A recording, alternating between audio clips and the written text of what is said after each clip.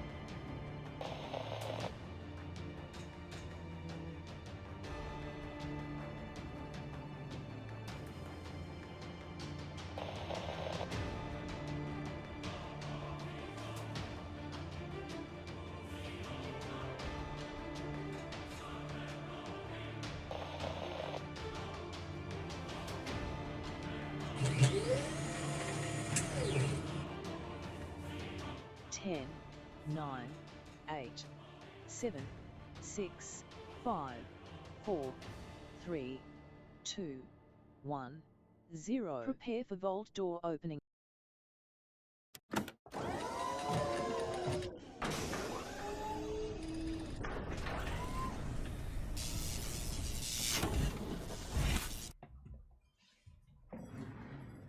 Hello, everybody!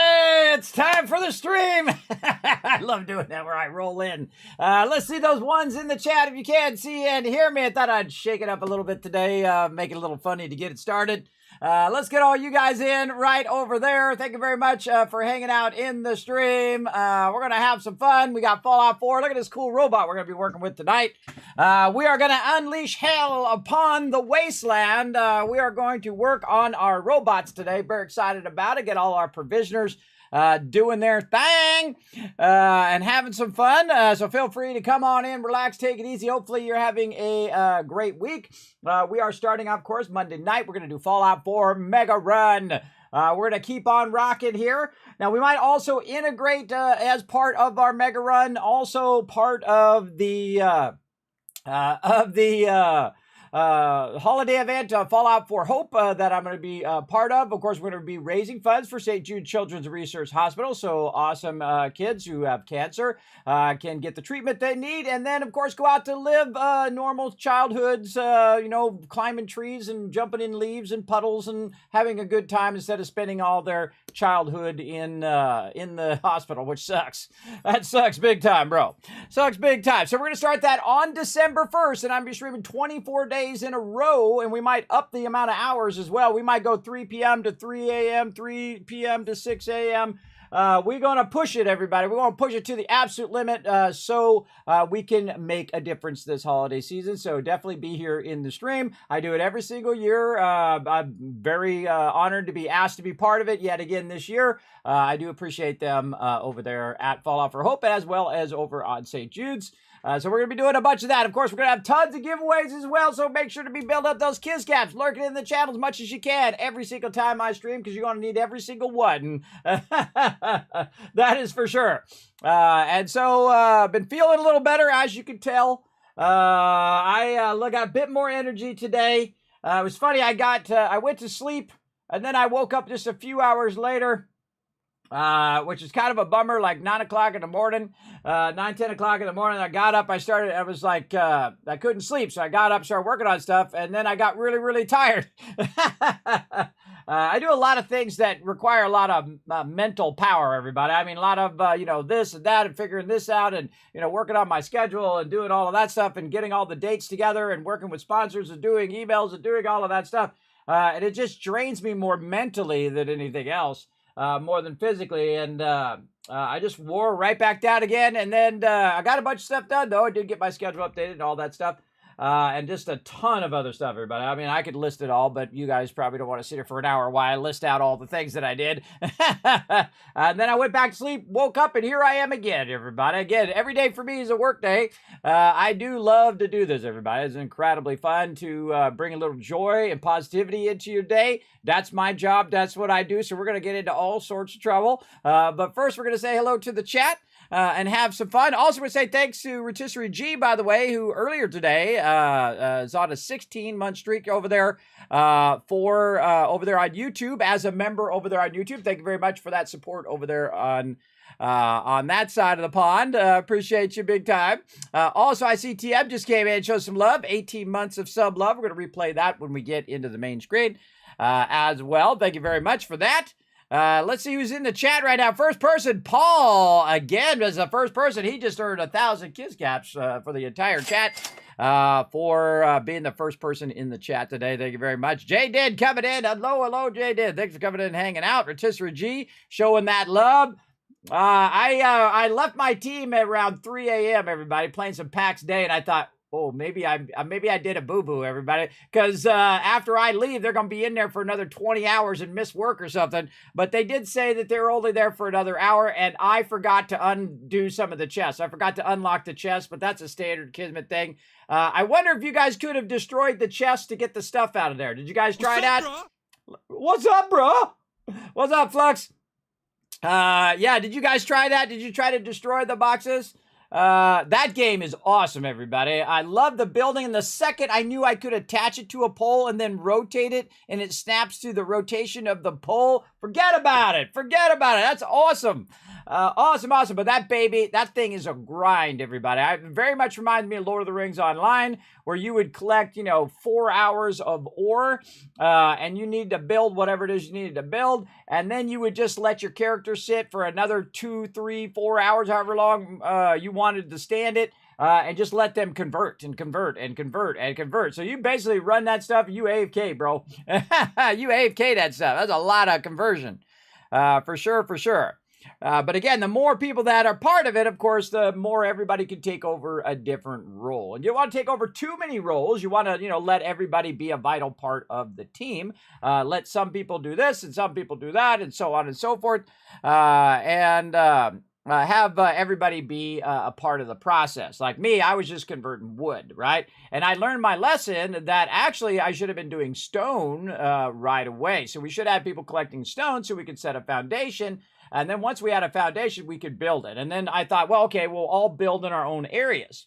Except for that's not really a good idea, because even though we had a bunch of people working together, there wasn't enough resources to do foundations. And I tried to do it via wood, because wood is usually the lowest end of the resources. But in this case, a big tip for you guys, when you do play some PAX Day, actually the stone is the lowest resources and actually acts as the best base foundation, because all it is stone and clay. And you can find tons of stone and clay. Find the clay along the water, the stone way in a little stone area that Alan found way down to the south.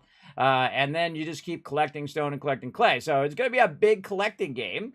That is for sure. Now, again, remember, it's in alpha, so everything's subject to change. You never know. It might make it where you can put stuff in the workbench and let it run eventually.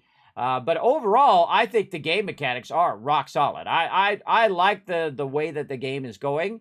They do draft a bunch of stuff from what feels like from Valheim and Ark and a bunch of other things. But then again, they took a bunch of stuff from other people too. So, that's the way it goes. Good ideas are good ideas no matter what, where they come from, right? That's what I think as well. Hey, thank you, EBB. We're going to replay that here in my other screen in just a moment. Appreciate that love. What else? We got the OG. That's right. You're looking right at him, everybody. I'm the OG. If you're new to my stream, my name is Kismet. They call me Overseer Kismet or the Wasteland Tycoon. We're dominating the Wasteland right now, making about 200 grand in the game. In fact, I stopped trying to even get money now. I'm making so much cash. I rule the Wasteland. I'm going to buy out vault-tec. I'm going to buy out the Green Jewel. In fact, I'm going to buy out all of Boston, everybody. I'm going to buy everything. That's what I'm going to do. At least that's how I'm going to RP this playthrough. You can't actually do it in-game, but I'm going to totally do it here on the RP side of it. I don't RP that much, everybody. Just a teeny bit. Like that. TM coming in with that Tycoon twist. There we go. What up, TM? Thanks for coming in, showing that support, man. Paul coming in with those ones. What up? Look at that. Look at those ones right there. Thank you very much, everybody. Hello, Foggy. All those ones. That's another 1,000 Kiz Cats for crushing it, everybody. Having my back, let me know everything is working well. Hey, Wits, what's up? Thanks for bringing that love. Kismet love trade right there. Thorbrick coming in.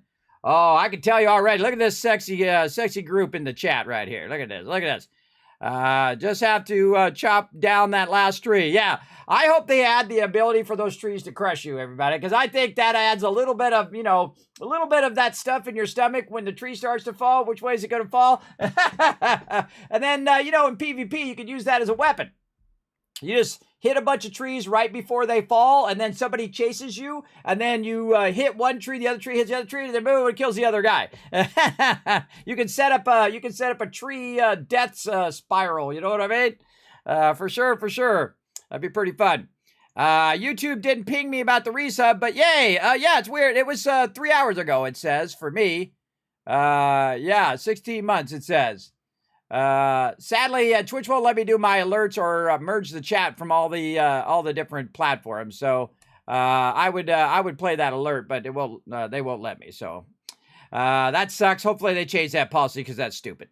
Tell me nothing. Exactly. Tell me nothing. Well, I guess in this one, yeah, no backseat gaming in this one.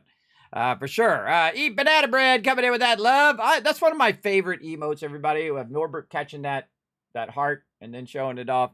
That was exceptionally well done. By the way, if you want to see some of the artists that I do help show some love to here on Twitch, you can find them down below in the panels who did work on some of my animated emotes there. Feel free to check it out. Now, if you did send me a message, say, Kismet, I want to play some PAX Day with you guys next time you get some more codes. Absolutely. I'm going to contact them again when they come out with another alpha, or maybe if they move into beta. And then we're definitely going to check it out. And then I can tell already, within the first 5 minutes, everybody, I'm calling up the guild on that one. Absolutely. When that sucker launches, now it could be a year, 2 years, 5 years, I don't know, hopefully I'm still around. And I'm going to definitely call up the guild. Because that's what I think the whole entire guild would enjoy. And then, us working together, we're unstoppable, everybody. And again, we make every game look easy when we work together. And that's the power we have over most guilds. Most guilds, everybody's looking out for themselves. You're just a number in some giant guild or whatever. That they don't really care about you. You're just a number in their DKP points, so that they want you to come help them get you for their 4th alt, get their gear for their 4th alt, or they're going to ninja loot all the stuff. A lot of bad things can happen out there, but there are some good peeps out there, everybody, and I have met a lot of guild leaders. By the way, all of us guild leaders know each other, so look out, especially big guild leader like me. We know each other, so look out there, everybody. Your reputation follows you wherever you go. There you go. Mighty Warforge coming in. What up, Warforge? Good to see you, man. Good to see you. I did put your name on the list, Warforge. I absolutely did. Paul coming in again down there. Thank you. There you go. Rotisserie G showing some love. AMZ, there you go. Oh, I love that sparkle. Yeah, I'm going to be a little sad taking down that sparkle one. But we do got some new emotes dropping on December 1st. New holiday emotes, and they're updated. They look so amazing, everybody. I can't wait to show them to you. Coming up for all you subscribers. So thanks for showing that love.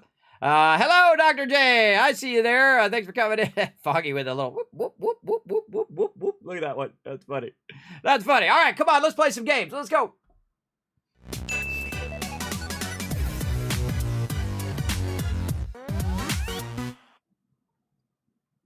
All right, let's have a drink. Don't forget to go out there and retweet, everybody. Show that love right over there. Hit that like button, hit that retweet button. You got to earn those Kiz Caps, because guess what? You're going to need them. We're going to 5 times the Kiz Caps, 5,000 Kiz Caps on the line for all of you right now. What we need is we need 2 more awesome people to go over there and blow it up. Now, here's the thing, everybody. From every moment from now until the 24th, every time you get 5 retweets, I give you 5,000. You get 10 retweets, guess what? You get 10,000, and so on and so forth. I'm going to shower you with so much Kiz Caps so you will have enough to be part of the giveaway. So go show some love up there on Twitter, X-Twitter as I like to call it. Let's do it. Now, who's this crazy thing right here? Look at this. Now this is San to RR, and you're like, Kismet, what the heck does that mean? That means Sanctuary to Red Rocket. Now our little friend here that we built, we're going to send him off to Sanctuary. So we're going to command him, we're going to move him, and then we're going to tell him to go to Sanctuary. Now we've got a bit of a problem sending him to Sanctuary, that there is no one I can take away from Sanctuary, and they're all full. Now I got to be careful, because I can see Norhagen Beach is filling up, and all my other ones are filled up right now. So what I need to do is talk to them, and I say, let's get moving. Time to hit the road. Right like that. And then my other companion is going to return wherever they were. Honestly, I don't remember. I think I had Hancock, right? Yeah, I'll have to hunt him down later. Never changes. So I've got this guy. Now what I want to do is first work on this weather. So let's go ahead and change the weather. Let's see how many vertibird signal grenades we've got in here. We've got 6. All right, looking good. And there goes the rain, everybody. Again, that's a weather changing thing. It's part of the DLC of the vanilla version of Fallout 4. You can actually shoot off a thing to clear the weather. And so we're going to take our little buddy here, and we're going to walk him back to Sanctuary. Just like it is. Lost track of how many blisters I got. And there we go. We'll throw our vertibird signal grenade down. Ah, I threw it too close. Too close. That was my bad. All right. I hate when I do that. I wasted one of my precious vertibird signal grenades. All right, there we go. So since we can't send him there manually, what I'm going to do is take him there, and then take some of the people from Sanctuary and send them over to Norhagen Beach. Hopefully I have enough room for these people. If not, I will actually have to wait until I go to Far Harbor, which we're going to do Far Harbor. We're going to go around and take over the Wasteland here in a minute. But we're going to unleash hell on the Wasteland. Anybody who wants to go against me, these are going to be my provisioners. So I'm going to replace all of my current provisioners with these robots. Now, one of the smart things to do is you can build it at a location. Or you can go to the location in which you want to do it. What was that, vertibird? And then just build it there. And by the way, if you build it at that location, you can have an unlimited amount of robots, by the way. Be careful what you do when you're doing unlimited stuff, because you got to have an unlimited amount of processing power to process that unlimited amount of stuff as well. Well, let's start with AO number 1, way over here, the Sanctuary. Boom. Now, by the way, we haven't even gone to the railroad yet. We haven't done any of that yet. We're actually just having fun dominating the Wasteland through all of our various settlements that we've taken over. We've gotten all the settlements in the Wasteland right now. Can't even see anything. I thought I cleared the weather, but it came right back. As you can see, I have all of them going on. Abernathy Farm all the way through Home Plate. Now, of course, Home Plate is not one you can send people to, but we can send it to all these other people. And if we look right over here, we have 662 settlers right now, or I like to call them vault dwellers, because each and every location is getting its very own vault, and it's getting its own mega build. And we're going to get to that as well. We're going to try to keep this thing going. Now, because we are also going to be doing Fallout for Hope, we're also going to add your names to the game if you do donate to Fallout for Hope starting December 1st as well. So we're going to add your name in a special build that I'm going to do in this particular playthrough on top of all the other people who have donated previously. They'll get their name still in their mega builds, but also you can get your name on the Wall of Hope that I'm going to go ahead and build for them as well. And I'm going to build that at Sanctuary on top of the mega build that I'm going to do. And then what we'll do is we'll also take away the limit, and then we're going to build a special build that I've come up with for this year for Fallout 4. So I think that's going to be pretty awesome. Pretty awesome sauce. Now again, we're looking, oh, it's cleared up a little bit. Always looking for cars to blow up along the way. You can see that I've blasted just about all of them. Whenever I like to actually walk along the freeway. Walking along the freeway is really fun. You get into all sorts of trouble, especially when you're walking along the top side or underneath the freeway. There's always some sort of mischief going on. I don't see any cars that I can blow up. Definitely have a larger field of view with my updated card, everybody. I can see much further into the Wasteland. It shows me much more buildings in higher detail. with my 40, but there's always this kind of film over the thing. This Starfield has the same problem. You have like this film over there. It's not crisp and clear and nice. I mean, it's the Wasteland. You want it to feel, you know, like it got nuked, but you don't want it to feel like there's some sort of contrast problem in the game. And I feel like that is quite often the problem in the Fallout 4. Again, you want to feel like you're actually there and not like your eyes have some sort of problem. Look at this. Look at this church. Oh, you guys respawn down there? Oh, you've respawned over there at Concord, huh? You want me to come down there and say hello? I'm not that level 3, 4, 5 character anymore. I'm very much built up versus before. Here we are passing up Red Rocket, and we are passing up the rest of our stuff here. Right over here and coming in at Sanctuary. Man, we got some work to do over here today. We're going to work on our primary thing. Now, of course, I'm playing in the survival mode, the hardest way that you can play the game. Which means that I can only travel by bird if I side with the Brotherhood. And that's how I get around. Now, the reason why they call me the Wasteland Tycoon, everybody, is I absolutely make so much cash right from the very beginning of the game. Huh? Usually within the first 5 levels, I'm making about 20,000 caps every few days in game because it's generating all this purified water. Okay, get up there. There we go. All this purified water. Now, what I do is I put one down, and then I start to make purified water, and I sell it to the vendor, and then I get more resources to put another one down, and so on and so forth until you end up with thousands of purified water being produced. Then you can take that purified water and you can take it to all of your settlers and then sell it to your various vendors because now you've sold it, got a bunch of caps, and then you have enough to put down your vendors. Now your vendors have a bunch of resources and thus the cycle continues. Then you can go ahead and use the purified water that you got. You trade it for a whole bunch of resources like in the general area. And then so on and so forth. You also have the medic, which helps you a lot in the survival mode because you do get conditions. You need food, water, that kind of things that you need help with or you need antibiotics from. So definitely helps a ton to do all of that. Now, usually in the beginning, you do have your provisioners, and your provisioners will link your various different settlements. Now, what I like to do is what I call link forward, where I send someone from Sanctuary to link to Red Rocket to Abernathy Farm, Red Rocket to Starlight Drive-In, then Starlight Drive-In links forward. This one, Abernathy Farm to wherever it's at out here. There we go, Sunshine Tidings, and so on. So I kind of link it forward as you would in real life, everybody. You might have a delivery service, like a truck or something like that, go here and then here and here and here. Most of the time they don't. Most of the time they have a distributing center like Starlight Drive-In, and then they do this, and then they have a distributing from that particular location. I think distributing forward has that person just going back and forth there, which is also protecting this route.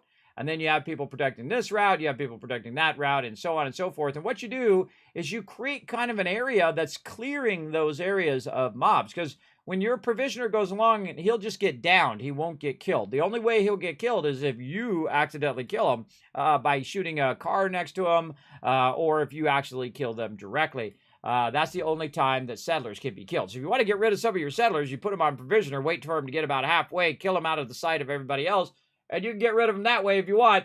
I don't do it. I just try to get more settlements and move them into those settlements.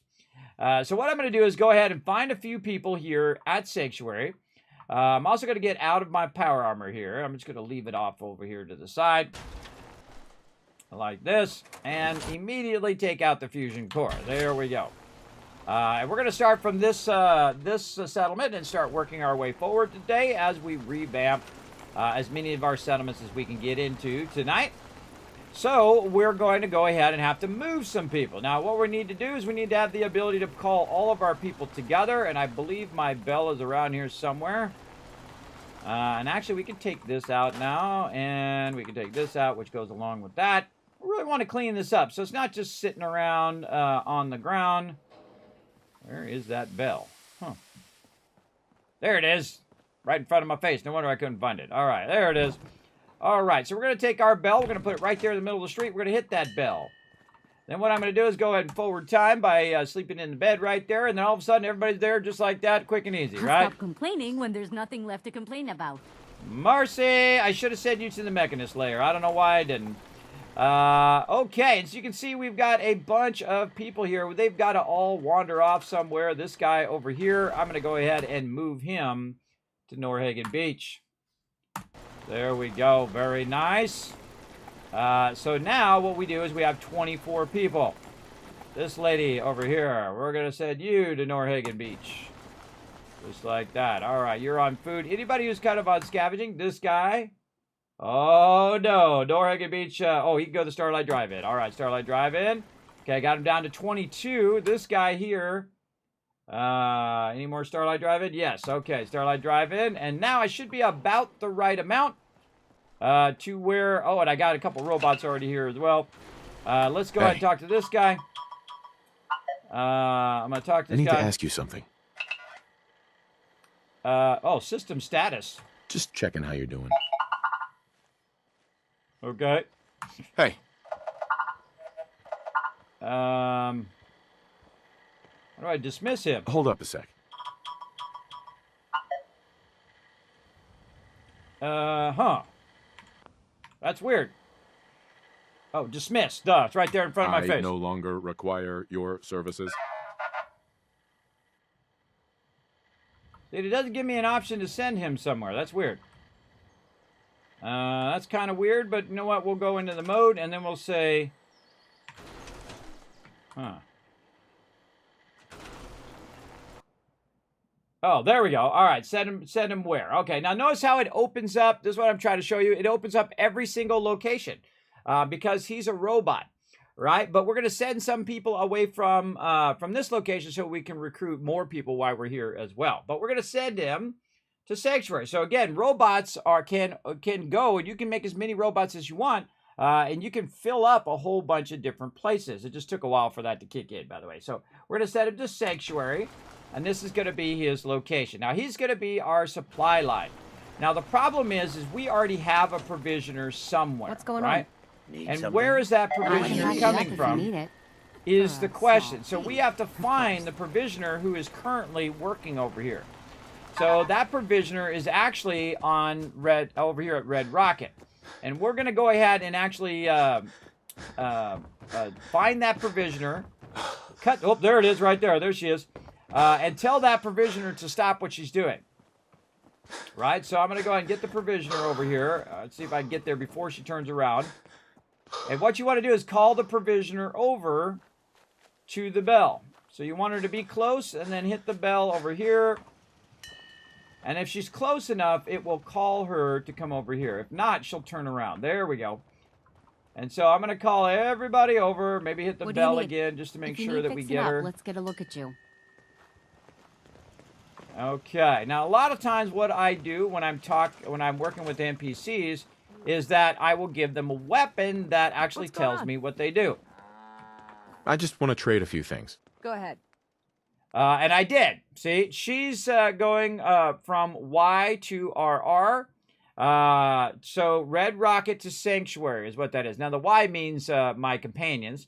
Our Red Rocket, and she's an actual settler at Red Rocket, and she's going to Sanctuary. And I want to do the reverse, Sanctuary to Red Rocket.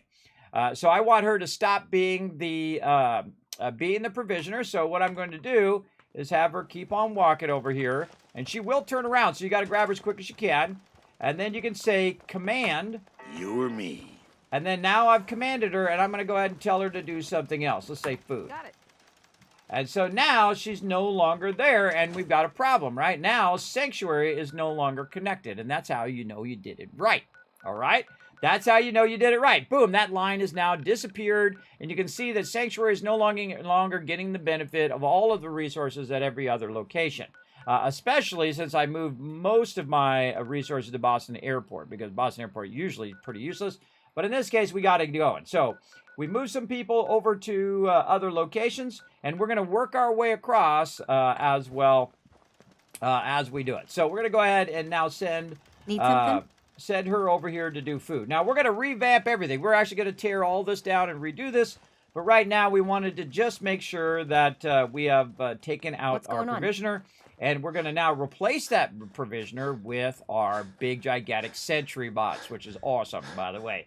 When you get this going, it is a dream. Okay, where are you guys going? Where you guys going? Come back here. It's too far, too far. And this is Respite Retreat, by the way, by Spartan. We're going to build that up a bit more as well. They wandered off, everybody. Okay, they wandered off to the other side. They were too close to the edge. Let's hit this bell. And let's see if we get them back over here again. Just forward time. There we go. All right. Now we got this person right here, this robot supply line. It's going to go from here, from Sanctuary to Red Rock. So I actually named the robot, because you can rename the robots. You can't rename the people, but you can rename the robots. It's going to go from Sanctuary to Red Rocket. Now, if you see this robot, you know that this particular robot is your provisioner. So very, very useful, I think. Very organized as well. Where is my Red Rocket here? Right there. Red Rocket truck stop. Can't even see it right in front of my face. All right. Now, if we did it right, we roll over them. There we go. Now, the funniest thing is a cow following a robot. I think so. Eventually, we'll see a crazy moo following that robot back and forth, and that robot will actually be a guard now, and will patrol that area on top of creating your supply lines, which is really, really awesome. And that robot has like mini nukes. It has cluster bombs. It has Gatling laser. It has freeze things, and it's very well armored. So it actually is your best provisioner. It actually goes slower than your normal provisioner sometimes. And it can't get into certain areas, but like doorways and things like that.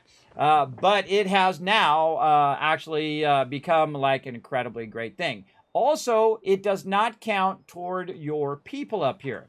So as you get more people who will be, we got to do our constitution too. As you get more people recruited, you can actually utilize those people here in the settlement.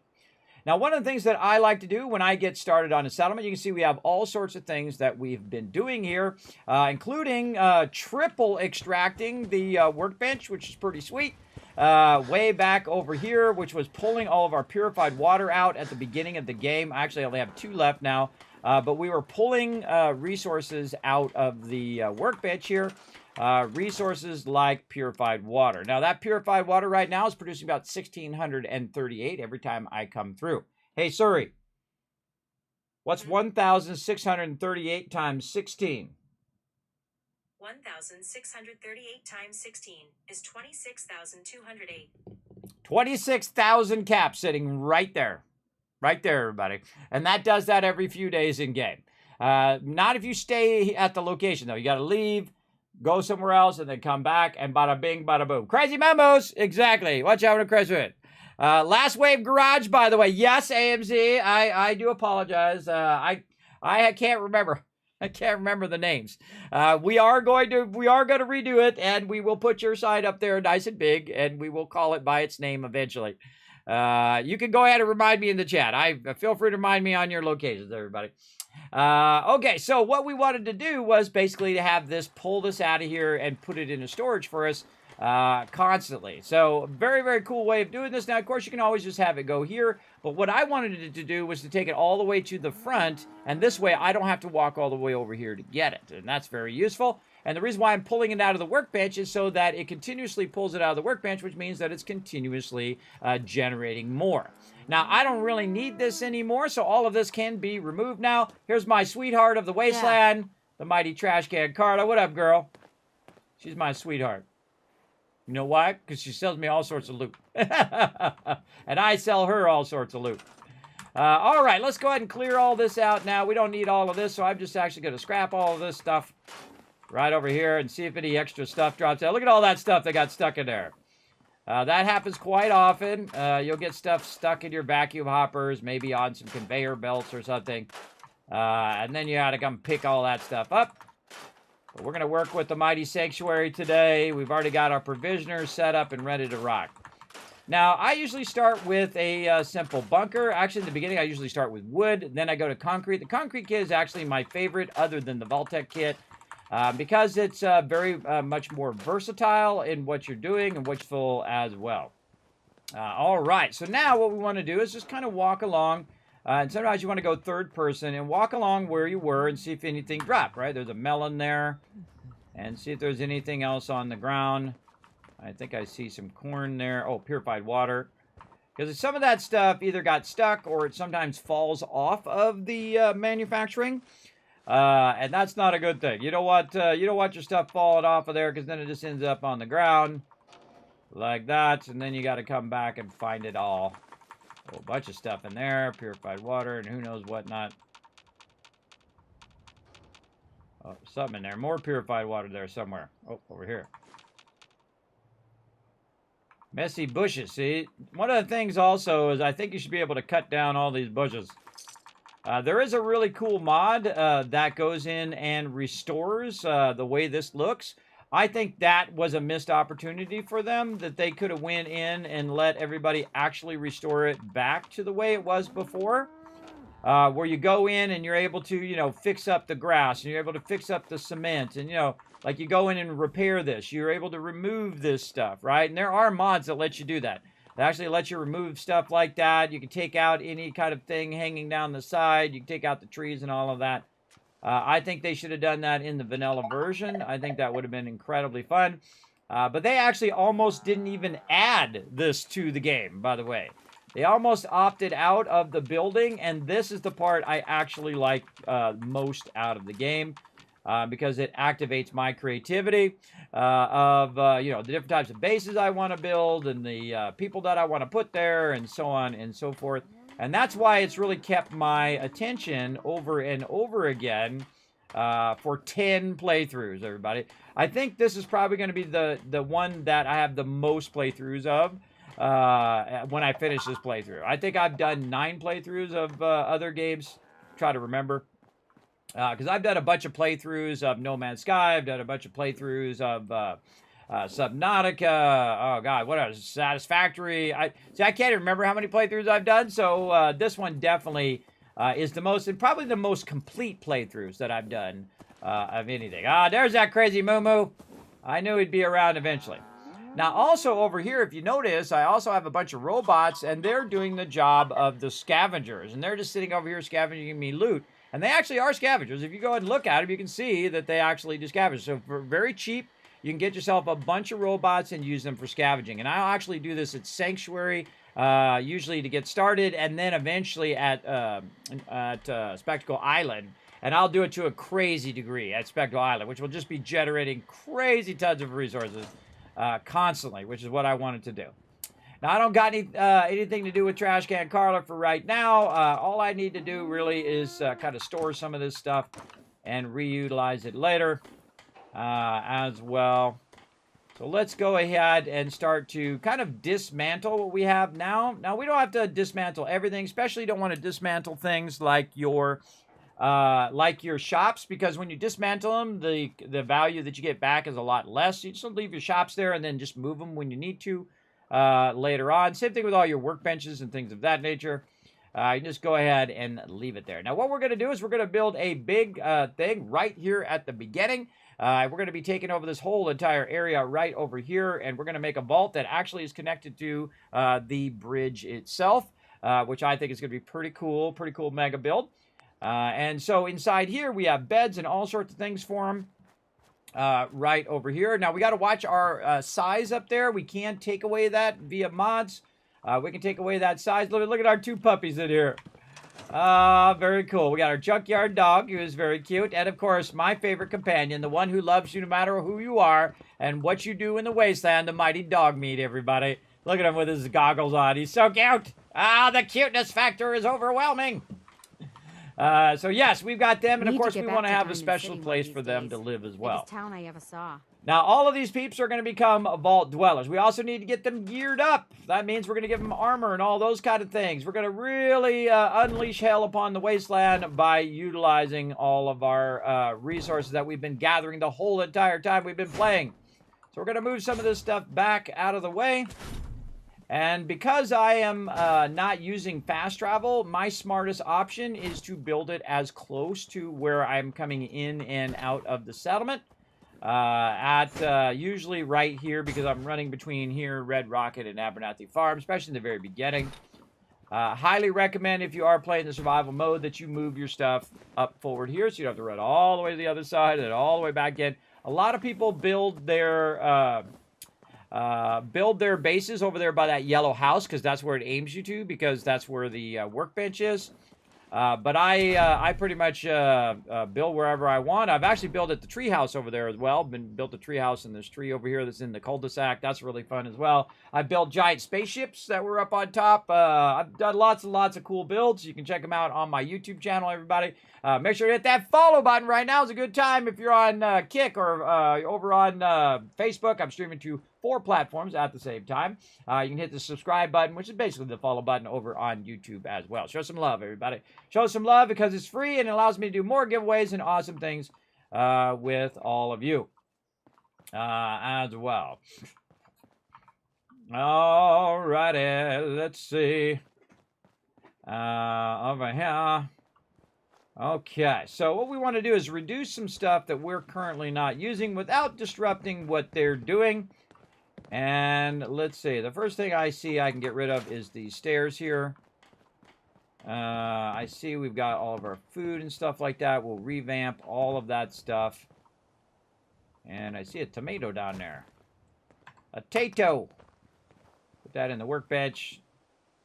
That I'm just going to pick up. You don't want to... Those smoke grenades are the things that you end up all over the place. Absolutely. From your artillery. Okay, we've got our computer here. Now we're going to probably dismantle our power systems here and work with that later. So let's go ahead and take out all of this stuff. Now another problem with the game is the fact that it has a bunch of bushes and trees and all of that stuff that goes through the middle of your base, which is also extremely annoying.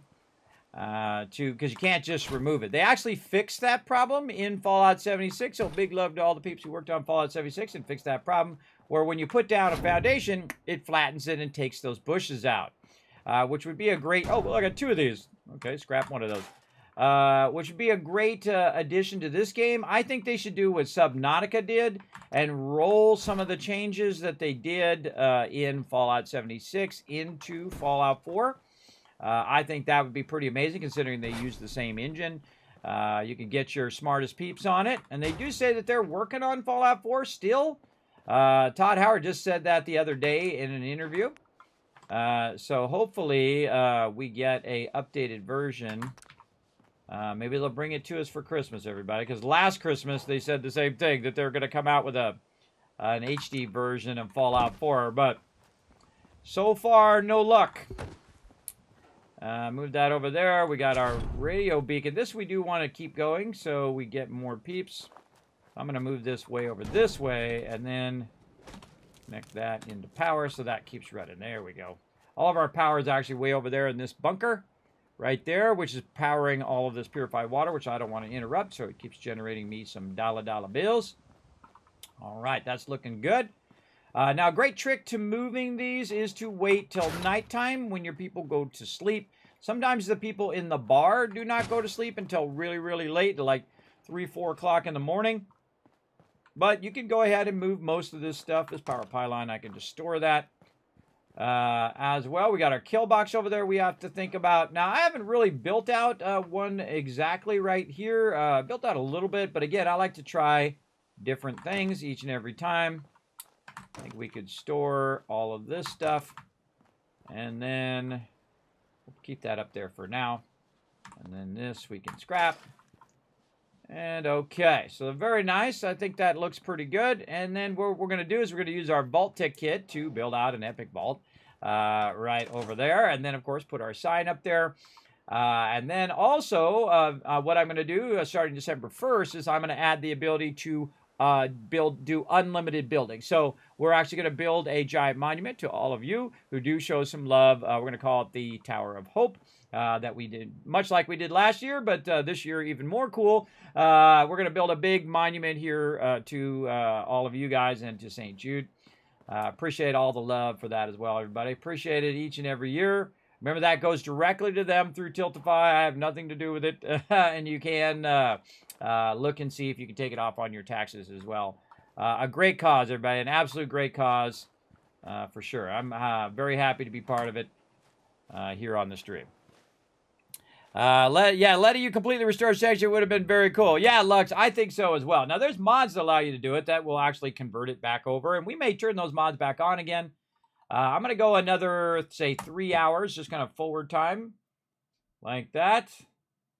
There we go. And then my peeps should no longer be at their particular things, and then allow me to move it. Now, the actual bar is inside the other way, so that allows me to go ahead and move these around while they're sleeping. You can see I'm just kind of like, you know, when you move out of your place, right? You take everything out of your garage and you put it out there. That's pretty much what I'm doing, moving all this stuff out of the way over here. And definitely don't want to do the mods yet until I have until I've done a complete playthrough. I only have one mod, and that is the unofficial patch for the game. Which does disable my achievements, but oh well, I've already done a bunch of them. I'm sure there's a few of them I haven't done, but oh well. I'm not too worried about 100%ing it as well. Oh, I got 2 of these. Oh, I got one of these working the water purifier. Oh, look at me go. I didn't even know that was there, everybody, because I had a second one. I know. I put it over here.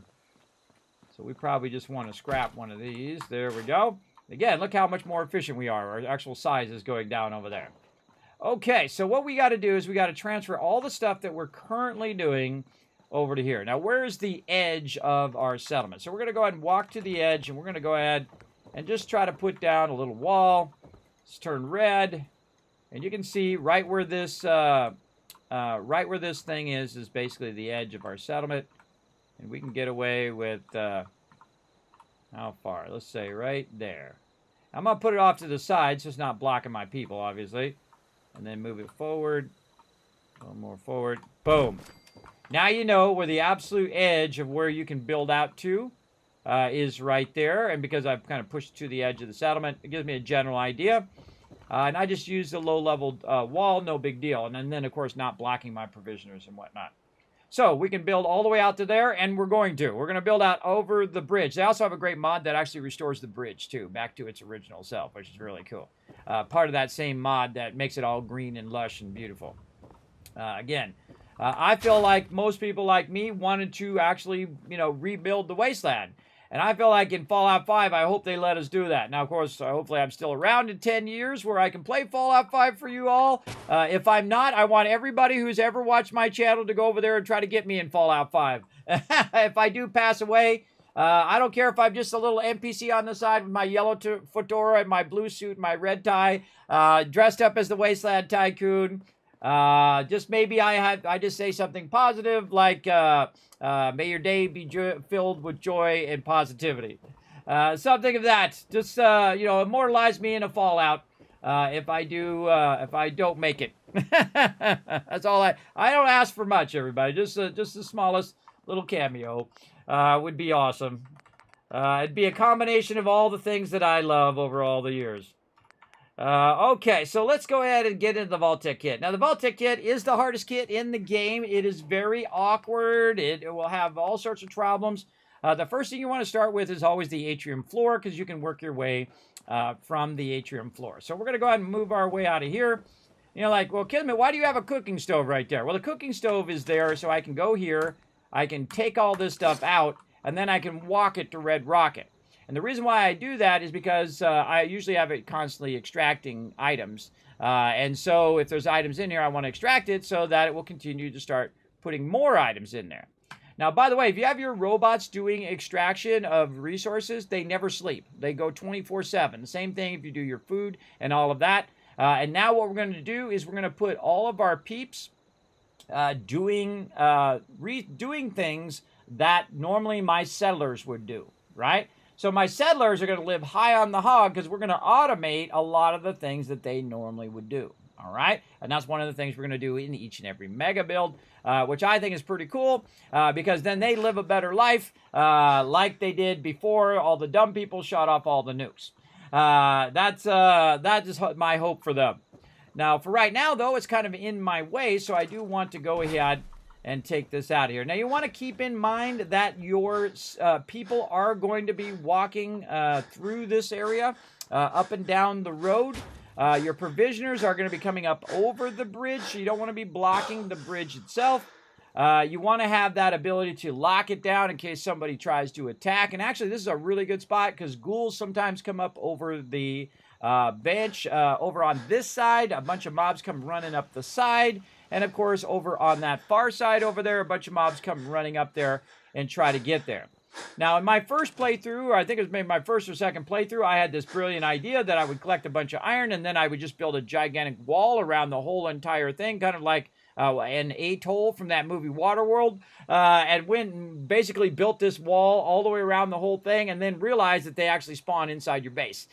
So that didn't really help at all. So that was just so useless. I came up with another idea that would be the ultimate defense in the wasteland, and you're looking at it right now. Here it is. I love it when it's a silhouette, everybody. So cool. The Kismet kill box right here with the turrets up on high. They'll rain fire down on anybody who decides to roll up in here, and they'll get annihilated. So we want to have a nice, safe place for our peeps to live and live well right here. So we're going to build a multiple level vault. And we're going to use one piece as our kind of Rosetta Stone, our center of our base. And it's going to be our atrium floor. So we're going to go ahead and go over here. And we're going to put one right here. Now, again, just because I put it down there doesn't mean that that is actually going to stay there. It's just going to act as a centerpiece to make all the rest of my stuff work, right? So we're going to go ahead and center it right there. And then what we can do is we can build out from there. Now, you can see that it doesn't let me build out in this direction, so that's going to be a problem. Is it because there's something blocking it? Is it because of the location? What is it that's causing it? So we'll back away a little bit, see if it'll let us do it now. No, it still won't. And that's because the bottom part here actually curves in a little bit. So again, we're just going to keep backing that up until we get the ability to put down another one. There we go. Now, one of the cool things you can do is hold down E, and it will actually pick this up, and you can see that they're actually part of each other now, and then you can back that up again and find that sweet, sweet spot where you can get both of those working at the same time.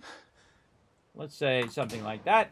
And so now I can go a little bit more this way, right? Oh, nope, because it curves in, it's not going to let me go. So keep that in mind on how it actually shapes around the edges when you are going to build.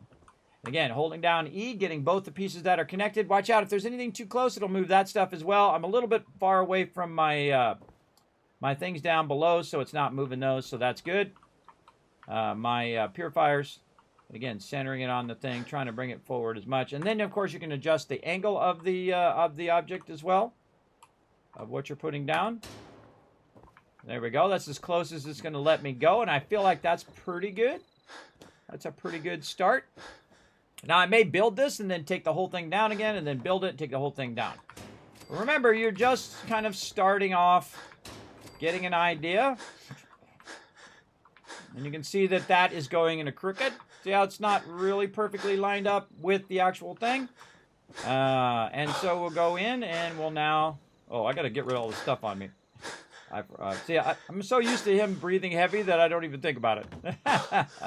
All right, hold on. Let's go ahead and make ourselves a container so we don't have to listen to that the whole time.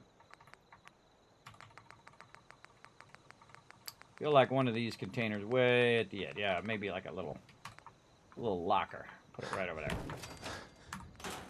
Eventually that's going to be in my way, but I picked up all that purified water, so I need to offload that a bit, and then maybe any other junk.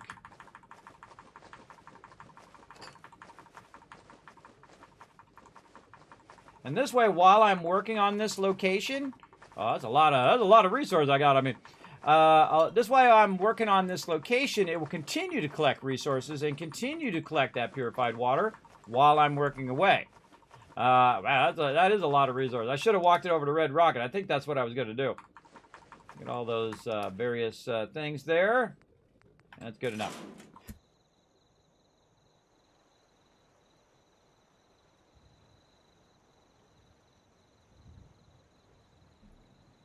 I know what it is about streaming and sneezing, everybody. I had to sneeze there a little bit. Polypop reward. Oh, there you go. Now you're thinking 1,000 Kids Cats. Now, again, remember to hang out in the stream as much as you can. Everybody earn those Kids Cats. How we looking? Oh, retweets are going to rain down more loot to you guys. 1,000, 2,000, 3,000, 4,000, 5,000 cats. We get 5 more retweets. I'm going to give you 10,000. That's right. Go ahead and follow that link right there, everybody. It's a great way to earn those Kids Cats. Remember, use those for the giveaways. I got tons of giveaways coming up. Some epic stuff, games. We've got other fun giveaways and whatnot. I'm going to tell you all of that on December 1st, what we got going on. And again, it's going to be epic. I've been working on it for months and months and months, everybody. So definitely be in the stream all through December. We're going to try to show you guys some love. All right, there we go. Now we're not overburdened. Let's go over here and get back to some work here. Let me get over this way so we can get into the workbench. All right, now hold down E. Now watch out, I'm going to be outside the workbench, so it might kick me here. So I'm going to move forward just a little bit, try to put it down before it kicked me. I think we got it. And line it up. That looks pretty good. And again, you're going to be tinkering with it. I'd suggest to spend a lot of time tinkering in the beginning, and then lining this stuff up, and then coming back and then fine-tuning it for sure. Oh, this way. There we go. And over here into the vault atrium, and then the atrium floor.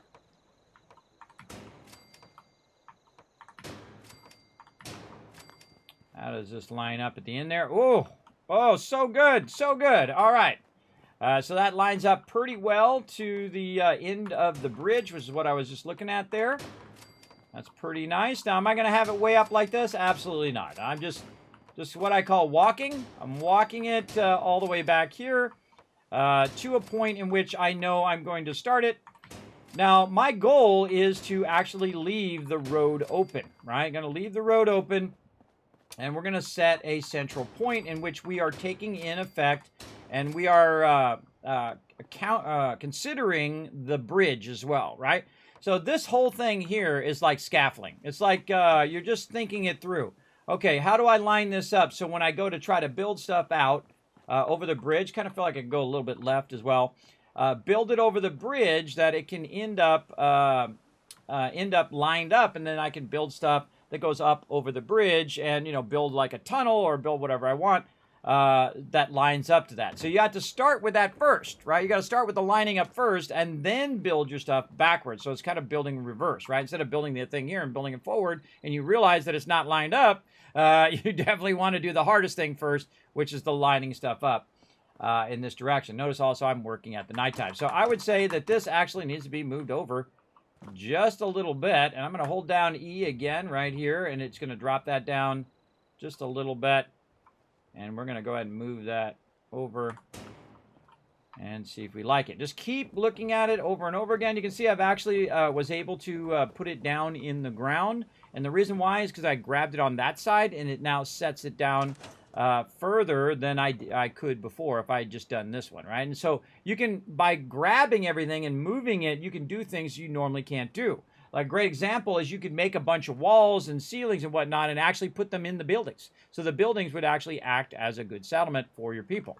You can totally do that with walls and whatnot and rebuild all of that just by holding down E, moving everything together, and so on. So that's pretty good right there. I think that's pretty centered. Again, I don't know, I'm just being probably a little nitpicky now. Probably a little bit more left. But again, get this right, and then the rest of everything else is going to fall into place. So I'm kind of using the light as well. See how the light is shining around, and I'm getting a shadow? That shadow is also helping me kind of line it up. Actually, it needs to go a little bit like this. Now I'm taking the mouse, and I'm turning it like this, and then nudging in a little light, and using that shadow as a kind of an alignment. And then we'll run along here, and we're looking at the widths between this and the railing. And it's not bad over here. Okay, what's the width here? There's the width over there. Kind of feel a little bit more back that way. A little bit back to the right. Now again, spend a lot of time doing this so you don't have to spend a lot of time redoing it later. I love it when it keeps it right in the same spot. Very rarely it does that. I like to bounce over here and move this way, do all sorts of weird things. And I feel like I am so like in love with the PAX Day style of building where you can put stuff in and you hold down the Alt key and use your scroll wheel and you can actually move it up and down vertically, which you can do also in this game, by the way.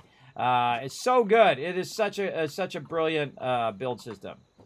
Really like it. Again, it feels like it's a little turned now. A little turned in this direction. And I will just keep fine-tuning it just a little bit. Nudge it over. Nudge it over.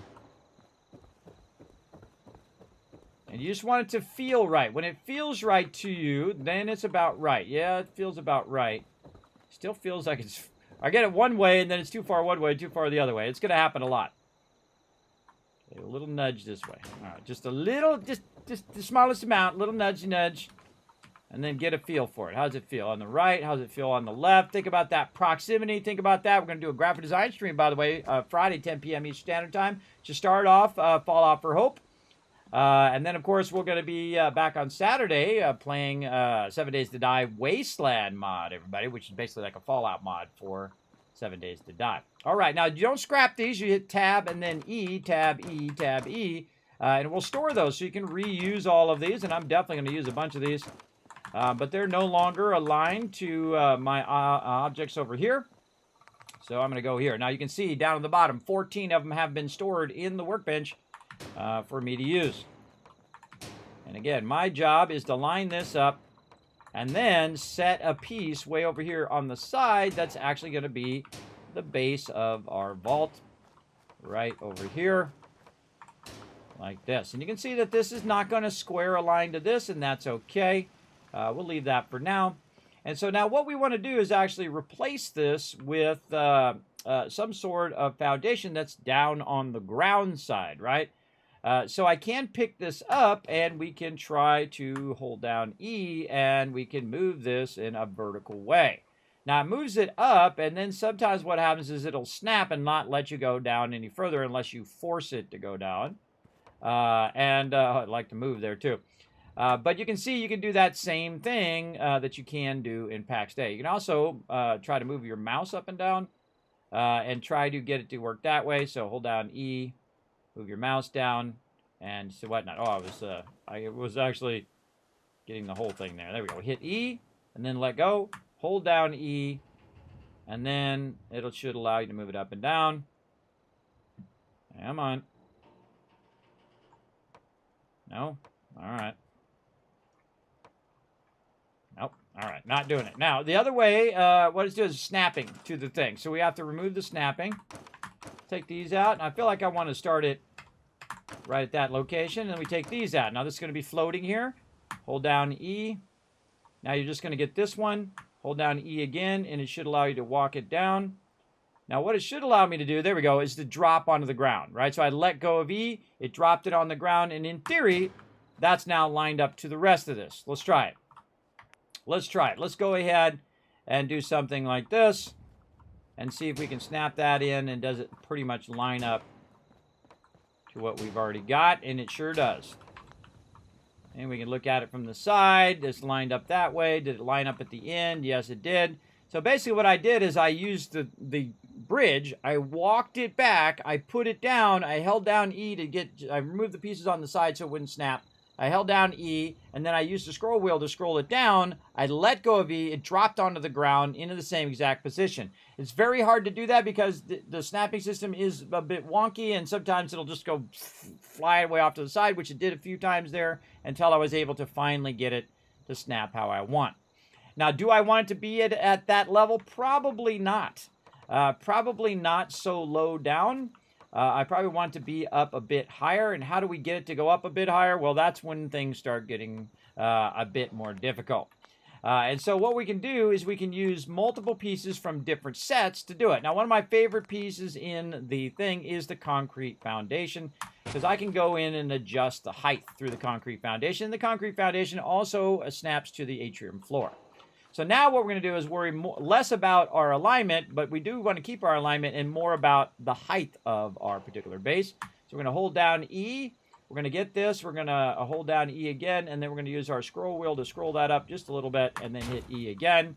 And then in theory, this should, again, line up to where we are. And look at that. See how I've offset it?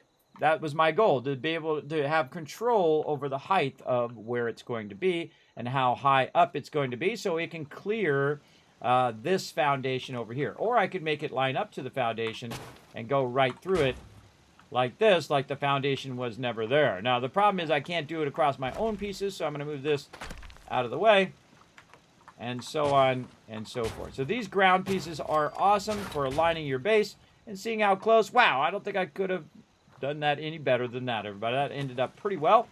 The problem is when I go this way, though, I'm going to go ahead and eventually hit the edge of my settlement. Maybe. No edge yet. Oh, man, that was pretty wonderful, everybody. That was pretty nice. All right.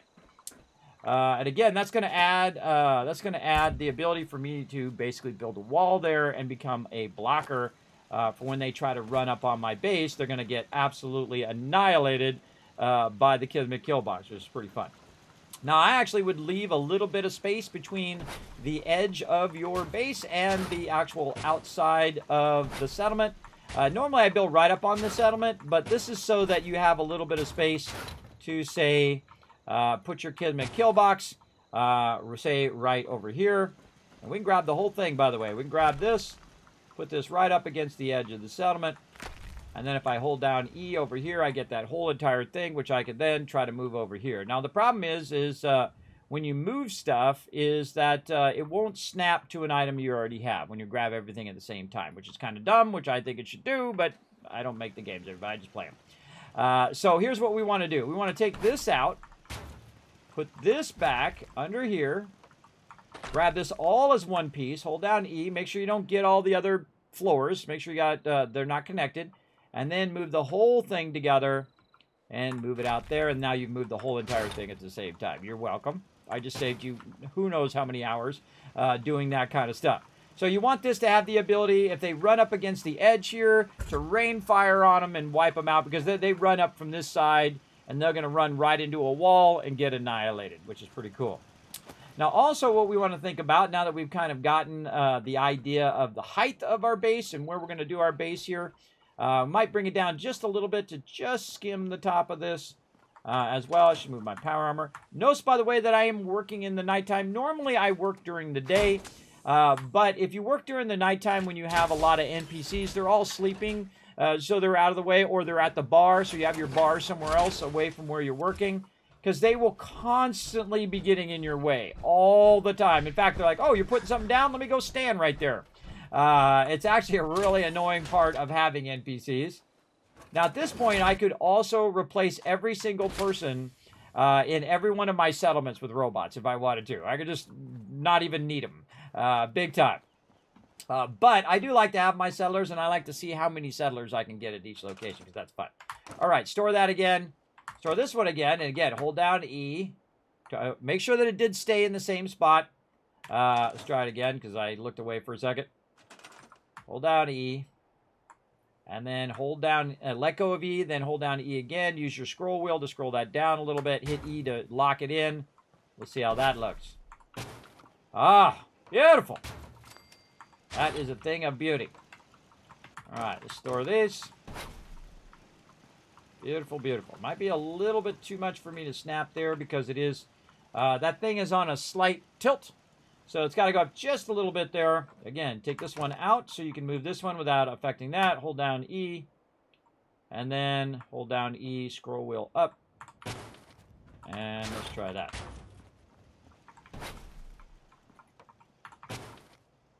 What is this here? This is like a floor. Let's just grab that one. There we go. And you want to test it. Keep testing. Your flooring is probably your most vital thing that you want to test first before you get too far. Was snapping. Come on, you. See how feisty it is sometimes? Very feisty. Very, very feisty.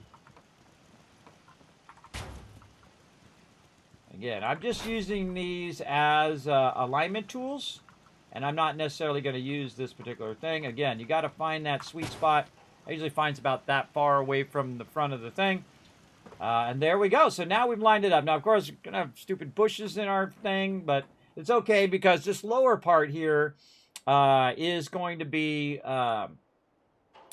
is going to be kind of like their work area, right? So the work area will be here. Their sleeping area is going to be up above. We're going to have a whole bunch of stuff that is going to help us defend the area as well. So there we go. So now if we build these out, we can see that these actually hit the ground a bit better and act more as a defense. A defense wall already built in. Oh, that did not snap. There we go.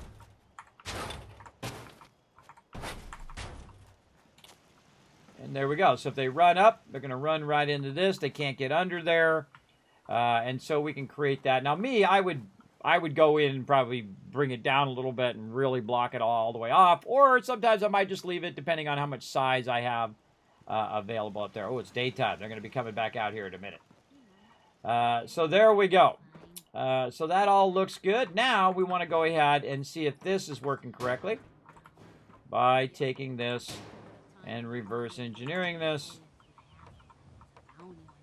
I hear Mama Murphy, everybody. She's creeping me out. Tell her to stop it. Tell her to stop creeping me out, Mama Murphy. Now, what I like to do with Mama Murphy is get her to the point where she sits in her chair. And then when she sits in her chair, I put her chair all the way on the other side of the thing because she creeps me out. All the way on the other side. I put her in a little house over there, and she sits in her chair way over there on that side. This time, I haven't given her any drugs. I guess I'm being nice to her as well. But we might just leave her in the game this time. All right, and again, just reverse engineering this like this and making sure that we can get all the way up here. I would not take these ones out because these ones are perfectly placed right now to build walls and other things that we're going to need to do. But we're going to see if we can just walk this back. Get some of our other atrium floors that we stored and see if that'll let us do it. Yeah, see, it won't let us. The atrium floors will not snap in like a foundation would. So if I went in and got a foundation here, concrete foundation, try to snap that. I'll put that up on top. And try to snap that into this one. We could kind of, finagle it in some way to try to get it to snap into there. Doesn't look like it's going to let me do it on the bridge, but a lot of ways, like if you're in the side of a mountain or something like this, yeah, it just goes right through that. See, that's actually super useful for building. It really helps a lot when you're trying to line things up and you're trying to, set something right here. So you can go ahead and, put like your artillery or something there. Very, very cool to use those concrete foundations. Now, again, remember, we want to leave this place open. Yep, they're already over there. Leave this place open so we can have our peeps through. Now, we need to go ahead and think about what it is we want to do, right? We want to have it where people can walk along the area and have our, say, our vendors and our other peeps here as well. And we want to have kind of multiple levels that we can utilize and, of course, be able to rise those levels up a little bit. Now, you can also control the level using your steps. In this case, I'm using concrete steps. You can snap that to certain edges, and then those will allow you to control the height. You also have smaller stairs that you can do stuff with. This kind of causes it not to be in the snap zone of the lower level. But my favorite thing to use for putting in multiple levels is actually this prefab piece, which I'm stunned that it's not in the concrete kit. But this piece is like the most useful piece in the entire game, everybody. It is incredibly useful in lining your different levels and then also stacking things. Like if you wanted to stack these on top of each other, you would go ahead and do this and then snap that there. And now you've got those two perfectly snacked on top of each other, right? As opposed to if you just try to put it on there, well, it doesn't snap at all, which doesn't make any sense to me either, but what do you know? I find a lot of workarounds that make things work, everybody. So that's a great way of finding that, getting that to snap in there. And these are also great for just having instant stairs for different locations. So we're going to go ahead now and say, okay, so this is the level at which we need. Now, we're going to store the rest of this stuff back on the workbench because we're actually not going to use these. We're going to use the vault-tec kit, but we're just lining all this stuff up. And, of course, we've lined it all the way around the corner now. So now we're going to go this way with it. And this is going to be the angle of our base. Now, this is going to cause all sorts of issues for us later when we go to try to align all this stuff together. But we're going to go ahead and get started. And we might have to take the whole thing down and redo it. Again, especially if you don't do this first, where you're aligning everything first, you would have to take the whole base down and redo it. But it actually is pretty nice. I really like the fact that we have that little extra edge right over there. And then let's build out this way and see how we look all the way to this location here. Very nice. And then over here. All right, this is all looking good. Now we got to have the ability for our people to come in and out of here. And we're going to push it all the way up to the edge of the road. That's looking pretty good. Right over there. And then we're going to build out in this direction. Again, we're just seeing how much we can get away with. Oh, all the way to the purified water. That looks good. Yeah. Very nice. Okay. Like doing a puzzle, right? You're just going to do the outside edge first. Oh, my goodness. Oh, my goodness. Oh, sometimes it's just a miracle, everybody. Sometimes it just works out beautifully like that. I love it when that happens. I love it when it works out beautifully like that. That is very, very nice. And again, look how we aligned all of that. Isn't that pretty cool? If you guys are digging this, put a 1 in the chat, everybody. I'm showing you all my secrets. Showing you all my base building secrets. And I love doing this, everybody. It's so incredibly fun. Big love to Bethesda, by the way, for actually leaving this in the game and allowing us to do some fun builds, whatever we want. All right, so we're going to go to there. Let's take this out of here. It's going to be in my way. And I don't think they're going to let me get that in there because I have that railing right there. All right, so that tells me my limit in that direction. And again, look at this, how we're filling this in nicely. Okay, and now we've left the road. See how we left the road? That's what these pieces are here for, everybody, is the ability for me to go ahead and leave the road. Tricky, right? I would actually take that one out as well. And then that now gives me a nice little pathway that I can work with. Again, that's thinking that far ahead, everybody. You're thinking 20, 30, 50, 100 pieces ahead to line all that stuff up so they can still walk down the center. Now, you got to have enough room for your sentry bot. You got to have enough room for all of that. I'm also going to show you how to actually cut this distance in half as well. And that takes a little bit of know-how. Now, of course, once you know, you have the power of the knowledge, right? And I'm going to show you how to do it right now. How can we cut this in half? Well, there are some pieces in here, especially in the concrete kit, that are half-sized. So we can go into the flooring, and we can utilize these half-sized pieces. Now, the problem is, if I go in and I try to put this half-sized piece in here, it doesn't want to let me do it, does it? No, it doesn't. So I've got to basically work my way around it. So we're going to go ahead and put our concrete foundation down. Then we're going to put a half-sized piece down. Oh, come on. Work over here. There we go. And then I just go ahead, and again, the whole purpose of this concrete foundation is so I can put that half-size piece. Now, one of the funny things that happens, oh, there we go, in Fallout 4 is you have to jump up on stuff. So when mobs come in, they actually have a tough barrier because there's no ladder or they don't jump, so they can't get up to you. But in Fallout 4, it does this, or I mean, Fallout 76, it does this really weird thing where you go hit it, and it's like, you go up on the side. It's like you have like some magical power when you're touching the side of it that gets you up on top of there. It's very, very weird. And here you have to actually jump up. Okay. And then what we're going to do is do what I call walking it. So we're going to walk it over this way. Take this out, and then take these ones out here on the side. Like this. And then we're going to go ahead and walk these. Now remember, this is all still aligned to each other. And we're going to walk this down the side because these are the only half pieces that I really like. They have some also, I believe, in the other... in the other kit, let me go look and see.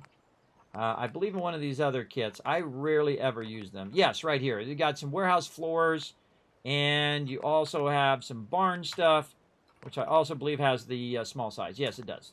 I just use the concrete kit because I actually like the look of the steel and how it lines up. So there we go. So now we're more aligned to the road, right? Right? You guys dig it? Yeah, AMZ's liking this. Yeah, there you go. 1,000 kids caps for...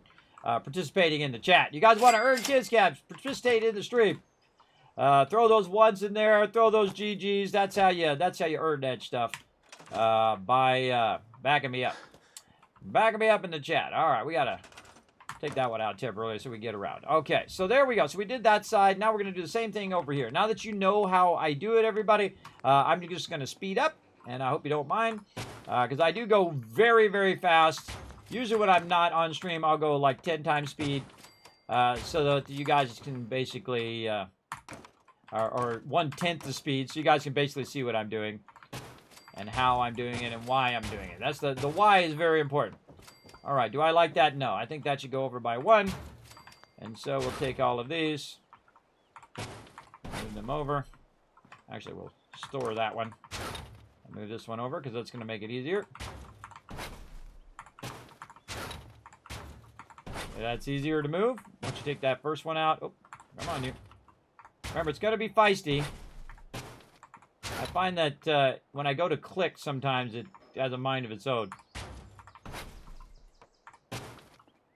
And there we go. So we perfectly aligned that so it's centered on the bridge so we can build out walls and things that go up over the bridge. Now, we do have this whole thing up here at the top. So what I want to do is actually keep this thing together right now so I can just basically remake all of that. So I'm going to go ahead and take this part, and I'm going to go ahead and put it right up here. Now, again, this is part of another event that I did that people actually got to claim different settlements. Oop, that one missed the 7 there. That people got to claim the different settlements, and they got to name it what they want. And it's going to stay that way, everybody. We're going to even build it up even more so as we do our mega builds. And we're going to see how much we can get done today. There we go. So that's Spartan 147 there. Now, these ones here, I can just store these in the workbench. And we'll work with our front sign later on. There we go. All right, very nice. Beautiful day for some building. Let's go ahead and try to get another one of these in here. Yeah, that one's not going to go any further. Go ahead and look across and see. We need one more. Very nice. Very nice. I like it. I like it. Okay. Let's see if we can get away with maybe a little bit of this. That's looking good. Okay, and then over here on this side. Nice jump there, guy. Big fail. Big fail on that jump. Up onto the thing. There we go. Oh, man, look how nicely aligned that is. It actually is notched right there. Okay. Again, we want to make sure that we're not blocking the curve here, so we're going to take that out. And this is looking really good over here. This one we can take out. I think we've got ourselves a vault going here. We got ourselves a vault. All right, and then we're going to have a nice entrance to the vault. Let's go ahead and just start with the big stuff right off the bat. If I can remember where the heck it is, I think it's under doors. Way at the end.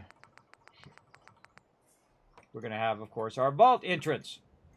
And our vault entrance is actually going to be off to the side here. Let's see how that looks. I feel like I want to take these out for right now. We can always come back to those now that we got these all aligned. We can take those out and take that out. Just so we can work without that stuff, without it snapping to that. Do I like the vault door there? This is always the hardest question, everybody. Do you like where it is? Let's move it over this way. Maybe there. And so you come in and you go up onto there. Now, what we're going to do is try some things. That's what I always suggest. Try some things and see if it works. So let's go ahead and go into the different kit here. And I think I have a ramp here somewhere. Yeah, right here. Oh, it's a roof. Where's my ramp? I think, oh, scaffolding. Scaffolding is where my ramps are. So I can go in and I can try to put a ramp here as well. Now, the problem is this doesn't really snap to this kit, which really sucks, everybody. I don't know why this does not snap to the other kits.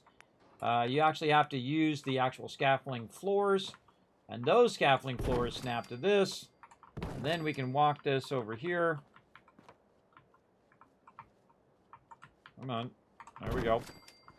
And try to walk that there. Now, notice how that doesn't work. Let's go ahead and move this back over here. Let's put this. Totally does not look like it is snapping, but close enough. And then we'll move this back. You're like, well, Kismet, how come it goes there now and it didn't go there before? Well, that's because it's called build order. Building in a certain order is vitally important. What order you build will affect the ability for you to put things down. So in this case, I changed the build order to make it where I can go ahead and move things around, and I can move that back into place even though it wouldn't let me put this down when it was in place, right? Now, another thing that I want to do is actually do one more of these like this, so I can then say, okay, now I can go in and utilize these pieces, and you saw I walked it from that piece over to there. Then I'm going to go ahead and find my scaffolding stairs here and see what else I've got. Some nice wide stairs. Yes, I do love the wide stairs. And then I can snap those wide stairs there like that. Now, if I go ahead and take this out now and I go ahead and move this back, is it going to let me put it there? Ah, now this is where we run into problems, right? So now this object is actually blocking it and will not let me put it down. It's okay if it goes a little bit into the object from the outside, but the stairs are actually blocking. Oh, here comes somebody. Oh, Trash Can Carla, what up, girl? I wish you could move Trash Can Carla's location, too. That would be awesome. So, again, that's not going to work. So let's go ahead and take that out. Let's try something different. And again, experimenting is the key. I like the fact that this one has ramps. It's probably my favorite part of the scaffolding, is it has this cool ramp. And let's try it with the ramp. Not letting us do it with the ramp. That's too bad. Too bad. Now, I think what they should do is allow you to... I'm just going to nudge that back just a little bit. Allow you to adjust it and fine-tune it right there. Now, that actually is really good. Now, here's the thing. If you can walk up there, they can walk up there. All right? It's not perfectly aligned, though, which is going to drive me crazy, but we'll try to fix that. Now, another thing that's really annoying is that the two scaffolding ramps do not snap to each other. I don't make the games, everybody. I just play them. Don't blame me why that doesn't snap. That should absolutely snap to each other. I feel like the scaffolding kit is probably the one that got the least amount of love. So we're going to move that over. And now that we've offset that and we know that that actually works with this, we can actually go back and use this little bit of offset to our advantage, right? So we can snap this in here, and then we can snap this across, and then put our angled floors in here. Now, I'm going to tell you that this is going to be the center right there. And then what I want to do is go ahead and grab this one and roll it over here. And grab this and put that in. And then take these out. And then I can move this just like that, which is pretty cool. It doesn't perfectly line up, would drive me a little crazy as well. But that is pretty nice. And you've got those angled walls. Maybe another one right there. Kind of feel like we need one more right up there, which just basically gives my people the ability just to walk right up into the vault and then get inside. So again, want to do that interest. Now maybe I can move it over just a little bit more. Maybe that would align a little bit better. Kind of like that. Kind of like that a little better. Now, you might be like, Kismet, what about the stuff underneath it to hold it up and all of that? Do that at the end. Never do that at the beginning. It just takes so much of your time to do that. It's so incredibly time-consuming. I think we're just going to do the first three and then the no fourth one. All right, so we'll move this out again, out of the way. Come on, over here. There we go. Move that out of the way, and I feel like the thing we want to do is actually take these and do more like this.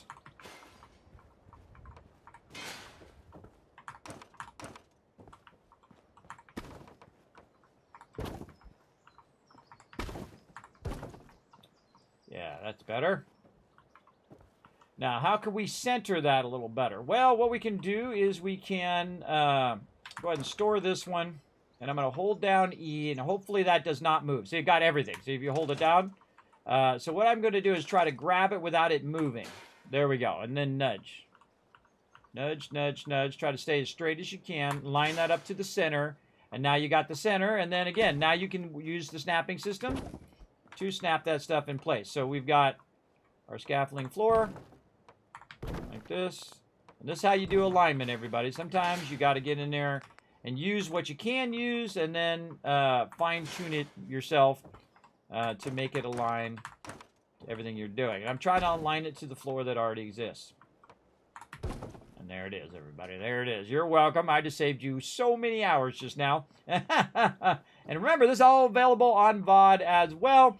On my YouTube channel, Twitch channel. It is actually saving. Also to my Facebook channel, too. Saving to all of those at the same time. Let's activate the vault door.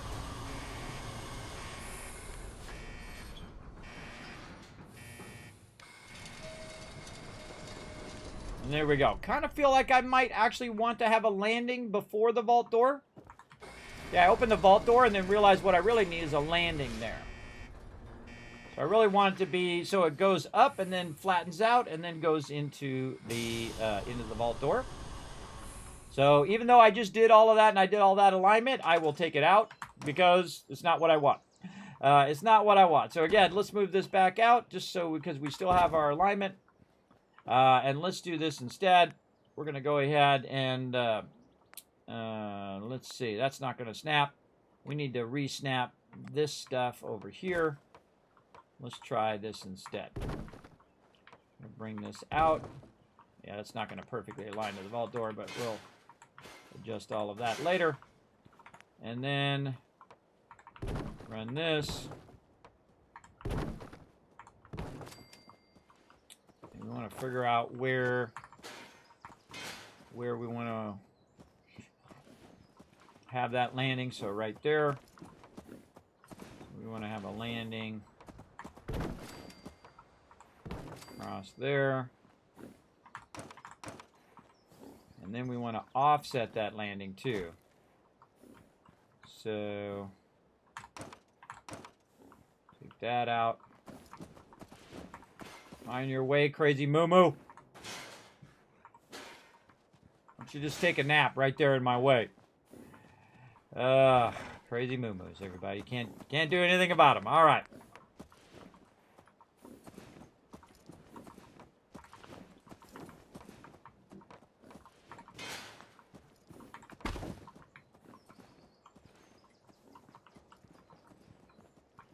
Oh, that's not allowing us to snap in there again, like it did before.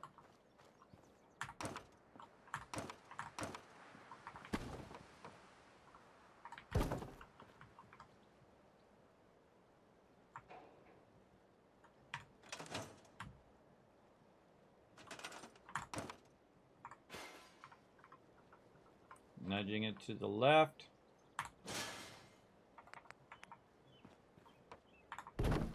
Ah, oh, it's beautiful.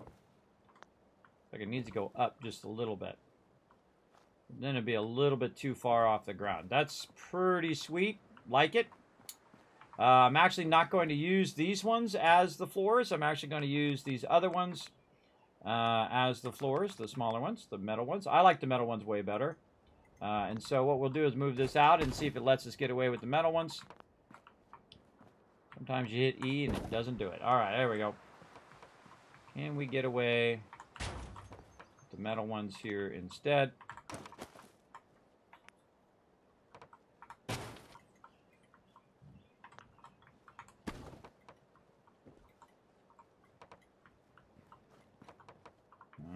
It's too close. Not like the metal ones that close. All right. Now we're going to move this away. All we're doing is we're fine-tuning that entrance. Hit E. Ah, see I rotated it? I hate it when it does that. Don't rotate it. No, no, no, no. Why are you being so annoying? Stop rotating.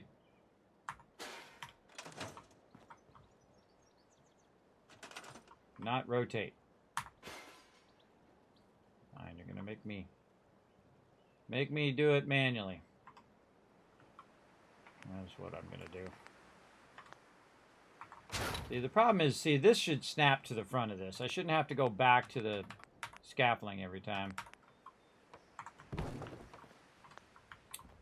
Okay, let's see if I can do it this way. Yes, see how I kept it in position because I put that other piece there. These are all the tricks that I know, everybody. These are advanced tricks too. So what I'm gonna do is nudge it back a little bit. I'm gonna move back just a little bit. There we go. Just enough to maybe where I can go ahead and put this, oops, gotta leave this on here first, wait. Gotta leave that there and then put this one there. There we go. And then move this over. The whole point is to try to get these pieces to line up to what you want them to do. Yep, that's better. A little bit of a gap there. But too much of a gap, I think. It definitely needs to go forward. Again, you got to keep moving this out, moving that back, and so on and so forth. This is how it works. This is what you must do to align things up. Now, building out the rest of it, everybody, that part is easy. Building all that out, super easy to do. But doing this part is the hardest part. By a little bit. Put this back. Put this here. Take this out. See if it's going to allow it to snap to the front. It sure did. How's that connection? A little bit more forward.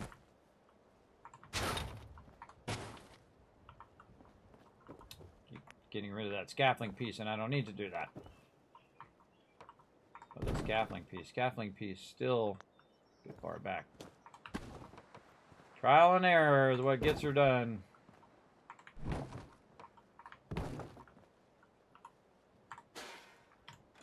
Don't rotate. Another great trick, put that thing at the end, hit E, then nudge it forward. Oh, went up a little bit. Then nudge it forward, then take that piece out. Oh, wait, I got to get both pieces. I got to get both pieces, so I got to hold down E.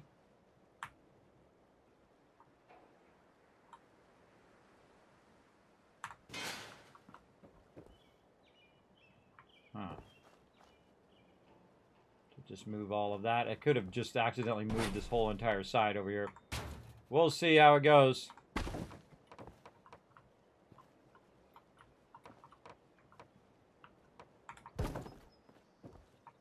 How are we looking? Ah, beauty. Beauty, beauty. That's perfect. All that looking good. Now that we got that lined up, by the way, we can try to put in another scaffolding piece. Sometimes you can get away with it once you have it lined up.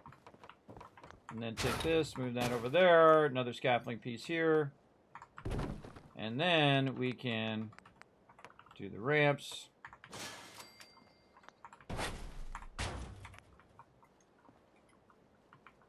Ugh, he's in my way. I think I already have a ramp over here, yep.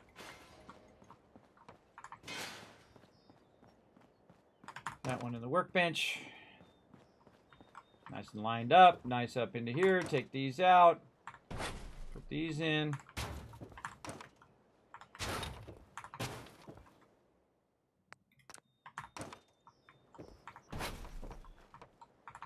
And we have what we want. See how much work that is, everybody? That's a lot of work, but it actually will work. As long as you can walk up there and you've got it on the ground. And now we got an awesome vault entrance. Now when we go up, we have a landing, so we can stand here while the vault entrance is opening, and we're not at an angle. And we got that done. Doing good, Ice. How you doing, Tiger? Thanks for coming and hanging out. You can see I'm building a nice vault for my vault dwellers over here. That is a beautiful entrance, and look how perfectly that lines up to the edge of the curb there. I think that is pretty sweet. I could move it a little bit forward, but I definitely wanted to line up on this end, so it's nice and easy for them to come in and go out right over there. Now, I feel like I might have moved these ones over here, so I don't really trust it now. So what I'm going to do is go ahead and walk these back over just to make sure. And here's a great trick, everybody. I call it the leapfrog, where you just pick up the other piece and you leapfrog like that. And then walk it right back to where you had it. Now, why am I doing that? Well, because later on when I'm doing a whole bunch of alignment stuff, and I'm building stuff up over that and whatnot, that'll get all screwed up if that had moved, because I did see it move when I was moving the ramp. So, very important to be watching real closely so that doesn't mess you up later. Okay. And so we've got all of that aligned. This is looking good over here. This definitely is going to be our primary vault. Now, do we want to use something here or no? I feel like that's pretty good. I feel like that's a pretty good sized vault. Off to the side there. Now again, this whole having the trees inside your vault is really obnoxious, but you know, sometimes you just got to live with it. Okie dokie. Now, let's think about how we want to do this. We probably want to build a nice little atrium here. So let's go ahead and take a look at our atrium. Now, the great thing about our atrium pieces is the fact that they are one giant piece and they take a lot less of your location, meaning that this is one piece versus, you know, if you built this out, this would be 1, 2, 3, 4, 5, 6, 7, 8, it'd be like 8 pieces, which would take up a lot more the size of your location as well. So we're going to go ahead and do that side atrium, and we're going to see if this side, the opposite side, lines up nicely. Go ahead and snap that up there. There we go. Oh my goodness, I couldn't have done it if I planned it ahead of time. Could have done it better, everybody. That's perfect. And I like to build out just an atrium as opposed to building out separate rooms and whatnot. But there is actually another atrium where you can actually do this much higher. And that's, we're going to build this up so we have multiple levels. And you can have these shorter levels, but I like to have what I call the double levels. And so we're going to take this one out. We're actually going to scrap these because we don't want them to end up in our save thing. Now, also, I would go through everything that you've built so far and eventually scrap all that stuff so that it is not taking up your overall size of your location. Hey, thanks for that lurker love. Hey, Puppet, what's up? Good to see the stream, brother. Well, I appreciate you coming in, showing the lurker love. I always appreciate all my peeps chilling out in the channel. All right, what are we going to do? We're going to do atrium wall here to get us a little bit of elevation. So now it's double high. And then we'll look at how our atrium wall is going to go there. Maybe it could only go single high and get away with it. Yeah, we go something like that. So we have a single level at the lower side, and this is going to have a lower ceiling, and then we'll have a double ceiling up above. Which is going to be where all of our people are doing that. Or we could have a single level up above, which is where, because it's going to be open in the center, and do that as well. And so we can go in, again, you just want to do a bunch of testing first, right? You don't build the whole thing out and realize you did the whole thing wrong. Definitely do a lot of testing to get started. So we're going to go ahead and build out a little bit of these atrium pieces here. And actually, we can just use this one now that we've got that connected. And again, we'll put a bunch of lighting and all that other fun stuff in here as well. We'll build out all the walls and so on. But for right now, we just want to see how that feels. Do we want it to be double on the lower side or double on the higher side? I feel like lower side, and then the higher side, we could have some beds on the side here, and then maybe our food and stuff up on the top side. Now, this lower side is also going to be like a vendor area, right? So all my vendors are going to be here. All of my people doing different types of work who are like doing scavenging and things of that nature. And the things that I want protected, like my food and, you know, my people when they're sleeping, are going to be up on the upper level. And that's basically going to protect what we're doing. Now, again, we also want it to look like a vault, so we're going to have that kind of rounded vault atrium feel to it. And again, go to it. Now, of course, you know, when you're using the vault-tec kit, because you only have a limited amount of pieces, you will, you know, your vaults are going to look very similar. Like I already have a mega vault that I've done over at Spectacle Island, but that one's a baby one right now compared to the one that I'm going to build over there as well. But again, you see, I gave myself basically that double high ceilings in this case as well. And again, we'll go ahead and fill this in. Oh, that's way back there. There we go. Fill that in. Again, we're just getting a feel for it, right? Do you like it? Do you not like it? That's what you're deciding at this moment right now, if you like it or not. Now, one of the cool things I'm going to do here, everybody, on the far side, up on the top, I'm going to build myself a vault-tec office out there. That's right. I'm going to build myself an office right out here, outside the front, and I'll be able to see right over the top of there. So we'll get to that later. That's a kind of a later on thing.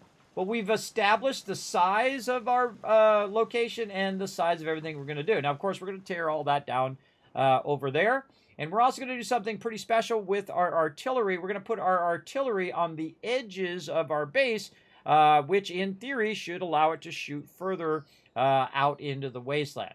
Now, I don't know if it really does. I don't know if it just takes the base location and then radiates from there, or it actually makes a difference where these people are. I feel like it makes a difference where they are. If I put them way on that side, they don't shoot as far this way.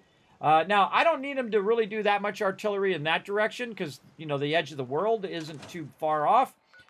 So it's only out to here, and I can tell you that these shoot. And the one test I did was from the castle. And the castle shoots all the way to Jamaica Plain. So if we look at this, right? So say we zoom in on this. We do this so we can see. So it's going to be radiating about this big, right? So it's about that big. So we take that same idea. We rotate over here. We say, okay, it's going to be about this big, right? So it's got plenty of artillery power to blast all the backside of this. Now, there's certain parts of the map that actually run into an invisible barrier, and that's as far as you go. There's other part of the map that you can actually go off the side of the map. I'm not going to show you where it is yet until we get there, but there are parts in which you go off. So I suggest walk around the edge of the entire map and see what's there. Absolutely. There's a lot of things, by the way, back behind Vault 111 over here as well. And you might actually run into some people back there, too. Very, very fun. We're going to be getting into all of that later on. But right now, we want to basically dominate the wasteland, and that's what we're doing today. We're going to unleash hell upon the wasteland as well. Bunch of things popping up over here. And that hell is going to be our provisioners and, of course, our gigantic mega bases, which I think is going to be pretty awesome. Pretty awesome sauce. Okay, so we got our vault, kind of the framework of our vault going. And now I would probably decide, okay, where am I going to put my power? Where am I going to put my artillery? And whatnot. And now this part over here is here very specifically, so it can be part of my artillery. Now, your people who do your artillery don't necessarily even need to get up there, by the way. You can go in and utilize things like this to try to get that up and over. But what I'm going to do is I'm going to work off of this right here. And so this actually would be another great place for your artillery as well. So what I'm going to do is, again, use a lot of temporary pieces. And then eventually I replace those pieces with the finished pieces that I want.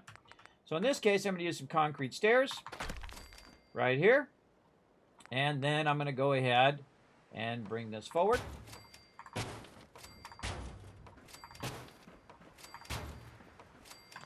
Hey, a lot of you saw that that was coming, didn't you? Didn't you? You know that I did this to work my way all the way back and all the way around so that I can perfectly line it up to the edge of the bridge. And be outside the bridge, not inside the bridge, blocking their ability to come and go. And so now I've got a spot to put my artillery right there. In fact, I can actually just go ahead and corner this out all the way to where I want it to end up. Now, of course, also, if you want to make this into a certain type, you might want, instead of putting concrete ones down, like in this case, I should be using my atrium floors, which I have 24 of them, and just walk this all the way to the absolute edge of the base. And do something like this. Oh, I can get away with another one here forward. I don't know, something like that. Now, the cool thing is, since that is lined up to this, in theory, if I go ahead and walk this back, it should line up perfectly to what I've already got. Oh, look at this. Look at this. So we have a bit of an offset. Now, how did that happen? Well, that happens because the atrium setup here, I did move it a little bit and adjust it. So now it's not perfectly aligned with this. So, but let's take this out and take this out, and let's try this. And then go down here and look and see if it's actually lined up above. It is not. So what we want to do is work our way from this side, right? We want it to actually line up perfectly to our base. Our base now is our Rosetta Stone. It is the center of everything we're doing.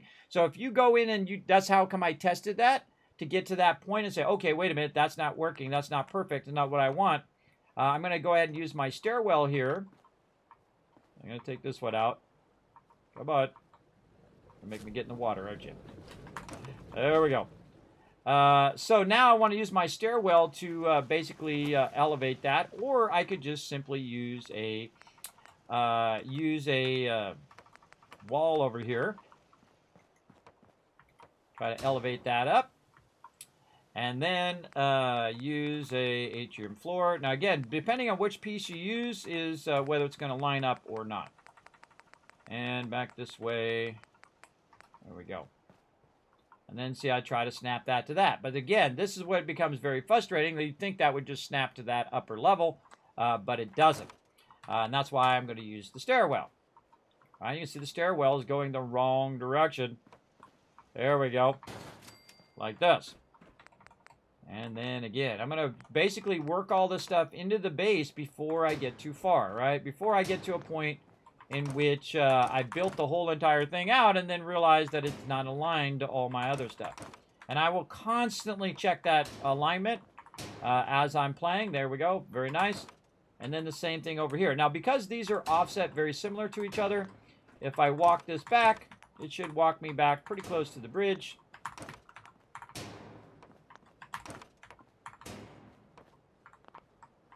A little too far to the bridge. Won't let me go that way. So we want to go back this way. And then you can see it's also adjusting the overall height of how it's aligning. Never have anything that's totally set in stone, everybody. If you have it set in stone, what happens is that it doesn't line up. And then you have no way of going back in and changing it. Now, here's another annoying thing. This does not snap to the floors of these. I don't know why they would not make that work. I don't know. Apparently, they did not actually build this stuff. They did not go through and actually say, hey, I'm going to build this thing. There we go. Now, it'd be nice if I could take this and snap that into there. That would be wonderful, but it's not going to. And we're going to walk that out of there, walk that out of there. And we got some work to do. We got some work to do over here. We're going to grab the floor from over here. We're going to see if we can snap that right under there. Which we can. There we go. And then, again, because only certain pieces work with certain things, you have to kind of walk your way around. And you can see that I can snap that there. Then I can get the small pieces. And I can snap that there. And then once I have that piece in and this piece in, I can then go in and turn my light on is what I'm trying to do. And then kind of walk this small piece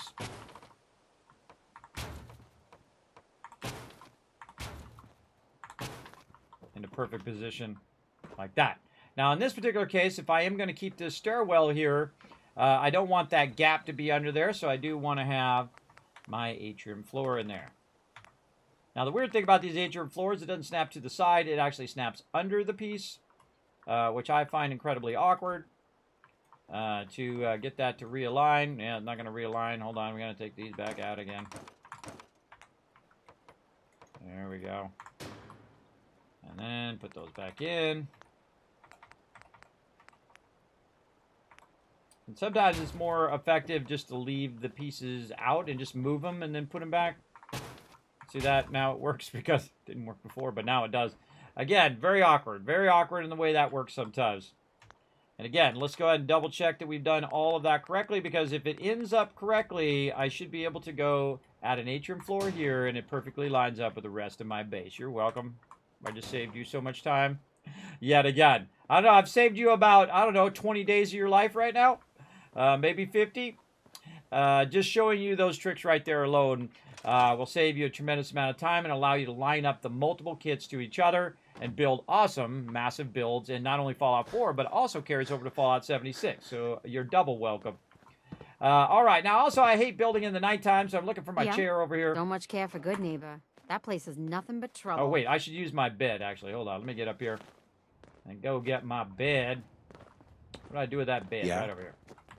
Now, I have a bed over here for the ability for me to rest, right? Because I'm in the survival mode, I will lose my AP points. You can see over there when I haven't rested for a while. Also, when I haven't drank water or eaten any food, which I can easily do. Especially if I just have like some melons. I can eat those. I can eat the mute fruit until it says maybe a gourd, maybe some carrots. There we go. Until it says I'm fully fed, then I sleep in the bed for 7 hours. Well, 7 hours is not going to get me to the morning time. So actually 12 hours will get me about 9 a.m. Then if I back it away, that's 8 a.m. And then 7 a.m. is actually when dawn comes up. So we're going to do that, forward that up a bit. Don't forget occasionally to save. Oh, yes, that'd be a good idea. I'm going to do that right now. Uh-oh, Spectral Island under attack right there. That's actually what I just did in the bed, by the way, is to save. But thank you for that. We were thinking along the same lines there, Rotisserie Jeep. Now, I don't typically save when I like it. If I don't like it, I can always revert back and start again. Okay, so we did that, but we have to stop what we're doing. We got to go help our buddies at Spectral Island. I probably don't even need to bring my power armor. I can probably just leave it here. But we can just go ahead and grab it. Oh, we got problems here. We got problems. Moo Moo's trying to get by. I think they're blocking the road. All right, crazy Moo Moo, go do your thing. Okay, we got to go help Spectral Island. We're going to go help them real quick, get in some action, then we're going to come back and help out. Continue on our mega build here at Sanctuary.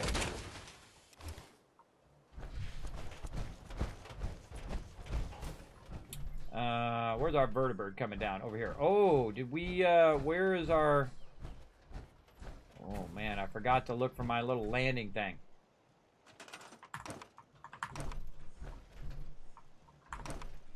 There it is. All right, we're going to have that baby land back here from now on. Right there. And when I call in a vertibird, it's going to land where that little quick target thing is. I got two of these now. Actually, I'll keep those for my little quick stove. Put these back here. Make sure my water and my food and all of that stuff is still running because I don't want to leave and then my peeps get unhappy. Now, they're going to be a little unhappy. They'd be even more unhappy if I tore their base down first. But since I have enough size up there in the upper right-hand corner here in Sanctuary, Sanctuary is pretty big. It'll allow you to do a bunch of stuff. I don't really have to worry about it. I actually need to repair my armor, too. Maybe I can do that while I'm waiting.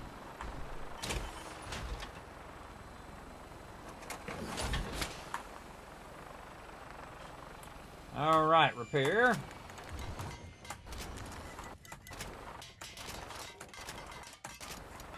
Easy peasy.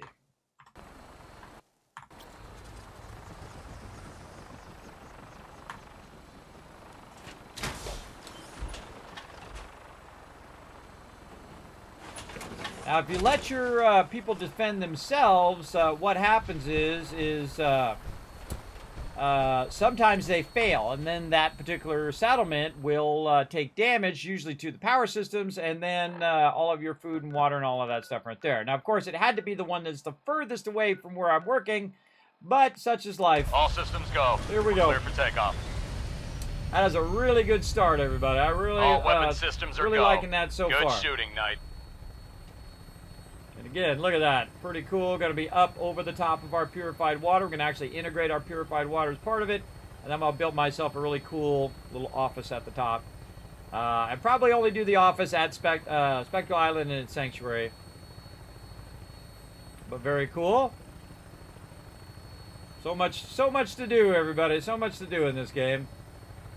Just absolutely a super fun time every time I play it. How many hours? Oh my God, 2 hours gone by like that. That tells you. That tells you every time. Goes by pretty quickly.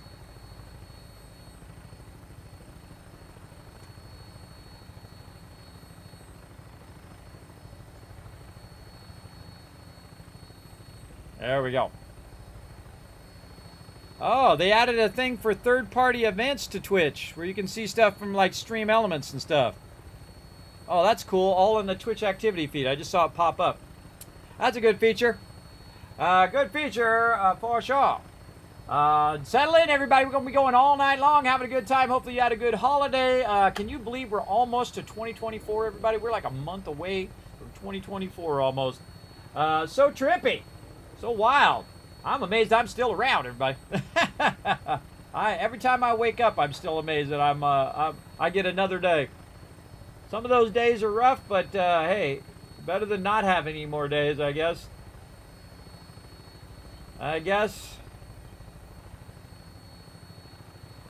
And I'm just like other people as well, everybody. When it's a tough day, you know, you might get a little depressed, you might get a little sad. But you try to champion on as best you can. I got my rough days as well. I'm sure you guys got them. You know what it's like. You know what it's like to have them rough days. Where you're thinking, do I really want to keep on living? But just soldier on, everybody. You never know. Tomorrow might be a brighter day. Keep working at it. Keep working at it, trying to move forward a little bit at a time. Even though everybody else in the world trying to push you back 3 steps, you try to get ahead by 1 step. Keep chugging forward a little bit by little bit. That's what I do here in the stream. I try to work on a little bit of this and a little bit of that, try to forward those things over time. And then they end up being big things, like big giveaways and big things that we do here in the stream. Other fun stuff as well. Hey, who are you shooting at? Don't make me come down there. Ah, God, look out where you're driving, brother. Jesus, you can go around the building. You don't have to go, like, almost right next to it. I don't know who did the pathing of that building, everybody, but you should go around like that, not just, like, skim the edge of it. There you go. That's right. That's the way to get ahead, little by little each day, everybody. Again, you burn yourself out, and I see a lot of I see a lot of creators burn themselves out because they don't, they overdo it on this, that, or the other thing. And I've done that myself, everybody. You overdo it too much, and then you got to ease off a bit. But I always try to keep chugging forward little by little. That's my thing. Find a good balance. All right, here we are rolling up into Spectacle Island. Can't wait to see the Kismet kill box go do its thing. Hasn't loaded in yet. There we go. Now we already have a nice vault over here that's going to be protecting itself here in just a second. There it is. Look at that big boy. Nice big vault doing its thing.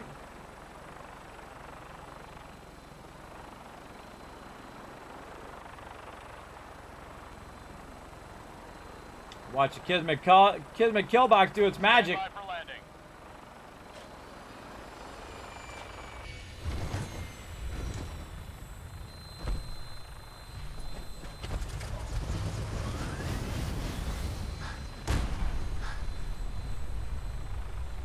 Where are these guys at? Oh, there goes the kill box. They're on this side.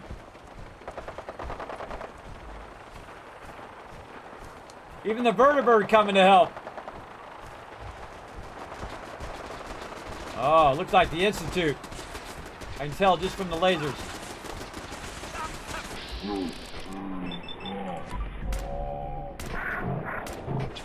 Really?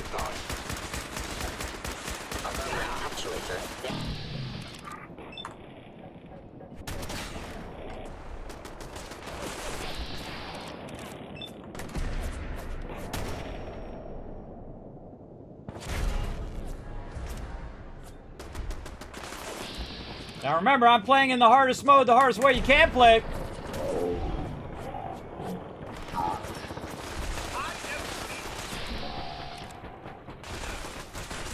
What the heck? Did it kill him? I don't even know if it killed him. Fine. Is it not hitting him? What is he, invincible?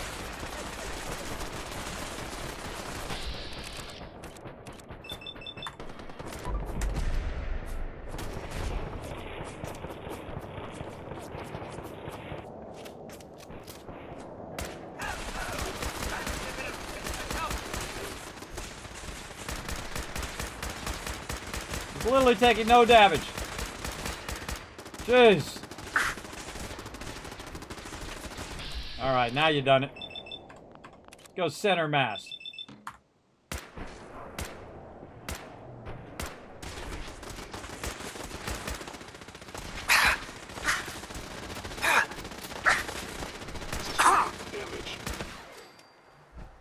Ooh, those synths are getting strong now, everybody. They're getting strong.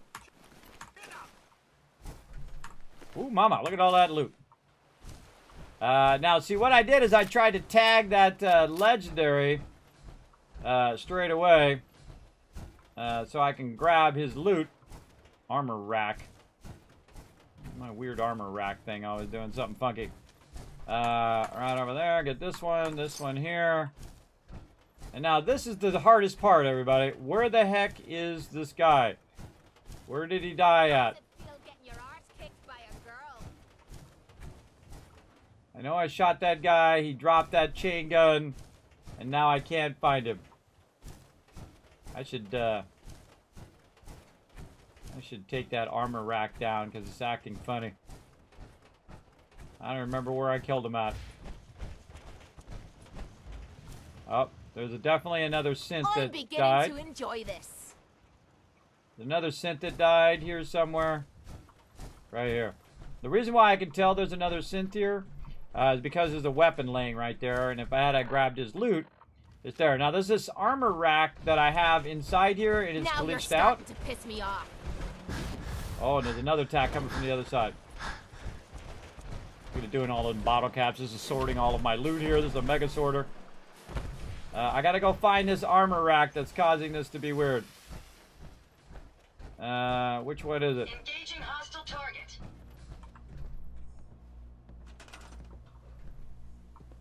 This one.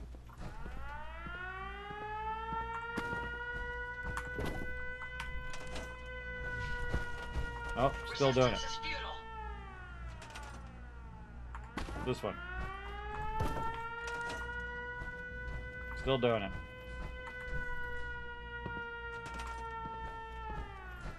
Bugged out. All right.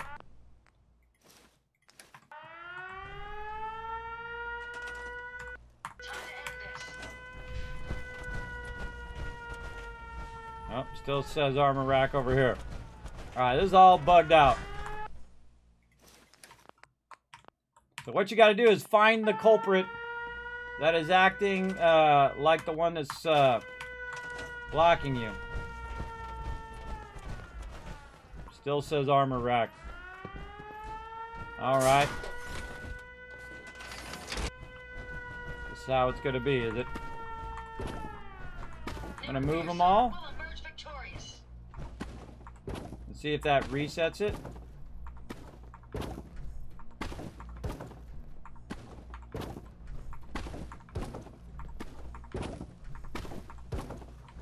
I'll cover you, sir. Yeah, reset it. Now it's not doing that anymore. Okay. I gotta put my armor racks back now. They got it covered.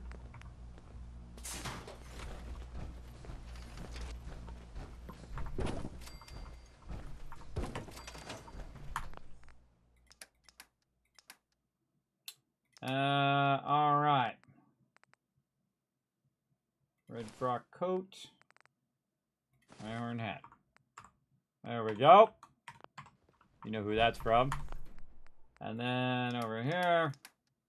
I passed it. Silver shroud, silver shroud.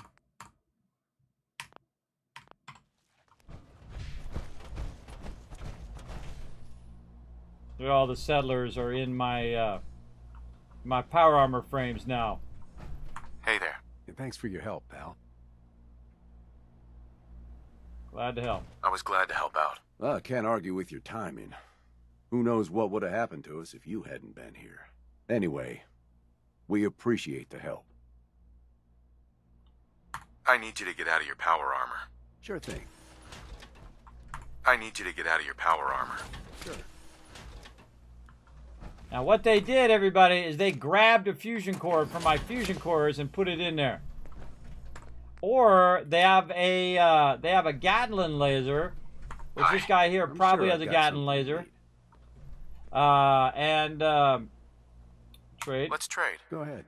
And see, he has a Gatling laser with fusion cores. So that's one of the drawbacks of having your power armor frames at a place in which you give them the Gatling laser and a bunch of fusion cores, because they will then jump into your power armor because they have fusion cores on them, and then you'll have that problem. But there you go. Good enough. Good enough. Now, the funny thing is I'm going to give them all fusion cores, and I'm going to make power armor for all of them eventually, and then they can just jump in their power armor whenever they need to, and then fight off all the baddies as well. Robot chess piece here. Let's get this in here. It's also extracting tons of purified water, as you can see, running down the line there. Now let's go back, now that we don't have that thing in our way. We got down here. Oh, a little Gatling laser down there. You're just wasting space. That's good stuff. What are you talking about, girl? Other things dropping down here. Brotherhood of Steel. Now this happens because what happens is that it loads the resources before it loads the sorter. It's like load order issue. So all of a sudden you have a bunch of stuff that drops on the ground that you have to go and hunt down, and so it doesn't end up wasted on the ground. Look at all this stuff. Lots of stuff just dropped here.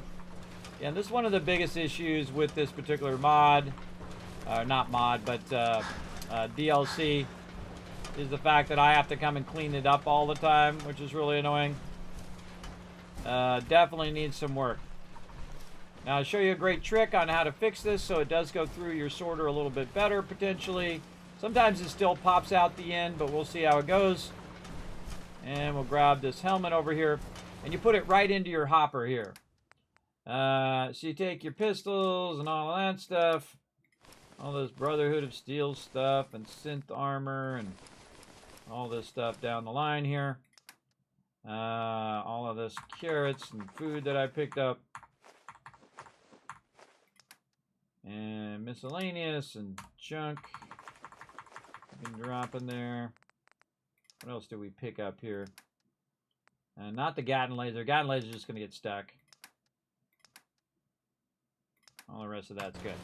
All right, so now it's inside the thing, right? So it'll just go ahead and feed it down eventually on its own. More Raider chest armor there. Okay, let's see if we can now...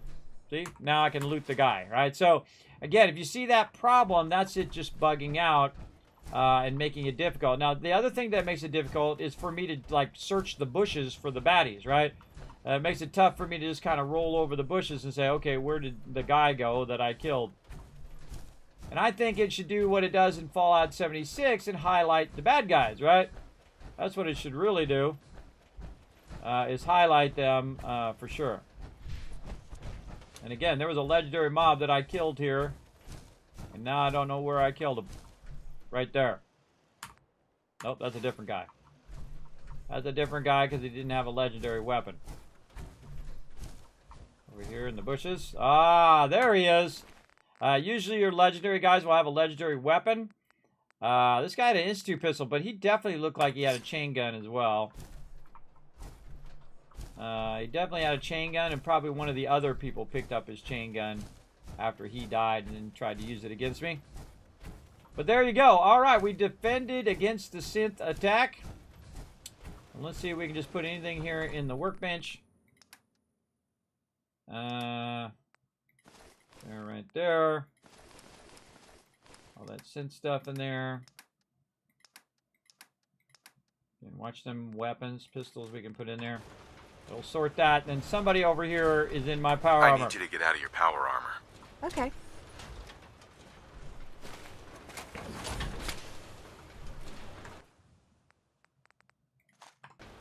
I gotta come back and work on that later. Alright, how are we looking? We'll just put this Brotherhood of Steel stuff in here. We'll take care of that later.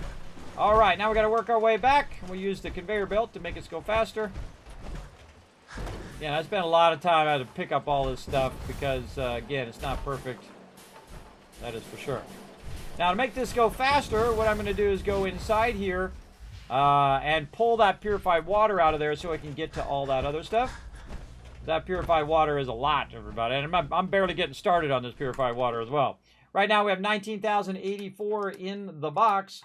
Over there, we're going to go here to our, not there, to our workshop. And we're going to pull it out because we have 2,425 right there. And then we'll go ahead and put that away. And then what it will do is generate more purified water. That's 22,000. Hey, Siri. What's 22,236 times 16? 22,236 times 16 is 355,776. 355,000 caps sitting right there in that container. Right there, everybody. Again, so many caps I can buy out every single vendor in the game. Absolutely. Right around 200,000. You can go buy out all of it. Every single one. Especially if you're playing in any mode other than the survival mode. Because you can just go bing, bing, bing, bing, bing, and jump to all the vendors. Especially you got your strong back all the way up. You can travel while overburdened, and then you're just bouncing to the whole bunch of different locations, which is just awesome. Incredibly awesome. What up, girl? Get back to work, people. Back to work. All right. I'm going to drink some of my purified water here. Okay, so we defended the area. Probably want to save that now that we cleaned that all up and did our thing. Oh, I see a pillow right there. Get that pillow onto the sorter. There we go. Artillery smoke grenades. Look at this, fusion cores. There's 72, 100% fusion cores in there. There it goes. Now it's doing the mute fruit. Put that purified water up there, and a bunch of that stuff's going to drop at the back. Look at this. It's sorting all the combat armor coming down. I got a lot of combat armor in there. What it does is sorts it into different areas. The areas to sell, stuff to keep. Sometimes it comes off of there. You got to put it up on there and see if it does its thing. And so we got keep here. We have finished food, which actually I turned off for right now. This is combat armor and a bucket and a shovel. There we go. And so that's raw food there. Oh, I'm missing my R in raw. Armor. So it's putting all of that combat armor in there. See all that combat armor? I'm going to use that for my settlers eventually. We got power armor going in this one. Yeah, look at it go. Look at it doing its thing. And then down here, of course, all the different ammo and weapons. Now, right here, this allows me to access the workbench. And so I can go into here and say, okay, I've got a bunch of ammo in here that I'm not using. And I can put it in there, and it'll sort that straight down to the end. Now, right at the very end here, it's actually sorting a bunch of stuff like caps and junk and mods and also food and aid stuff. And all of that stuff I take, and I take it back to the airport, and I drop it all off over there so that this will continue to generate loot here as well. Let's go back over here and put this robot thing in our sell option here. We're just going to do it manually because it doesn't want to go down the sorter for some reason. No big deal. Now, also, I have a bunch of other stuff like weapons. I've got armor and guns over here. I do have a bunch of legendaries that I've found because I am in the survival mode, so you're going to find a lot more legendaries. But as you can see, I have 25 shredding machine miniguns. I have 17 more there. I got Gatling lasers all over the place because I've been purchasing them as I've been going along. So I keep backlogging and backlogging them as much as I can so that when I do need to give all my people Gatling lasers, I will have it. Then I also have special items up here on the wall. We got the spray and pray. We got Kellogg's pistol up there. And, of course, we have all the different outfits that we've gotten along the way. So we're kind of putting that in there as well. Somewhere I've got Piper's outfit, too. I got to get Piper's outfit and put it in there. But you can see that we're getting different vault things. And, of course, we're creating kind of a bit of a museum of our adventures as well. Okay, I think we got that done. Let's go ahead and save, because the only way I can save is to go right there. Rise there and we go. shine, love. You can see that Kate really loves me. I do have max affection with Kate, as well as with Piper and other people as well. Nothing for right now. All right, look at that. Look at, we got Ada over here too. Let's get the vertibird in. We have 2 left. So while we're waiting for that vertibird to come in, oh, somebody else over here in power armor. Hey, vault-tec rep. I need you to get out of your power armor. Look at you. 2 centuries, and your skin's as smooth as a baby. What have you got to trade today? All right, he's a vendor. No idea what it's been like scrounging around for 2 centuries with this ugly mug. Well, If I had the, it'd be cool if there was like a secret way of getting the vault-tec rep into, and then he comes out with you at the same time. That'd make good DLC, everybody. You and the vault-tec rep going in and surviving the thing and working together.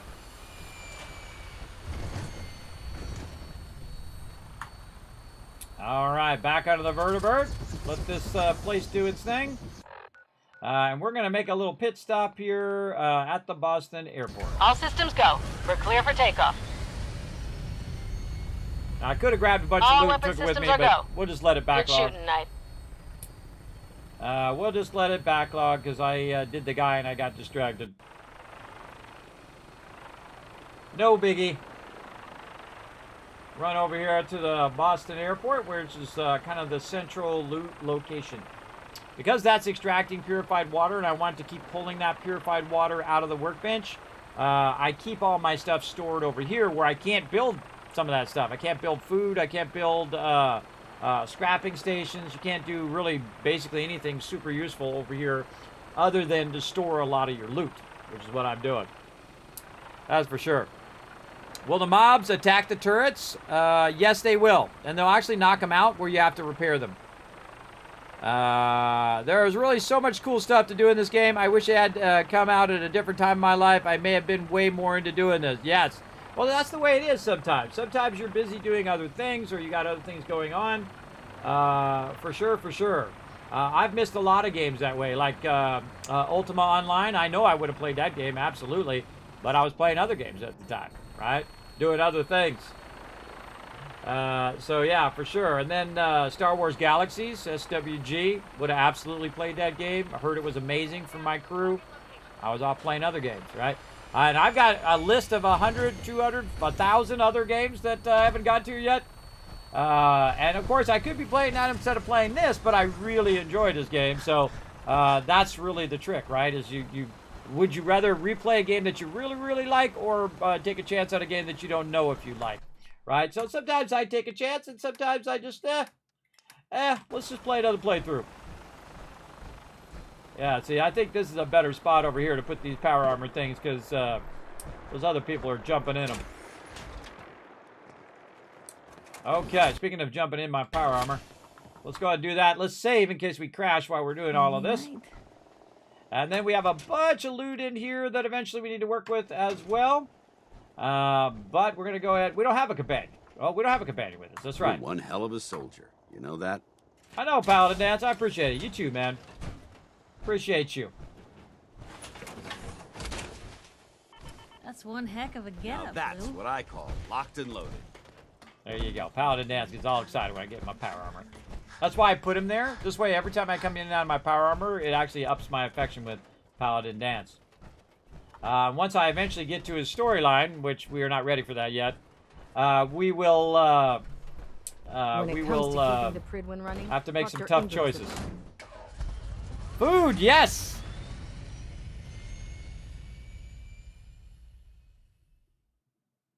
Do the dead mobs auto-loot to the settlement? No. But they, sometimes when they, after they die and they disappear, some of their loot will stay on the ground, like their weapons, as you saw. You can find just random weapons around from mobs that have despawned. But if you don't loot them, and if I go back there now, they won't be there no more. The corpses are gone. So the second you get a certain distance away, that stuff despawns. Keep that in mind. Now, of course, there's some mobs that are there by default when you get to a location. Great example is like Croup Manor way out there. When you go out to that Croup Manor, and there's a bunch of zombies there, and you kill them, those zombies are perpetual. They'll stay there. So I'd usually take them and throw them in a bush, or I throw them off the cliff or something, just to get them out of the way while I'm working on the settlement.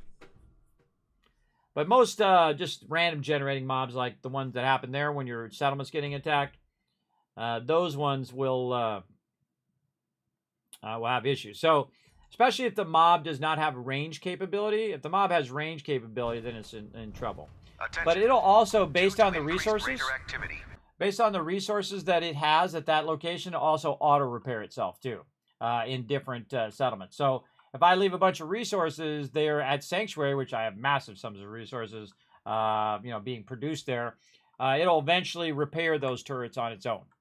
So its defense factor will go back up.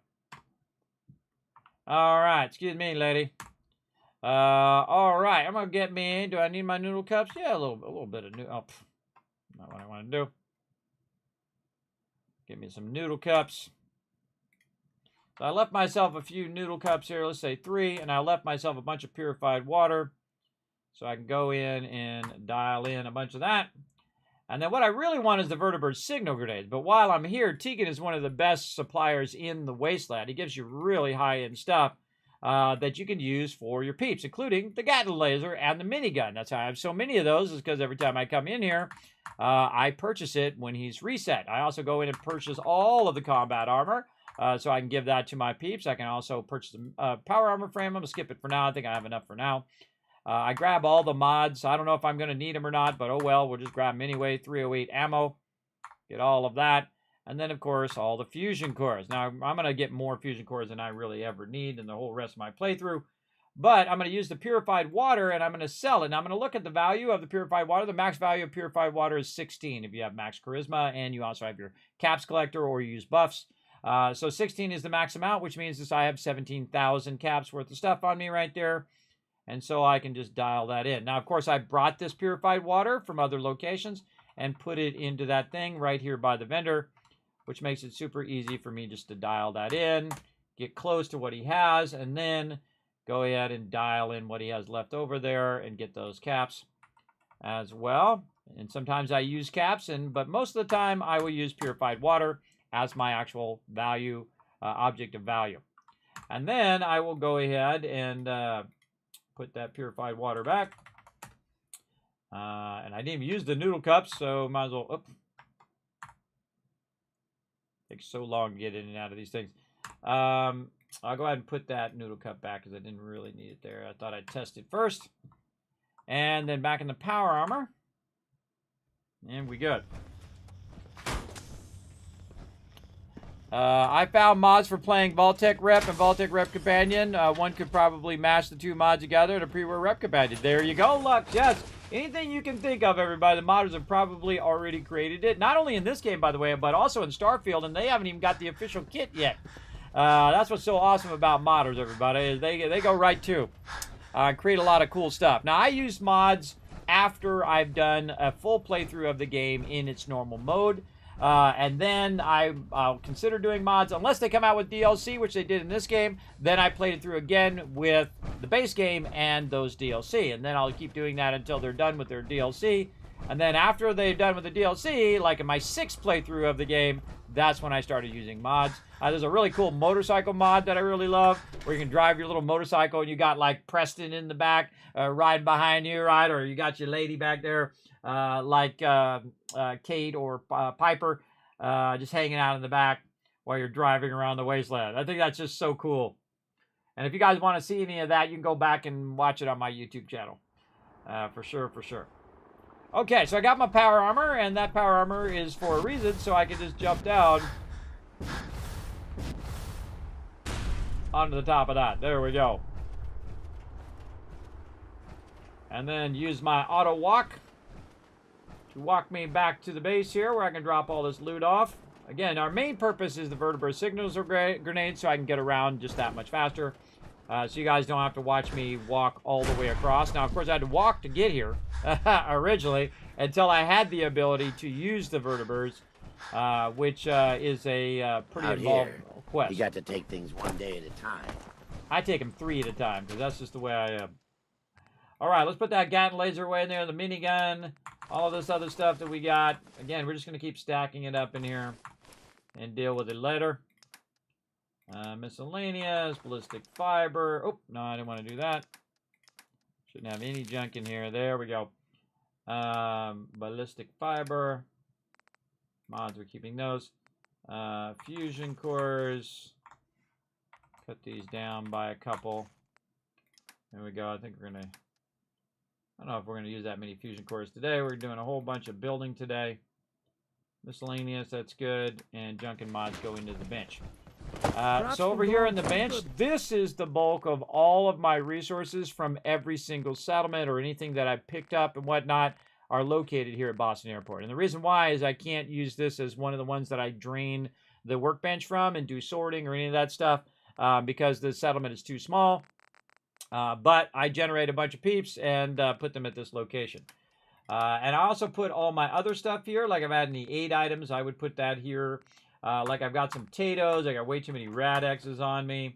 Antibiotics are good. Step backs, probably drop some of those. Let's say 7 of those off.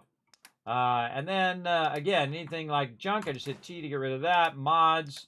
So if I'm going to build another robot, I typically will build it here. Or if I'm going to mod my weapons or anything like that, I will actually do it at this location. Because this is where I've stored all of the mods that I've found along the way. And just threw them in the workbench. So at some point, if I go to do that thing, I might have that random mod that I found. And then will allow me to go ahead and do it for free. Because I already have the mod and it won't use any of my ammo.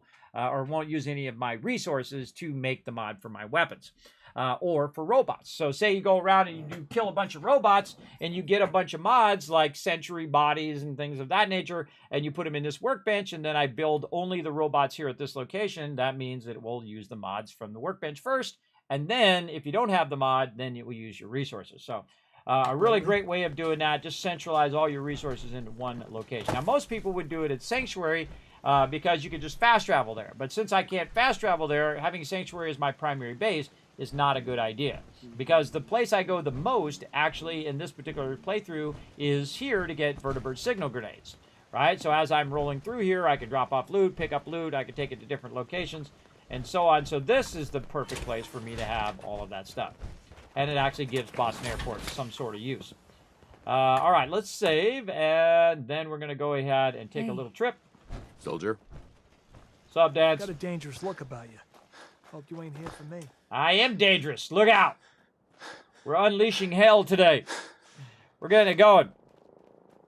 Sim Settlements 2 is also awesome mod as well. That's right. Yes, I have that on my mods list. If you guys want to check out the mods that I have used in the past, you can check it out right there by clicking that link. It's going to take you up. You can see my settlement overseer, this thing right here, which is actually tracking all my settlements. These are my current settlements, by the way, which we have 662 settlers right now running. Of course, the more settlers you have and the more stuff you've built up, remember that it will take longer to load when you go from certain places to certain places. And so we're going to make our way over here to Norhagen Beach. Go right through here, maybe cut through this way, do a little of this. There we go. And so now we're over here at Norhagen Beach, and we can go ahead and pop into theirs. They're generating 1,390 purified water, about 450 caps. I'm going to grab that and say, hasta la later, suckers! And now there are some people over there do I need to assign to certain tasks, but we're going to do that once we have it completely filled with followers, and then we're going to tear that whole thing down, mega build over there. Actually, one of my favorite builds I've done, you can go ahead and search for it over on YouTube, Kismet, the Beacon of the Wasteland, Norhagen Beach. I actually built a giant, I think it was like a 6-story vault here. That had actually my overseers, which oversee all my stuff. So I was the overseer over here. Just an incredibly fantastic build. Very, very fun. Of course, I did take the limit off so that you could build as big as you want. Very, very fun.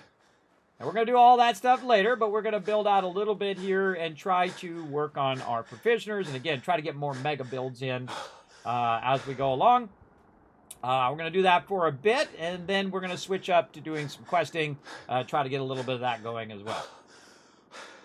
Going to get it all going tonight, everybody. I heard that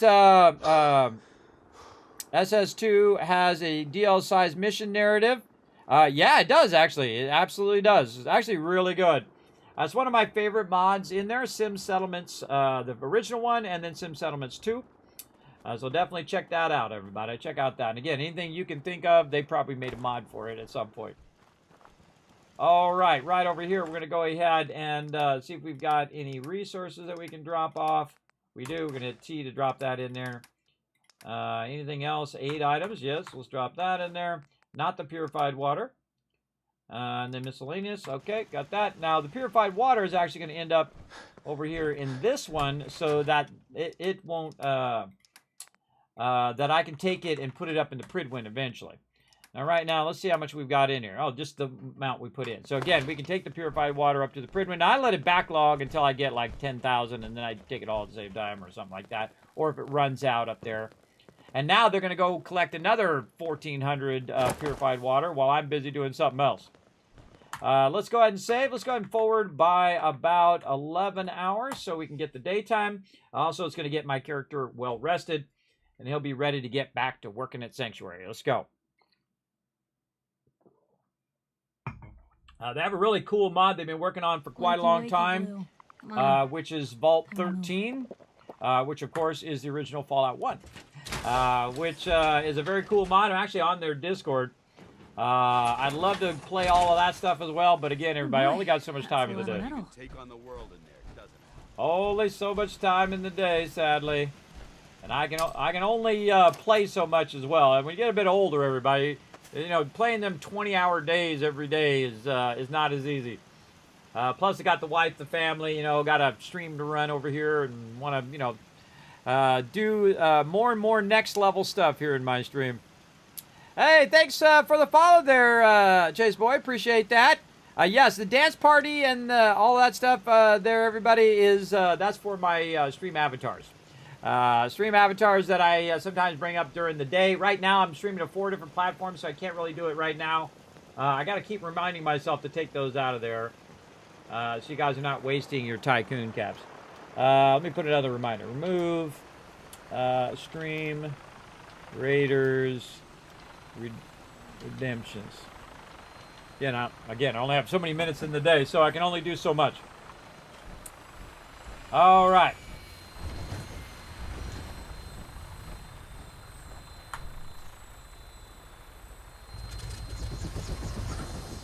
And away we go.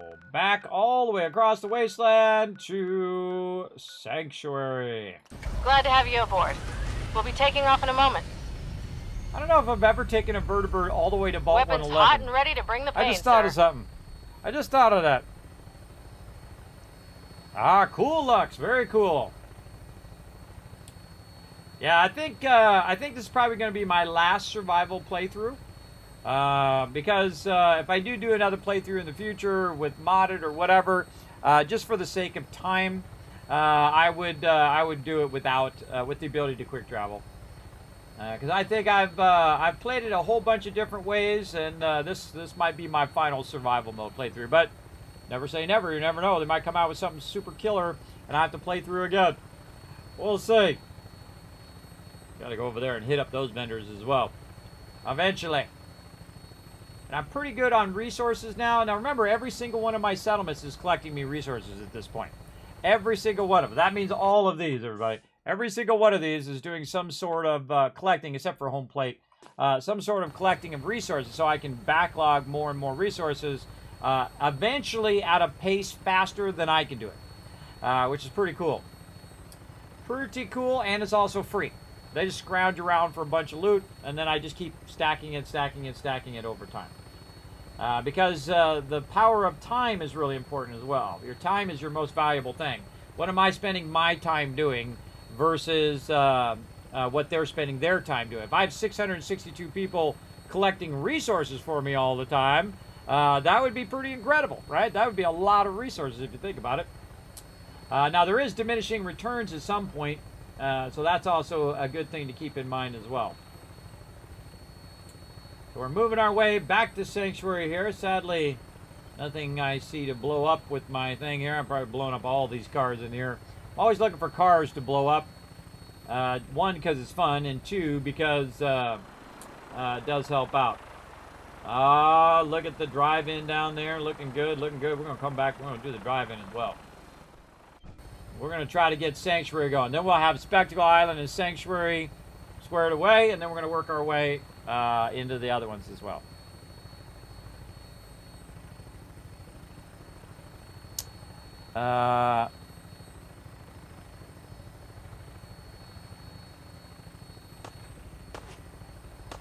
Oh, you have to go back to motorcycle to go to another location? Cool.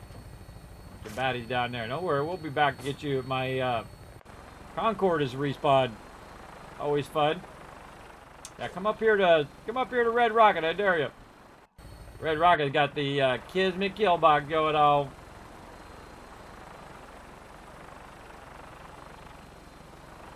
All right, back to work here, everybody.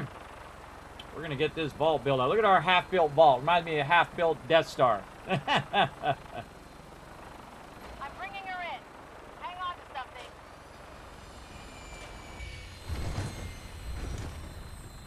All my settlers right now. Kismet's such a big pimp. Comes in his own private vertibird. Kismet big pimping, everybody. All right, we out of now. Get our fusion core. Get back to work. Take the fusion core out so they don't jump in my thing. Now, of course, a lot of these people have, if I give them Gatling lasers, they'll have fusion cores and they'll jump in my power armor. So you still got to watch out for that. Look at this crazy Moo-Moo. Why are you so crazy, Moo-Moo? All right, so we're building ourselves a vault here. You can see we're getting everything aligned to each other. Looking good. I wonder if I could trick this into letting me put this right through here. Let's go see. Sometimes it'll let you get away with it, and sometimes it won't. Okay, and let's go ahead and get back to our vault-tec kit here. Now, one of the things I do is I'll build, and then I will go through and do optimizing that particular build as well. Look at that. We need a half piece. See that half piece there? Here's what we'll do. Take that out, and we're going to walk our half piece over here first, and then we're going to put that piece in. So, we'll do this. Walk our half pieces here. Ah, see what it did? See what it did there? See, sometimes you get away with it. And then we can take these out.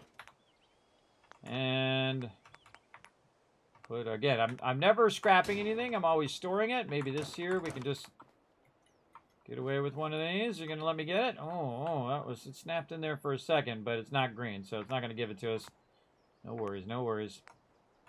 We'll do what we got to do. A lot of things you can get away with. There's also a great rug trick where you can put stuff on a rug and then just move the rug and it will go into place. It's a pretty more advanced thing, but it is super useful.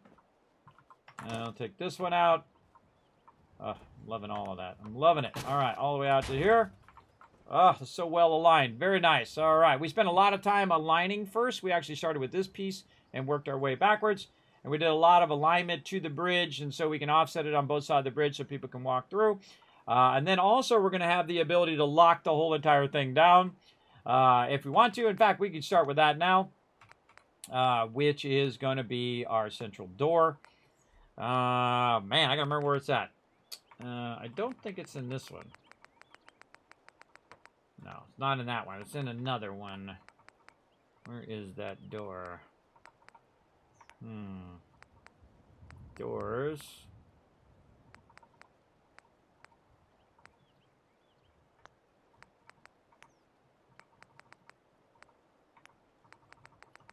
I gotta remember where that door is. I think it's in another kit. Not the concrete kit. Maybe I just didn't see it. Let's go see. Nope, it is definitely not in there.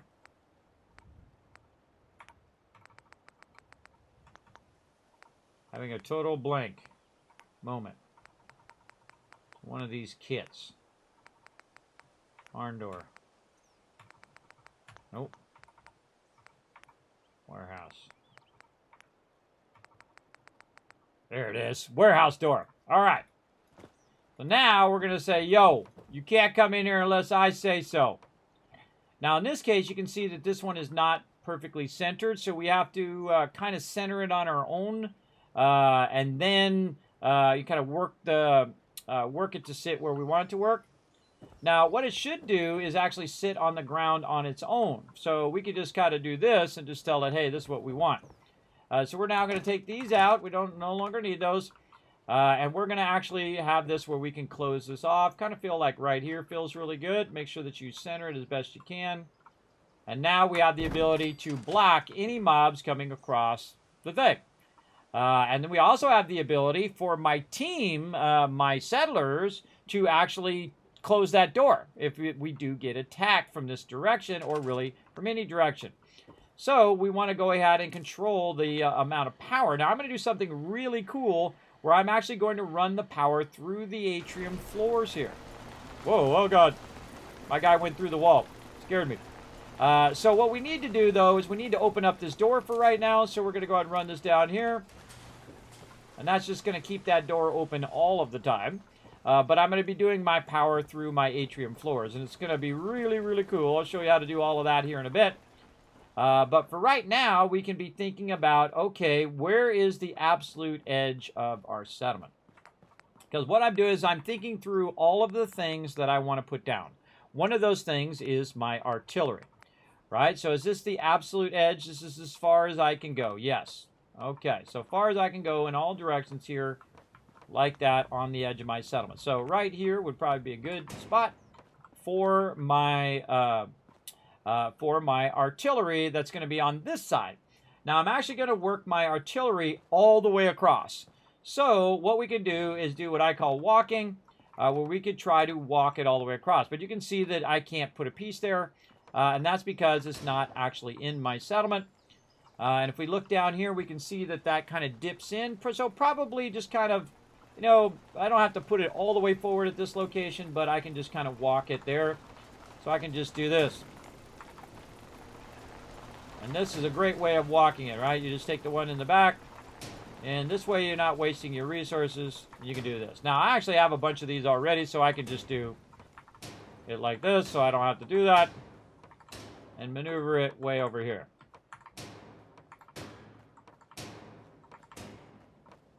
There we go. And then I can do a really tricky thing back here, like this.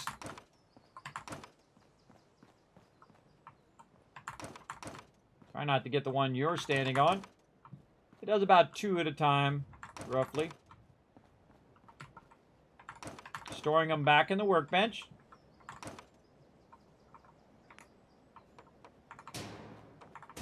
And put them right back down again.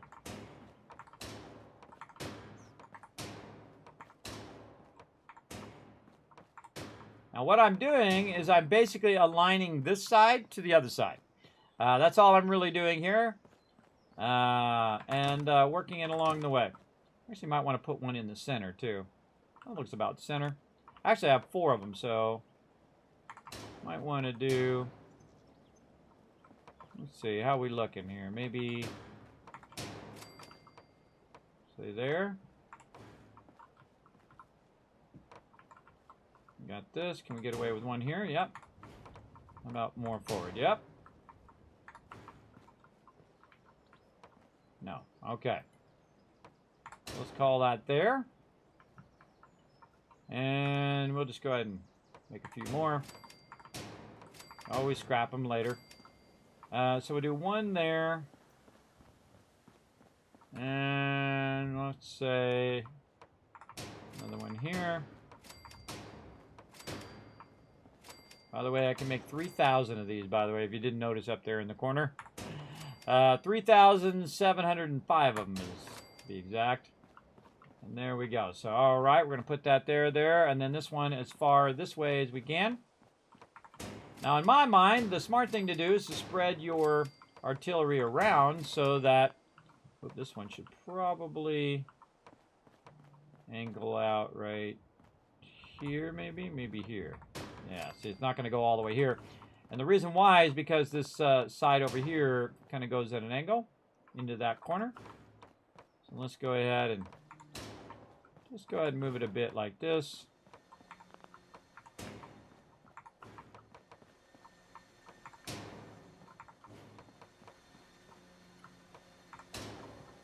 Looking good.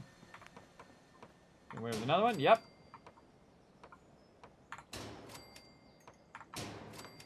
Okay, so that's where our stuff is going to be. Now, here's what we can do. We can go ahead and fine-tune these. Kind of like this.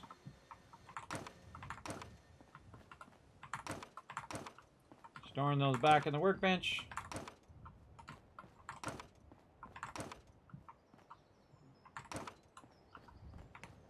You're like, Kismet, it's floating. Yeah, a little bit. It'll be fine.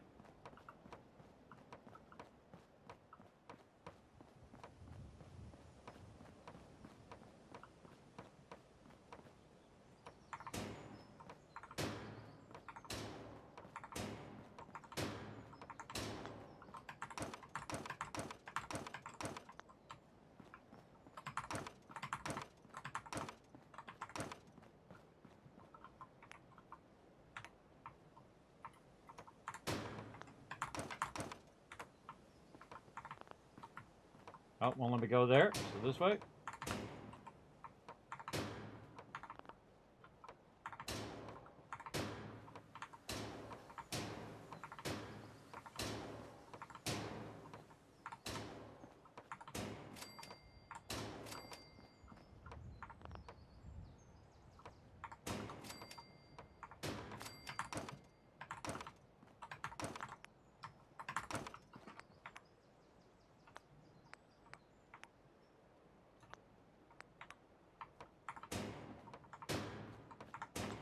Now that's only so I can work on this. Now later on, I will come back and make these all attached to like their own individual stairwells, so I don't have to use up all of these pieces.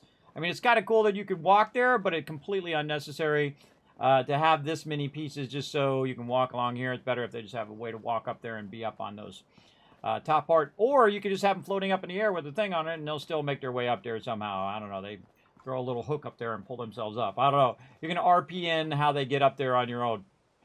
We'll put this piece back in. Okay, and again, this is mainly so I can work those particular areas. Okay, so we got that going. Now we need to think about our power and where we're going to put our power. And where we're going to put all of our beds and all of that stuff. So we can go ahead and maybe fill in a bit of this as well. We know that this whole part here is going to be a thing.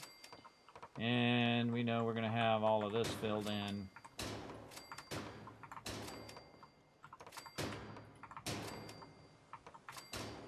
We got our atrium up above. Yep. Looks good. Okay. Good, good, good. Probably hang that out one more. Take this out. Move this forward. There we go. Okay. Very nice, very nice. Okay. Now we need some walls. So we're going to go in and optimize our edges. Now, see, this is actually going to be filled in, and the only door that they'll have to go in and out is going to be right here. It's going to be the vault door. And that vault door is going to basically stay open most of the time. And then I can close it if I want, but most of the time it'll stay open.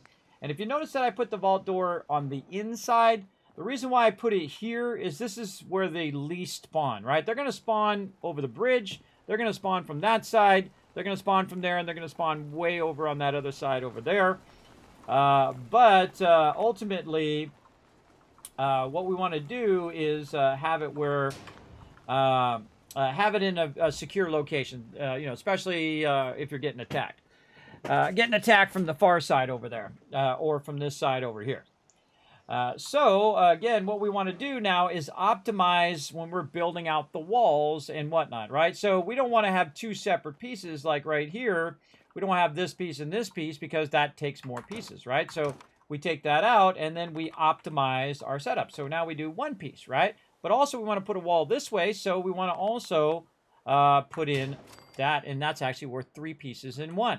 So very useful, right? So now we go in, same thing over here. Excuse me, same thing over here, like this. Optimize all these pieces. Now this piece right here, I would leave it like that because they do sometimes get stuck in the doorway, so I'm going to leave that nice and open. And then basically we're just going to build the outside edge of the vault super quickly. Like this, and again, I giveth and I taketh away. This is the corner piece. Didn't we want to go out just a little bit? No, that was right, that's right. Again, look how fast it comes together once you've done all of the pre-work, which I did. I did a lot of the work of aligning and figuring out what I want and where I want it to be, and so on. Now, because I'm storing this stuff in the workbench, it doesn't mean that stuff is going away. So all this stuff is getting stored until I figure out what I really want at the end, or until I run out of room. If I run out of room up there, then that stuff's going to start getting scrapped, so I can put more stuff down. But you can build a lot of stuff here at Sanctuary. Sanctuary is a pretty big settlement. And then we're looking at where our edge is up here, like this. And then this one right here actually is going to be a doorway, but it is going to be a... rounded doorway, if I can find it. Where's that rounded doorway? I know you're in here somewhere. But it's hard to see because it's rotating in that moment and you miss it. Is there no atrium edge doorway? I thought there was. I'm going to have to use one of the other kits. Maybe we'll make this whole outer edge be part of the vault office. Now, one of the other things is these rooms. And these rooms have different things. Like this is the overseer's room. And this one has a angled door. Like this. Where you can utilize that door. And the problem with it, though, is it doesn't snap well to other kits. All of these ones are super frustrating. See, I'd want something like that.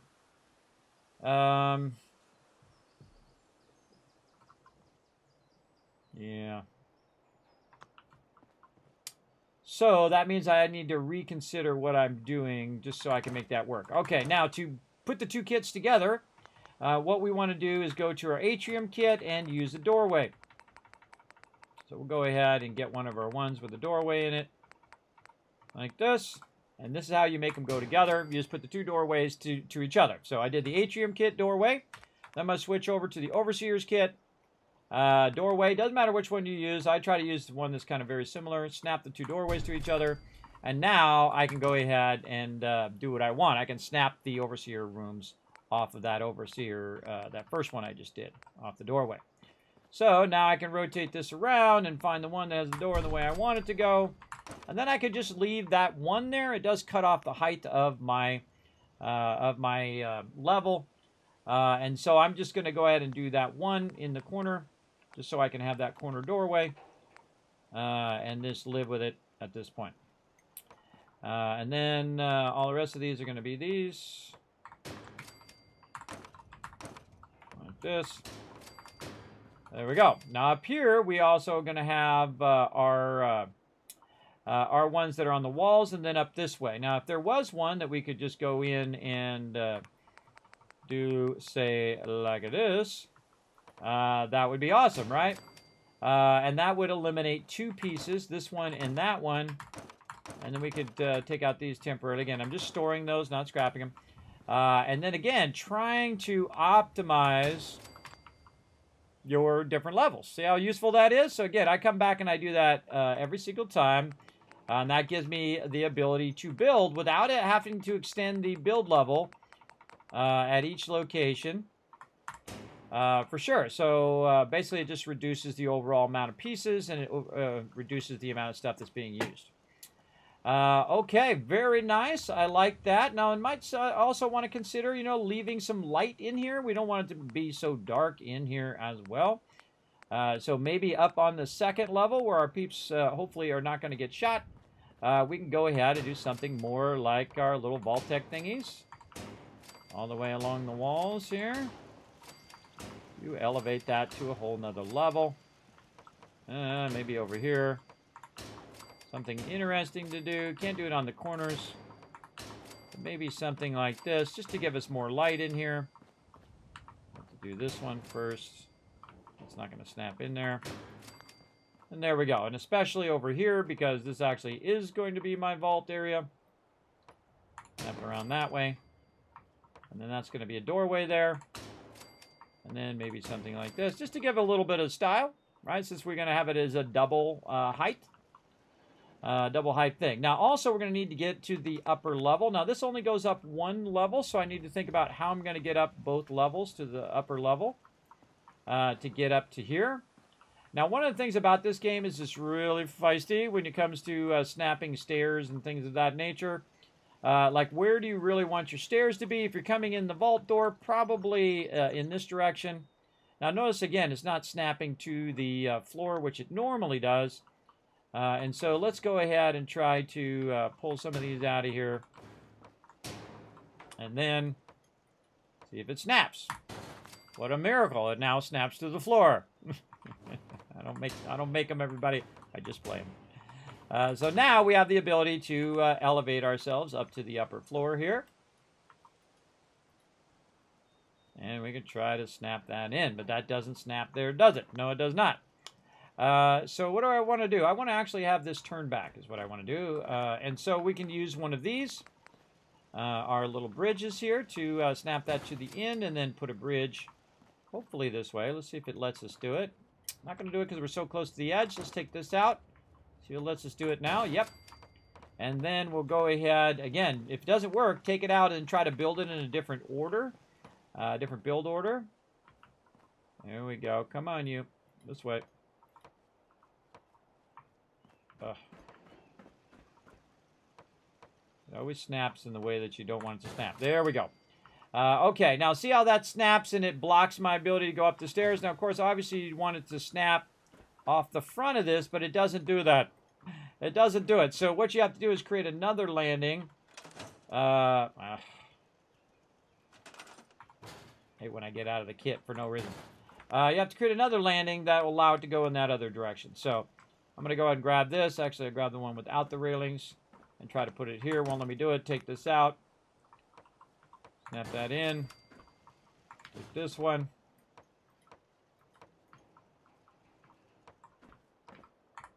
Get it the way I want it to go. So now it's going to come up, and you can go up and then get up to the upper level up here. So very nice, very nice. Now you're like, well, Kismet, what about these windows? Well, here's the cool thing. We can go back and say, well, man, can we put that in after we did all of this work? And try to snap that in there, and you can see that it's not letting me do that. So it's probably better if I moved it further away toward the center. So I'm going to go ahead and take this one out and move this one over here. Take this one out just so it's out of the way. Take this, snap that there, put this back in here. You get the idea. Rework all of this. And rework this. Hold on, there we go.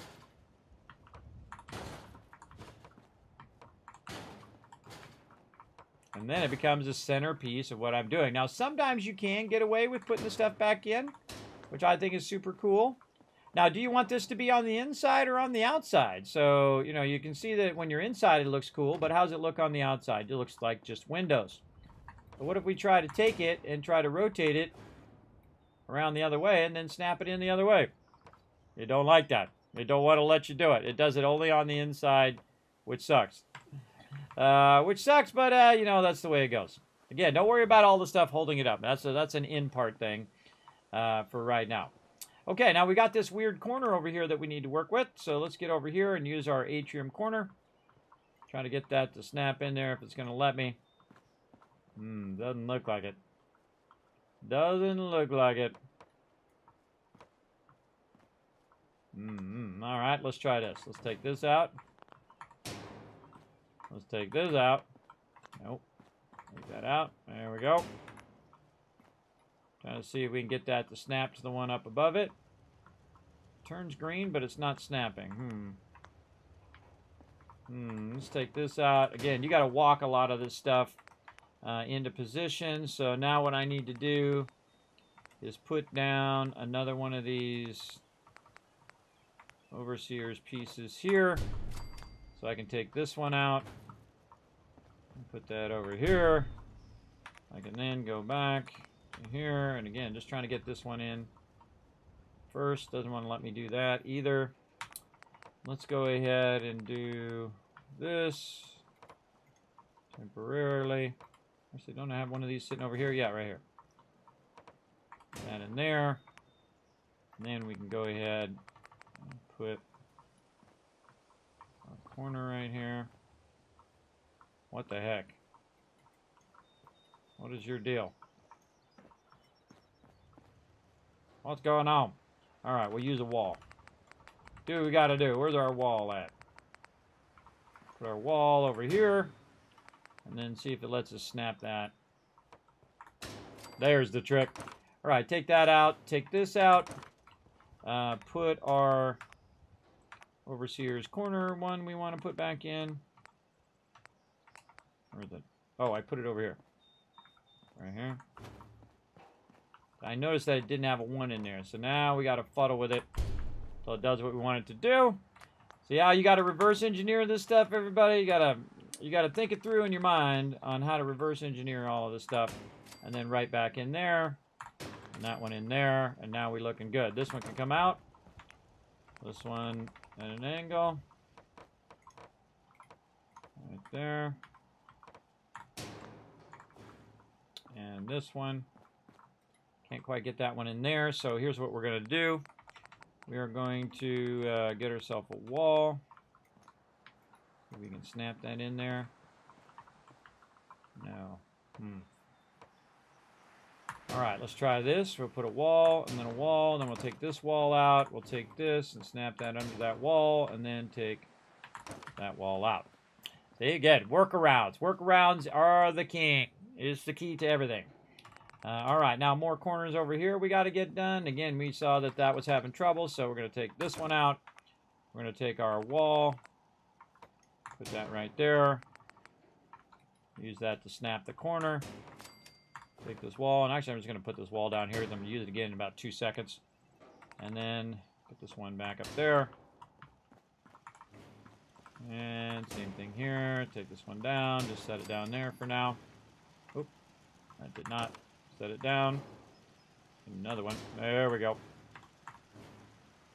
Up there.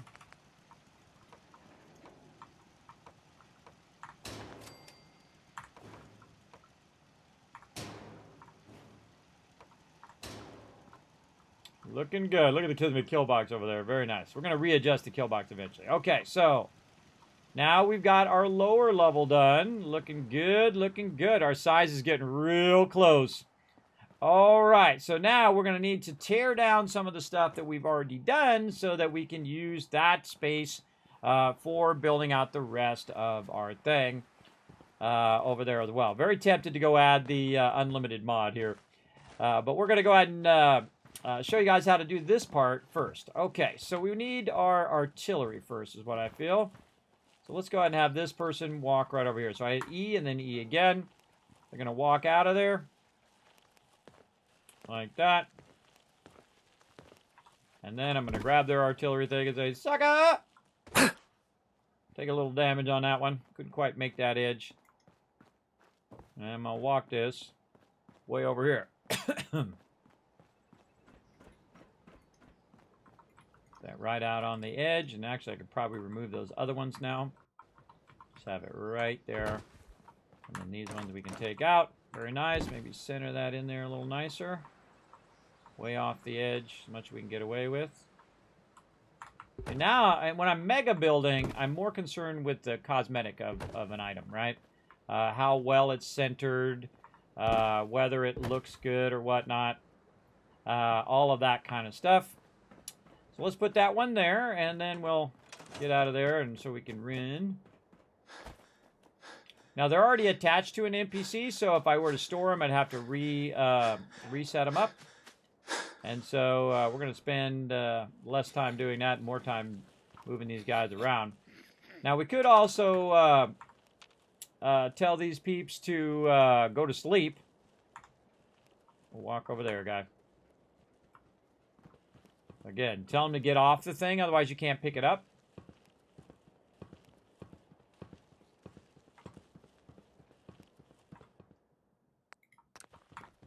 There we go.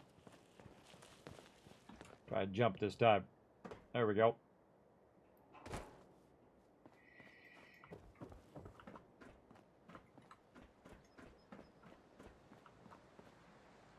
Kind of feel like maybe 2 on this side, 2 on that side. Just changed my mind. I think 2 on this side, 2 on that side. So this one's straight out. So right there.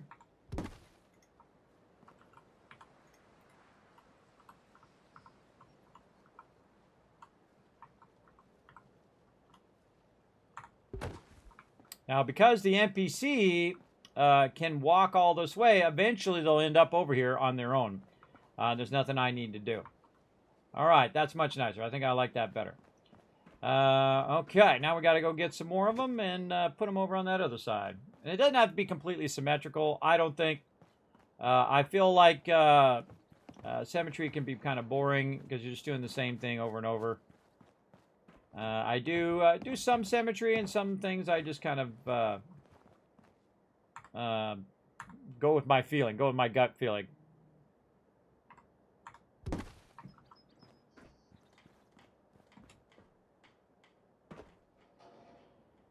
And this is why I made all of this navigation, is so I can walk my way over here with these without having to reset the NPCs.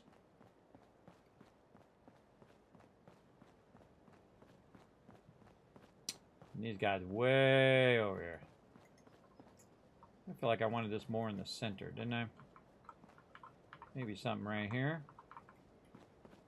Yeah, I'm kind of feeling it right here, and then that one over there. Now I'm just kind of spreading these out on the edge of the settlement to see if I like that better. And this one I'm feeling right here in this edge. Wonder if I can add another atrium floor out there. No, as far as it goes. Okay. And this is going to give me only a certain distance. It's going to be right there. That means I'm definitely going to readjust this. Just like that. And there we go. Okay, and so we'll need to get that figured out eventually, but we can go ahead and put it there for now. And then go back. And get our last one. Get our purified water up too. Oh, speaking of purified water, I could be emptying out my purified water right here too. How much is in there? 1,600.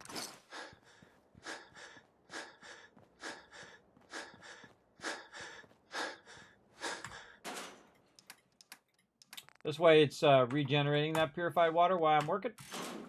There we go. While I'm doing stuff. So we got that vault in there. We're getting the last artillery guy. My back hurts. My feet hurt. Everything hurts. In this particular playthrough, also I'm doing 4. Oh, there's my Piper stuff and my Preston stuff. Got to get all that stuff too. And again, once you see them kind of step off of there, you hit Tab to go out of the mode where you command them.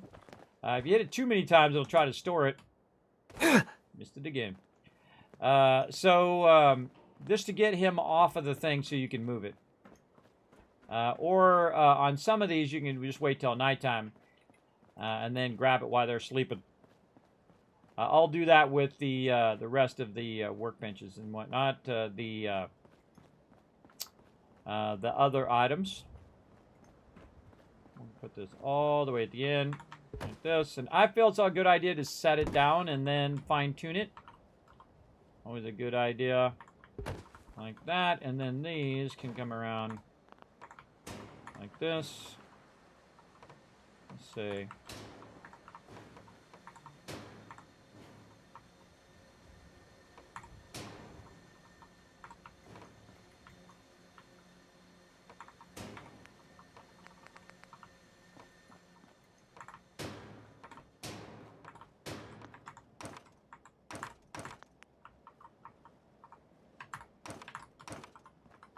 Just make it easier for me to walk back and forth while we're getting that set up. And then all this stuff in between will be removed. And then this one, these over here will just have something that's holding it up.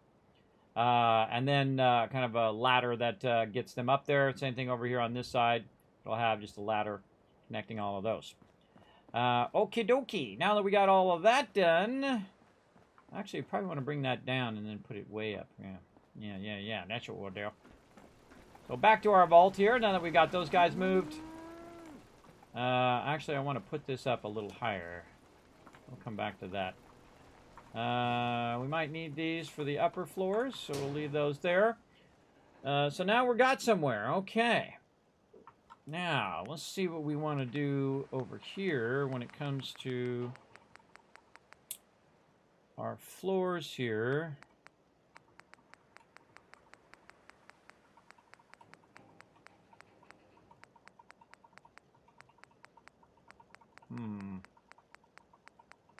Maybe something like this.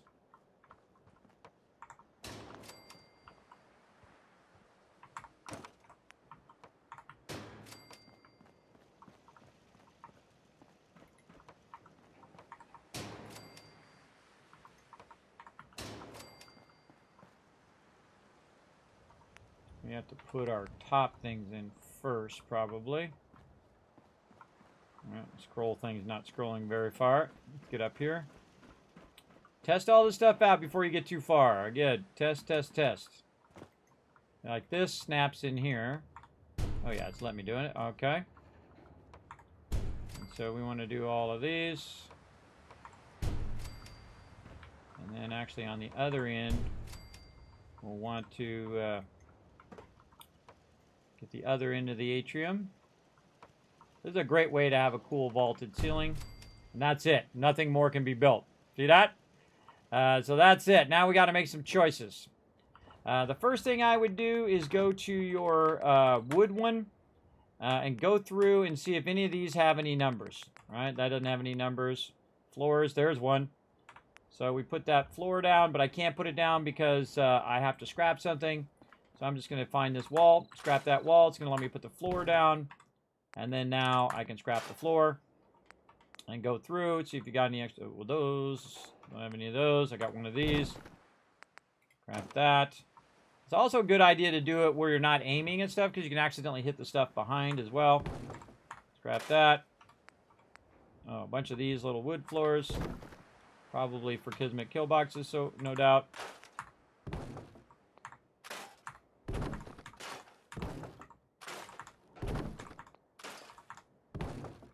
Now, the interesting thing in this game is if you notice, it's not affecting the size. And that's because it only does that in Fallout 76. But while I'm in here readjusting all of this stuff, it should eventually go down in size as I'm removing this. So we want to watch our little size thing over there and see if it does reduce. Yeah, there it goes. And so I'm going to start tearing down all the walls of this one. And I'm scrapping them, not storing them. And this is a good time when you are really going and redoing your base to make some choices about whether you want to keep all of this stuff, right? All this stuff that you've stored. Stairs is a good one. Sometimes I make a lot of stairs. Again, these are all stored in the workbench. Don't need them anymore. Just take them out, get those resources back. Utilize them. So again, good time to go through, see if you've built any of this stuff at any point and stored it along the way. Oh, I made a couple of these. Clear that out. Oh, getting dark time. Let me forward time. Oh wait, I was going to move my guys too. Let's do that first. Okay, we're going to move our vendors since it's nighttime. And we're going to set up our vendors. Now, sometimes I like to have my vendors outside, just along this outer edge would be good. But in this case, I'm going to make them so they're inside the vault.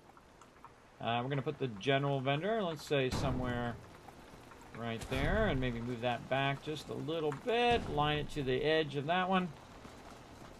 And, like, what are the two vendors that I go to the most, that I'm usually looking for, or actually going to be 3 vendors, that I look for the most? We got weapons. That one definitely I look for. But in the survival mode, the one you're going to be looking for is the clinic. The clinic, I need to buy antibiotics. I need to have my conditions removed if I don't have any antibiotics or if I just don't want to use them. So usually what I do is I put that one first. So here's what I can do. I can go clinic. I can then try to put the general store in there. By the way, you can clip that through the edge if you want. I'm just going to grab this one. Put this one first, because this will probably be the one I'm looking for the most. Then the general loot for getting resources. And I don't like the way that that's aligned. Use my scroll wheel right there, by the way. Nudge that even closer. See how much I can get away with that. Now, by the way, because I'm just moving them and not storing them, the NPCs are still aligned. Can I walk back there? I absolutely can. Perfect. If I can go back there, they can go back there. Now, next one I'm going to be looking for is the weapon one. Now, the weapon one, of course, is going to have my ammo, and I'm going to need that ammo as well. And so what I'm going to do is I can do this, which is going to snap it, and then you can get another one to help it snap forward. Great example is you can say general there, and then move this here, move this there, and then you can walk it back the other way. I'm going to need another one. I don't want to move the clinic one. Just so I can get all these aligned. Let's grab the armor. That'd be another one I would be looking for. And I usually do them in order of my need. Big time. All right, let's do this. Let's take the weapon one out. Move it there. General here. Weapon one over there. And now these are aligned across the area. Let's see if it can... Oh, that one not so good. So this one's slightly not perfectly angled to go all the way across. So I'm going to nudge it forward just a little bit. And then we'll do this all again, right? We'll use this one there. Put this one here.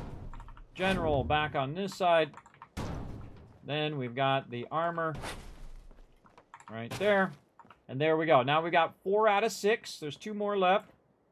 Let's go get those. And again, I'm doing this at nighttime on purpose so I can access these. Now I can also tell this lady, hey lady, go over there. And she'll break off of there. And then I can grab them. A great way to do that during the day. Tell her to walk over there. While she's over there, you grab the store. And she'll still be connected to the store. But you don't have to have that problem of not being able to move it. And then clothing. Walk behind here. It is still going down, but I can make it through. And there we go. Now, there's another one that's a special one, which is where all my people are right now. Having a little party, and it's inside here. And that is the bar in here. And I have it up here on the other level. Right over here. Oh, our people are actually not at the bar. They actually are sleeping. Somewhere. I don't see them sleeping. Where'd they all go? I have no idea. All right, let's get this guy off of there. And then we're going to take this bar and we're going to move it. And we're going to try it. Now, the bar is a special one because the people like to hang out by the bar at nighttime. So I need to think about where I want them to hang out. And I'm going to say way down here at the end. This is just temporary, and this is temporary. But we'll have them way here at the end where they can chill out, have a good time, make sure they can walk behind there, and whatnot. And you can see them all starting to walk toward the bar. You'll see them. They'll go inside. Pretty cool, because I moved the bar over there. Now, these are all linked to peeps as well. Mama Murphy! Go, people. Great way to get them to move is to pick this up. They all fall.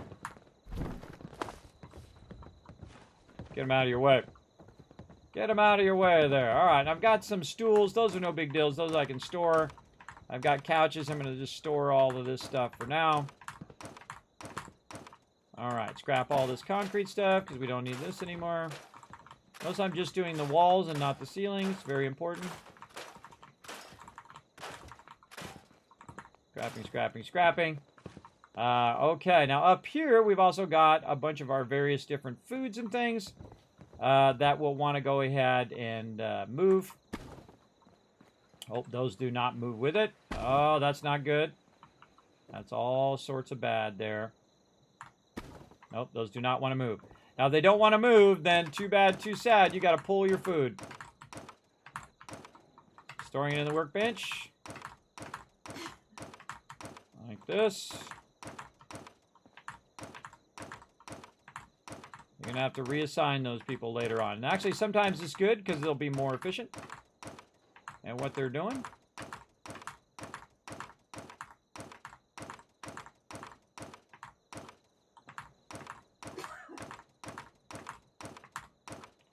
And there we go. All right, how much food do we have? 0. We've got some power armor over here that we need to move.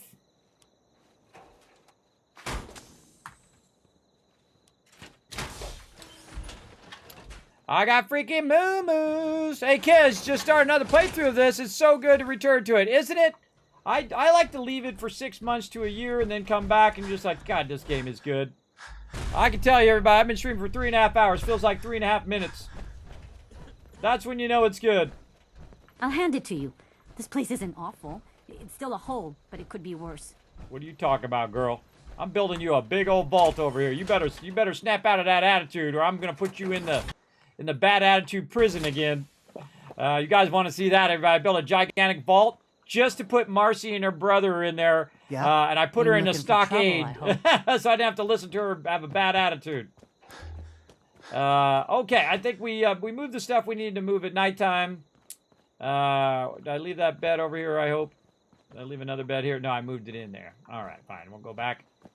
We'll get the bed. We also got to do our food here. Carrots and gourds and melons and whatnot. Now, I rarely ever use Radaway in this mode because Radaways are like so incredibly harsh by the way, you got to do a minimum of 7 hours in the survival mode, 6 hours in any other mode to get your well rested. And there we go. And now we're back to daytime. And I do that just for you guys.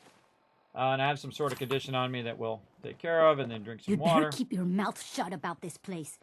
Can't trust anyone. Lady, don't make me do it. Don't make me do it! Don't be telling me what to do. I'm the overseer. Lady. Okay, tearing this down. That's what I'm doing. Stay focused. Okay, and we got a bunch of these scavenging stations, but you know what? I'm just going to store them all on the workbench at this point and reassign all these people. We got our little moo-moos. Places, we'll just put them down on the ground for right now. And again, we'll start all over with all of those. We'll take our dog houses out. Sorry, buddy. Hey, dog meat. Go over here. Oops. Oh, I don't think you command dog meat when he's not in your group. That's right. We gotta wait for him to come out of there. Put our crazy moo-moos down there for right now. Not store. Scrap. Taking out all the walls, and yes, stuff's gonna be floating in the air. Just roll with it. It'll be fine. It'll all be fine in the end. Take that out. And we took out all of the stuff up here. We've got to take these guys. We got to take their stuff out of there. This out of here. And then we no longer need these, so we can scrap those as well. Okay, now everybody needs to... Oh, not store. Darn it, wanted to scrap it. I'm going to go back now and check and see if I have any extra concrete floors, which I do. Here's a cool little trick with this. If you have a bunch of extra of these, just put one down like this, and you can actually do half distances. Watch this. Isn't that cool? So you can just stack it up and then adjust the height of however you want it to be. You just put it right in the same spot. You can also do that and then move it right in position, and then you can have an area to be able to move it a little bit up or a little bit down just by using the flooring. Very, very useful. I'm just trying to remove the flooring. That's what I was trying to do there. Ooh, a lot of concrete foundations. All right, let's clear those as well. Because it doesn't do me any good to have tons of these foundations stored up if I know I'm not going to use them in the long run. Now, again, it doesn't really affect your size here in Fallout 4, but it does affect your resources. So you want to definitely get some of those resources back. Ain't no reason to have it. Doesn't do you no good to have, 20 of those stored at a location. Because you can always come back and build them again.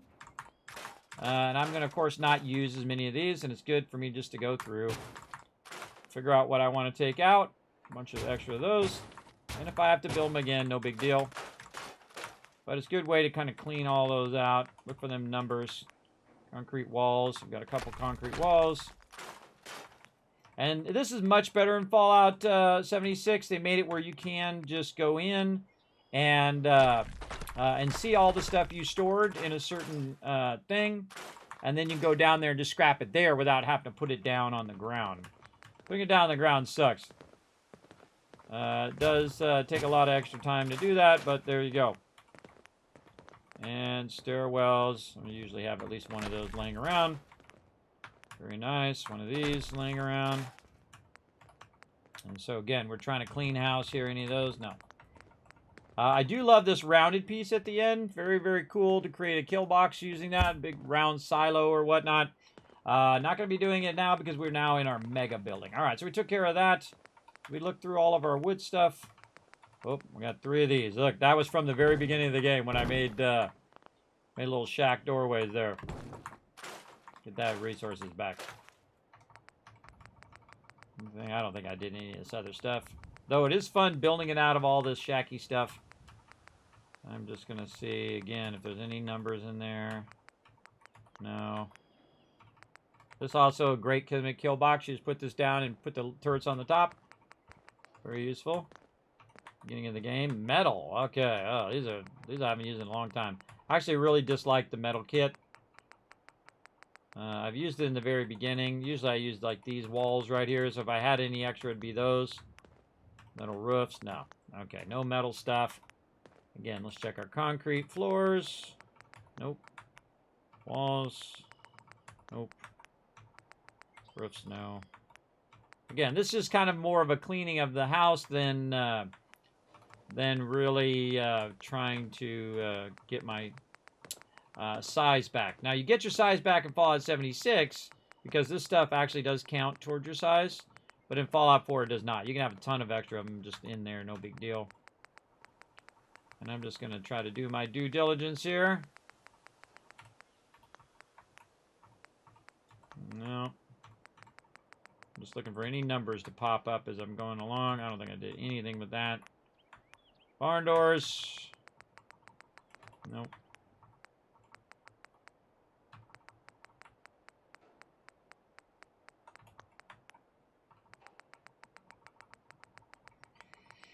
If I see a number pop up there, then I know I've stored one of those. I don't think I did anything with any of this. Nope.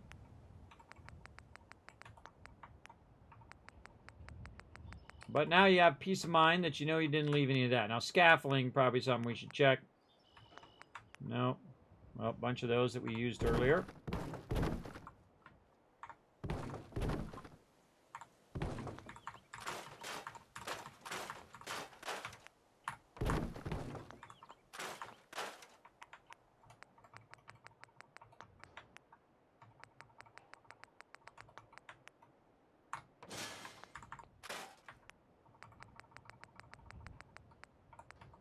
Oh, wait, there was something there. This one.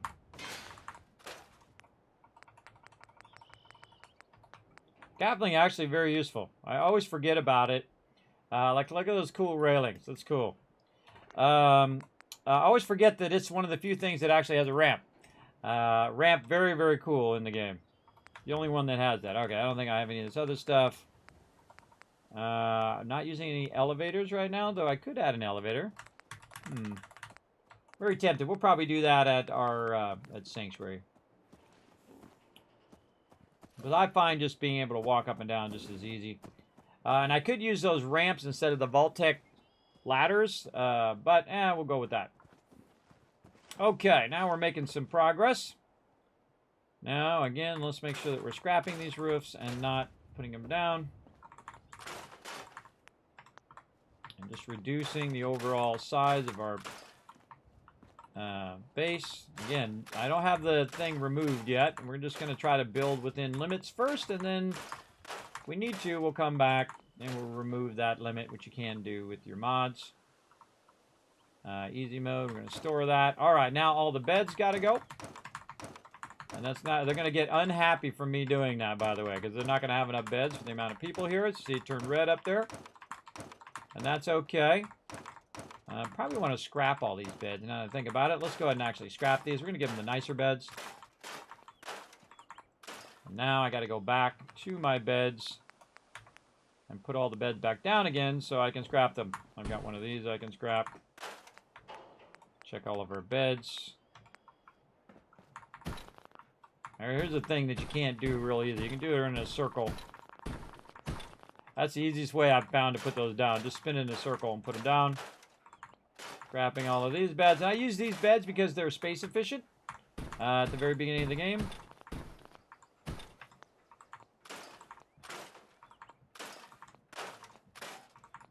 But we want to give them the good stuff. So they're going to be living good, everybody. They've got to be living better than anybody. And that one I want to keep. Because that one I'm going to use. And I have one bed, and that bed is already in there from before. Okay, this is all done. Now we can go ahead and scrap all this.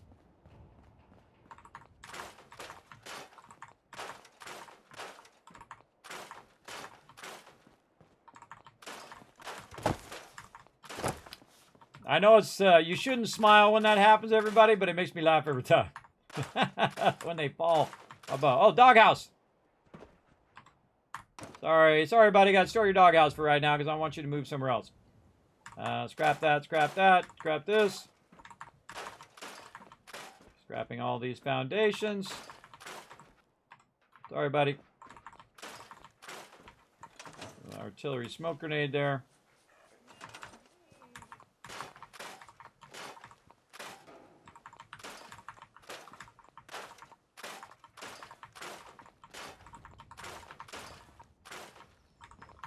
And there we go. All right. Look at that. It was like it was never there. Isn't that cool? I find that stuff super fun. Super fun. I see we've also got this back here, probably so I can run up on top here. Let's go see what we got up on top here. Oh, I probably had my power up here originally, and then I was working with the... Oh, no! I failed to talk to the settlers at Outpost Samanda. That was my bad. I failed to help the kidnapping. They'll be fine. Also, these right here, we're going to store all of these ones. We're going to redo all of our scrapping here as well. This one we're going to repair. And then we're going to store that one as well. Now, these guys over here, I actually want to move them to Spectacle Island. And I want to move you. No, he doesn't want to go. He don't want to go. Okay, can I move you? No. Starlight driving. All right, show you a great trick, everybody. So this guy, get out of there. I get this guy and say, we'll get along. Even though I can't understand you? Yep. Let's get moving. Time to hit the road.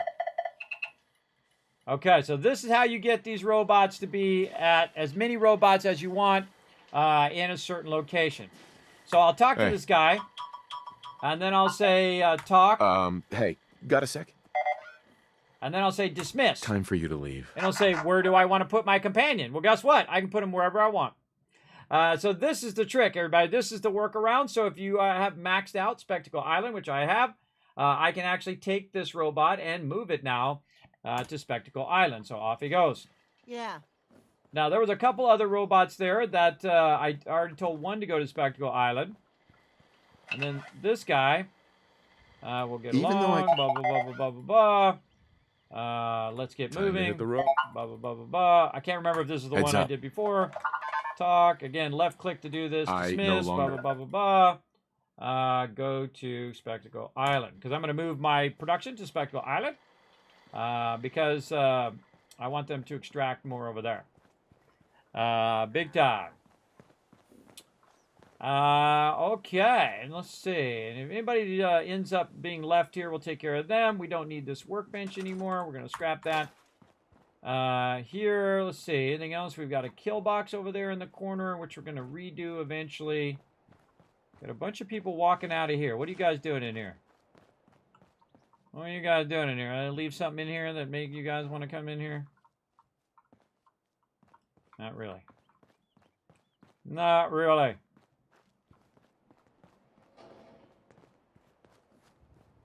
I think I got everything back here too. And I super looted all this, by the way. Went through and scrapped all the fences and all that. Don't put a wall around your thing. It doesn't do any good at all. Oh, hey-oh. Look what I left in here, everybody. A bunch of power armor. I forgot I left that in there. I got to come back for all of that too. Move all of that stuff over to my other location. Oh, there's some purified water laying around. I love it when it's nice and sunny. I can see all the stuff that I dropped on the ground. Okay, so we're decommissioning that base, and we're putting this one in its place. So let's go to it. Right over here. Not many doctors. Oh, what the heck? Hold on a second, everybody.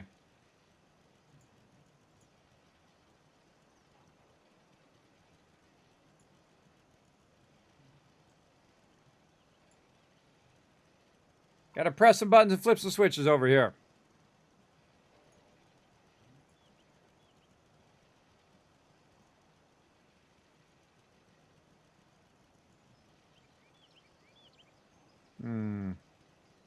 This one.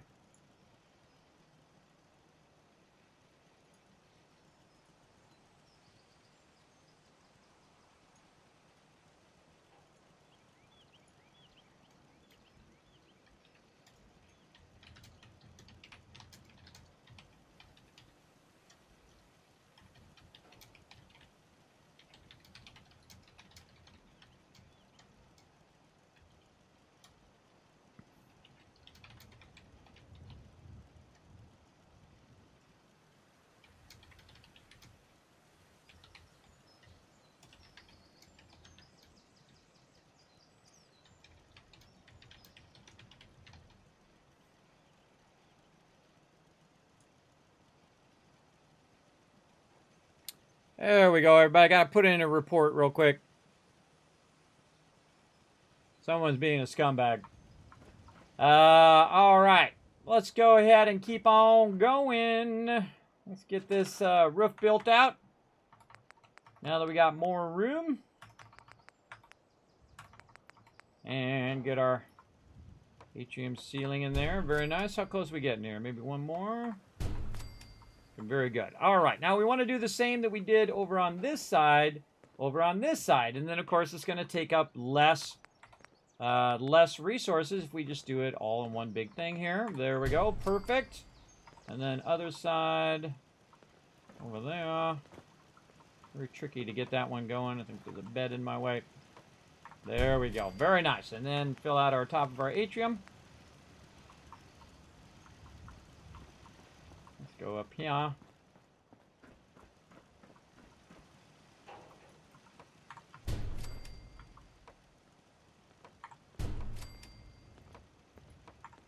It'd be cool if this part right here had a window, right? So that light is coming through that top part. That would be really cool.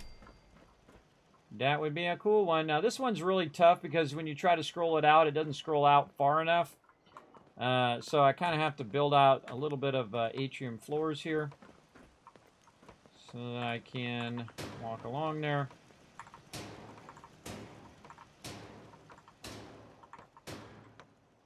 Like that.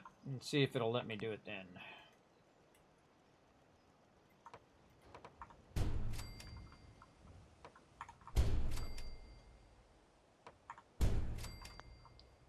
Okie dokie. That looks good. And then we're going to put in our thing. Now, most vaults, right, you want your people to stay underground, but this particular vault is going to be the type of vault where people actually can go in and out of the vault.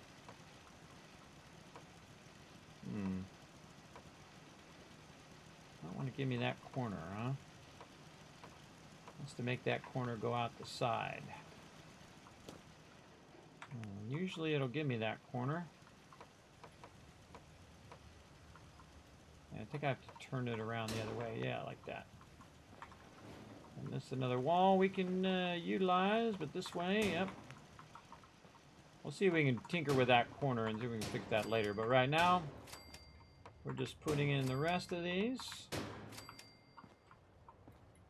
Yeah, these corners are typically feisty. You have to turn them around backwards because of that piece that we're utilizing there.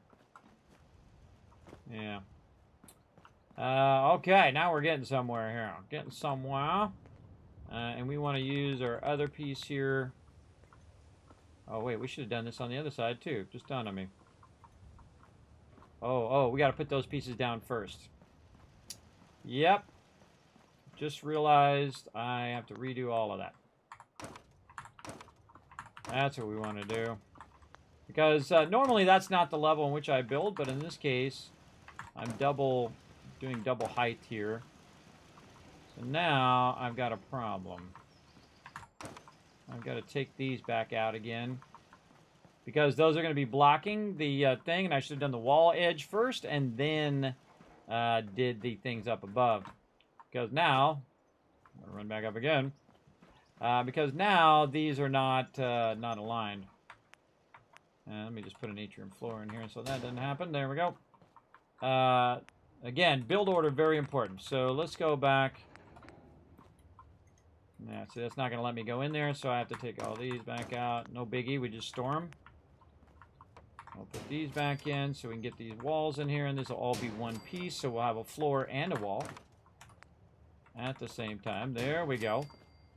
And then we'll put our wall back in over there. Very nice. And then we can do all of our atriums that we stored right back in there nicely.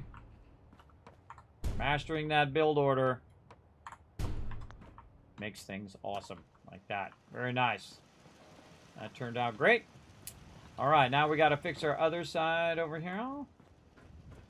Now, what we might do is just kind of finish out the in part here and run that around the edge, and then we can walk along that. So actually, we can take this part out.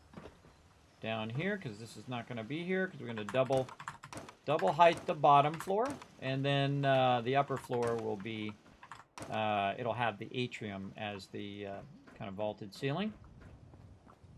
So we'll take those out and we'll get ourselves some floors here. Now this is actually part of the bigger piece, so I'm just going to use a single floor. Go there and to go here. Now this one, I believe this is where I'm going to have my door. Oh no, it's on the other side where I'm going to have the door. So this one could be like this if we're not going to put a door or anything in there. And we can find that extra window. Where'd our window go? This way. Over there. Be a great filler for that. And then more floors. And then this one, we can use our angled edge. Maybe get it to go in there. Come on, you. Oh, we got to take the this out and this out first. And then we get our atrium to go back in.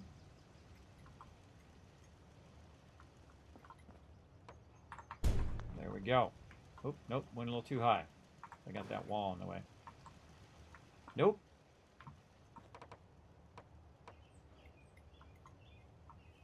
It'll be like that, are you? Fine. Store you. Falling off sucks. Falling off is annoying.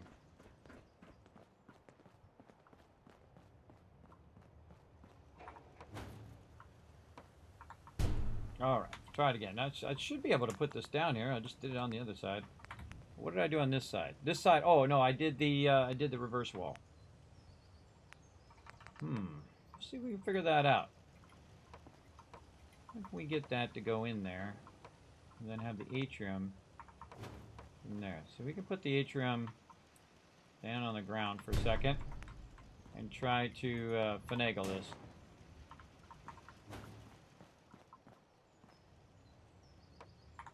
Snap it up there, and bingo! There it is. See, what I did is I snapped that top part, and then the top part let me snap this down here, which means that we can take this one out and this one out and do the same exact thing over here. Take this out. Oops. Like that. Didn't mean to take it all the way out. I should have picked it up and took it out. Whatever, it's stored in the workbench. Whatever gets it to work, and then we'll snap it across the other way. And there we go. And so the top part snapped together, which push it down right in the perfect position, and we don't need the two pieces. We only use in the one piece, which makes it much more optimized, and you have more space as you're working. All right, store all these away while we finish out this upper wall edge. I guess we could put windows in there instead. You feel like doing windows in the upper stairs? That's a good question. Are my people going to get shot up here is the real question. Well, I feel like windows. Yeah, that's it. That's the ticket. Okay, we got lots of things to redo. Alright, let's actually scrap these ones then. Scrap these ones out, pick this up, put it down there for a second. Scrap that one. I've changed my mind. I want the windows. And then snap that together there, and there we go. Now we got our windows, and we're going to go with those. Again, this is a vault in which they can go outside, so, you know, might as well give them lots of natural light. The only problem is one of the things I would need to do if I did want to protect them in here is put all the glass in. And I'll probably not do it, just because it will require a lot more space, but maybe in the future, we'll see. Can't put that out there, won't let me set it over there, maybe. Nope. Alright, we'll just store it. Put our window in. And then bring it back. Snap it over there. Very nice. Okay, now we're getting somewhere. Over here. I think this one I wanted to reverse this where I have the thing up above. So I'm going to need some sort of way to get up there. A ladder. I don't think it's going to let me snap that so close. Maybe something right in the center that goes up there. Yeah, we'll think that through. Let's see. We want to get our atrium floors here. Fill that in. Oh, we're going to take this out, store this. We're going to do our windows instead. These ones will scrap. And we're going to take all these out again, everybody. See? Build order, very important if you're going to be redoing it. Especially if you change your mind, like I did. I changed my mind how I want the edges of this to be. So again, we'll scrap those out. Now again, I lose resources when I scrap those. But I've got plenty. I can build 3,623 of these. That's why I build up so much resources to the playthrough. I don't do creative modes or do modes in which it gives me all of the stuff at once. I think you should earn it along the way. I'm of the old school thought. But hey, it's your game. You play it however you want. I am of the old school. There we go. There we go. Okay, so now we got that done. We need to put our atrium back in over here. There it is. And now we actually improved upon our corners here too. Very nice. Now we got windows all the way down the end. Man, I really love that. All right, that turned out really, really well. All right. Put back in our top of our base.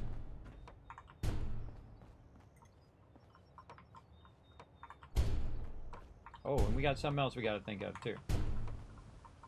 We got some other stuff to think of. We might have to take these back out again, or at least some of them, here in a second. We got to think about our power.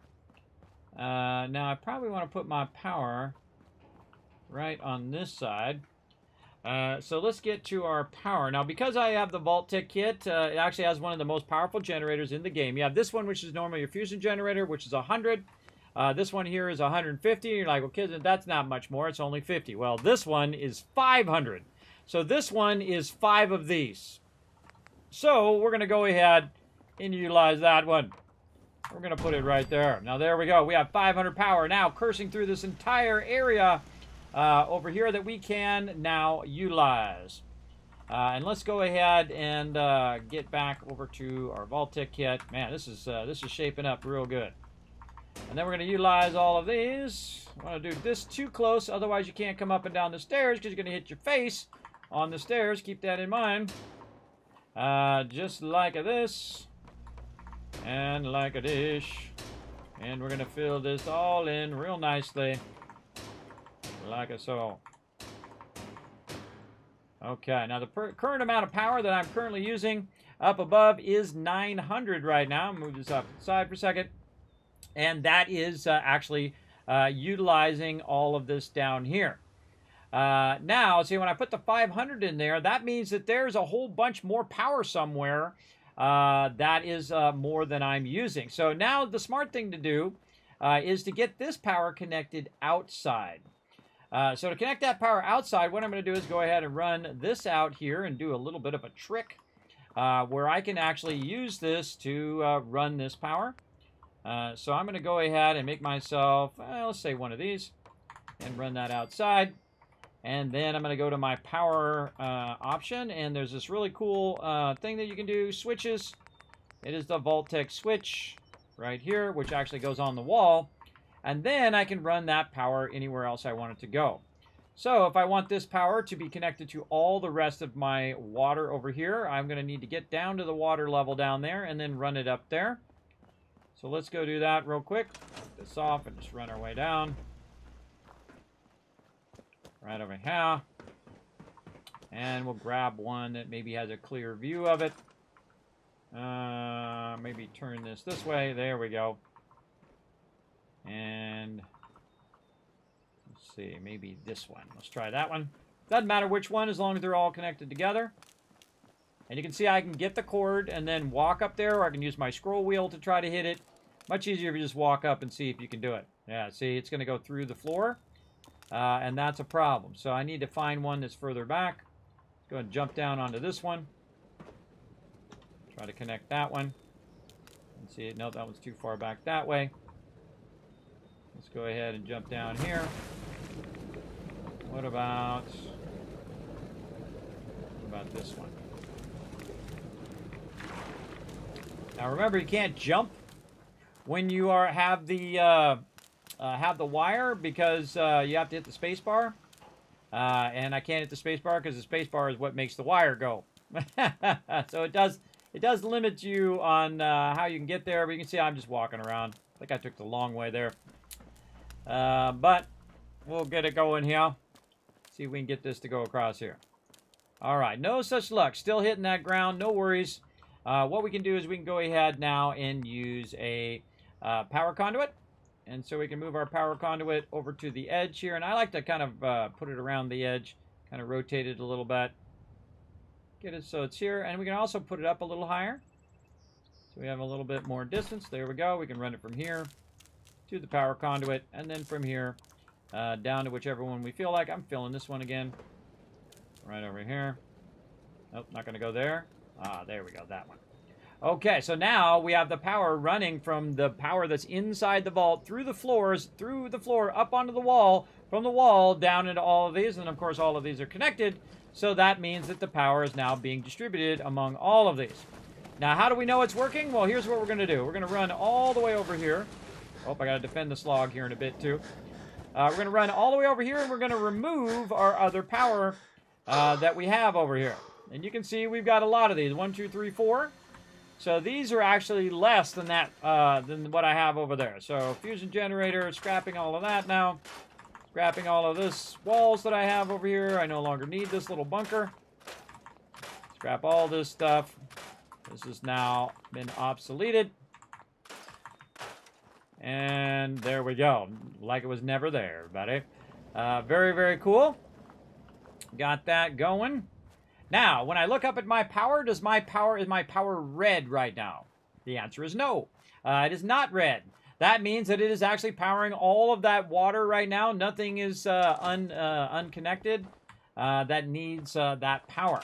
Now, another way I can tell is I can go into my workshops here in my Pip-Boy, go down to Sanctuary while you're at Sanctuary, and look at how much water is producing, 2,203. I can also compare it to my spreadsheet that I have for Sanctuary, and I made a note of how much purified water I'm producing, 2,203. In case you can't see that, I'm going to go ahead and zoom in it for all you mobile peeps or people who have to squint. Right there, 2,203, and that's why I make that note, is so that if I do change something, I can come back and double check that it was the same as it was before, and it is. So it's good. It's all good. So this one power thing, which actually takes up less space in my overall build level, is now powering all of it. And will power anything that I have it run to. And because I have it running outside, I can also use my purified water now to chain that power. Now, if anything in between gets knocked out, if one of these get knocked out in between, then all the rest of them get knocked out. Just keep that in mind as well. But all that stuff looks good. And look at my peeps over there standing their posts on that artillery. Okay, so that all looks good. We've got our power in before we put the rest of our ceiling in. Let's see if it lets us put our ceiling in. And then this particular build is coming to an end. Then we just do all the interior stuff, and then we should be good. Let's go, baby. You definitely want to put your power in first, because it will not let you move your power after you do your ceilings, especially when you have it this close to your ceiling items, or at least in case of this one here. This one, we will go ahead. I want to put this down below, but I guess we're just going to go ahead and see what we can do here. We're going to put a doorway or a thing here. We probably want to back that up just a little bit. Here's a little trick. You take this atrium floor out, put it right there, take this ladder, and then it will actually snap to the ground. Then you can put this one back, and there you go. And now we can go ahead and also go atrium, and then a doorway. And this is going to be my office.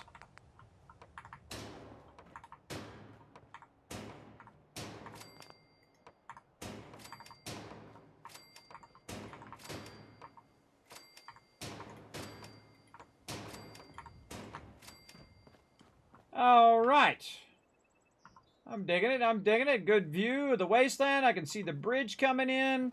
I can, if anybody attacks, I can lean over the edge, do a little pew-pew on them there, right? And of course, if at this point, if I was doing the thing, brain, I could put my fast travel there. There we go. If I wasn't in survival mode, there we go. If I wasn't in survival mode, I would put my fast travel right there, to where my particular office is. All right, and then I'll have my bed there and all of that. Now, I'd love to have the vertibird land up here, and, you know, 60% of the time, it works every time. And I have put the target on some of these and actually made it land there before. But most of the time, because it does load it after the vertibird gets close, and there's like a decision point in which it decides where it's going to land, that it would most likely not land up here, which is a big bummer. Now, I also need to think, do I want to make myself an overseer's office, or do I just want it to be open to the world? That's a good question. And do I want to have the sides here? Maybe I want it to go out in kind of a bit of a platform like this, and probably put my bed somewhere inside here. Say, can I sneak that in? I don't think it's going to let me get those side things in up here. Maybe just put that bed down below. And then when I want to use this bed, it'll be down here with the rest of my peeps. Let's say right there by the window. Now, of course, sleeping by the window, I'm going to save all of this as well, by the way. I did a lot of stuff. Oh, God, we got a lot of people. We got a lot of places to go. Again, the only way I can save is to do that. So, yes, this is going to be nice. Nice little work area here. This is where I'm going to put all my workbenches and where I'm going to repair stuff. Now, most of the time, though, I would put that stuff at the ground when you're in survival mode. And the reason why is because every time you want to do it, you have to land your vertibird, walk up into your vault, walk all the way up to the top of your vault, and walk all the way over here to do those workbenches and things of that nature. So I would think that through before you put them up here in the survival mode. But in the normal mode, just put your fast travel right there, fast travel right here. And the cool thing is, if you have it up here, you can fast travel, and if zombies are coming in, you can shoot them. If you have a bunch of people attacking from this side, bam, you can shoot them. And if you have anybody attacking from the other side, you could also make a door out the other side, like right back here. Take that one out. Put a little door here. Oh, I went past the door. It was rotating. There it is. Put a little door there. A little lean out here. And then, boom, you've also now got the ability to defend this. Even shoot people way over there, because you got no obstructions. And because they attack, they come running up from the bridge area, and they come out of this thing here. So you really got good view all the way around the entire base to be able to defend the base from this one location. So very, very cool. Dig all of that. And I do not want my power to get destroyed. So if we have enough room, I will put in those windows. But if we don't, then I'm not going to worry about it. And I think we're going to go ahead and just put this window. Oh, no. I'm going to try to put this window out here, maybe. So can we get away with it out here? Over here, maybe? Oh, there it goes. Nope, never mind. Let me put that on the outside. I'm going to go with that. Like that. And all of that looking good. Looking good, looking good. All this in here. Okay, now we need some beds, and we got to go help our peeps.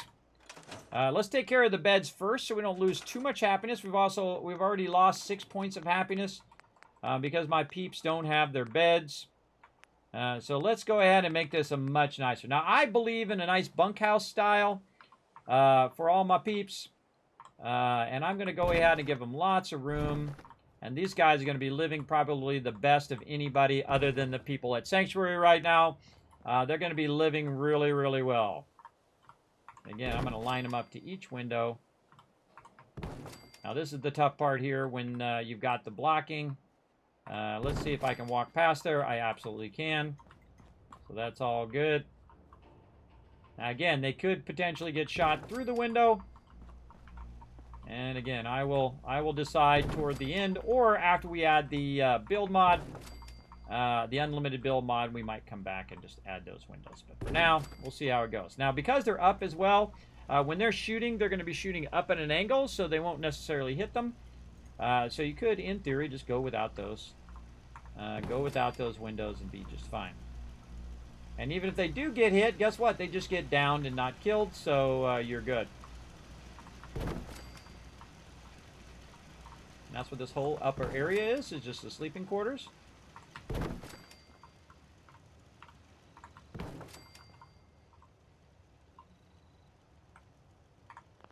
Kind of like communal sleeping. Now you can make an individual room for them all. Each and every person has their own individual room. You can absolutely do that. But that's the way it goes in here. And again, we need some more. There we go. So we need about 20 beds. I always go more than I think it's going to be. And so we're going to add 2 more over on this side. 1 there. And 1 there. And I try to aim for around 22, because that's usually the maximum settlers. Here at Sanctuary, I find that my settlers sometimes hit 24. It depends on how much charisma I have. And you can boost your charisma temporarily to get your more settlers, by the way. And then say you get 24 settlers, and then your charisma goes back down. Well, guess what? You get to keep those settlers. You get to keep them all. You'll be just fine. Now, the other problem we have is food. Now, I need to go ahead and utilize some of these common areas for my food over here. And so I'm just going to do some basic food here. Food over this way. And again, we need to take care of our food first. And we're going to try to put this over here and see how it lets us do today. Sometimes it's a little feisty, but I think right here ought to be good. And they can always walk over this or walk through this. And I'm just going to give them the bare minimum now. And that is mute fruit. And when you build it at that spot, it's going to be much better because it's actually going to now register that as being right there. As opposed to the way sometimes I do it where I'll build it elsewhere and then I'll move it into position. And I'm just going to go ahead and put these in different things. Now, the reason why I'm putting my food up here is so my food doesn't get destroyed. Again, all the stuff up here on the second floor, less chance it's going to get destroyed. Though sometimes I find that your power gets knocked out anyway, even though you might have it like in a real secure bunker. It could get knocked out as well. And you can see that I'm spreading these out from each other. In this particular time, normally I put them right next to each other. But in this case, I'm spreading them out. Just so I have more room to put them down and I don't have to move them from that particular location. Now my power's in the way of that one, so I'm going to go ahead and move this one a little bit forward here. Again, it doesn't have to be perfectly symmetrical. That's okay. And here, there, and there. And then same thing here. There we go. Now we have our food. Now another thing that we're going to need is we're going to need some lighting and all that stuff. We're going to get into that in a bit. We need to get, well, I think it's downstairs here. Let's go get our vault-tec thingy, our terminal. There we go.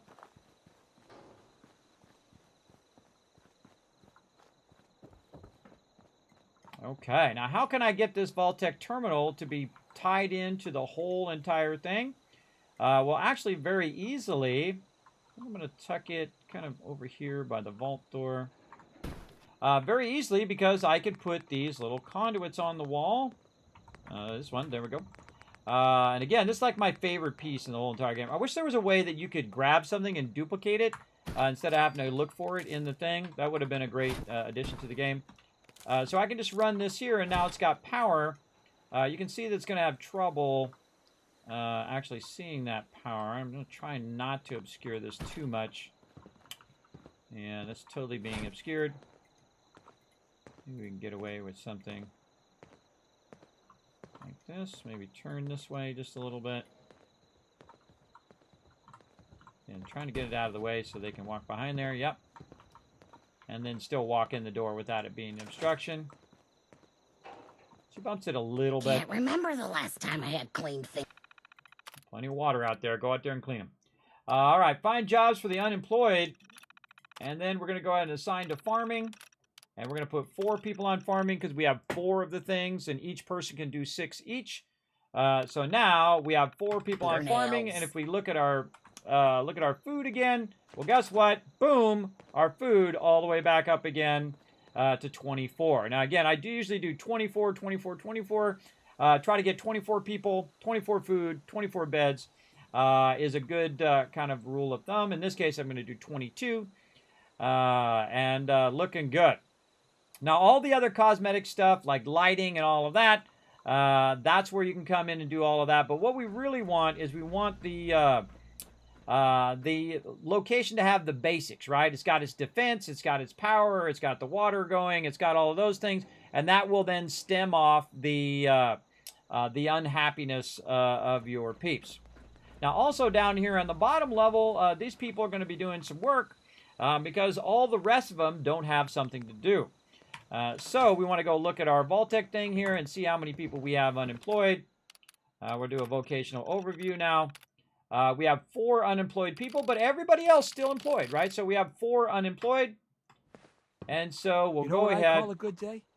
One that ends without and make exactly the amount that we want now, right? Before I just made a bunch of them, like 10 of them, but now we're going to do the exact amount. And I also want them to be close to where they can run out and, you know, fight off the baddies if they need to.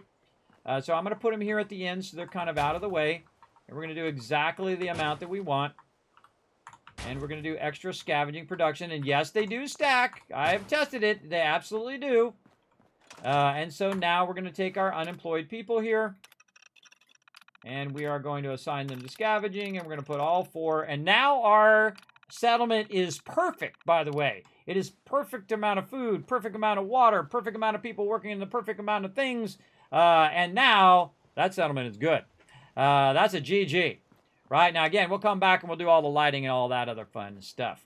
Right now we want to save and hope we don't miss out on our defense. Let's do 1 more hour and hopefully we don't get hosed. Nope. Okay, good. And then this is a different power armor. I got to find my power armor. Where did I put my power armor? I think it's out here somewhere. I got to go take a trip in my favorite rocket ship. If you ain't been up to see Grey God, you should go. I have been. I own that place. I own that place. Let me check the, let me catch up on chat. You missed Fallout 4? This is my 10th playthrough. This is the one to rule them all. This is the mega playthrough. We're doing everything, including ruling the wasteland from level 2, everybody. Right now, producing about 50 grand worth of purified water just at this one location. Overall, throughout the whole entire thing, I make about 200,000 every few days in game.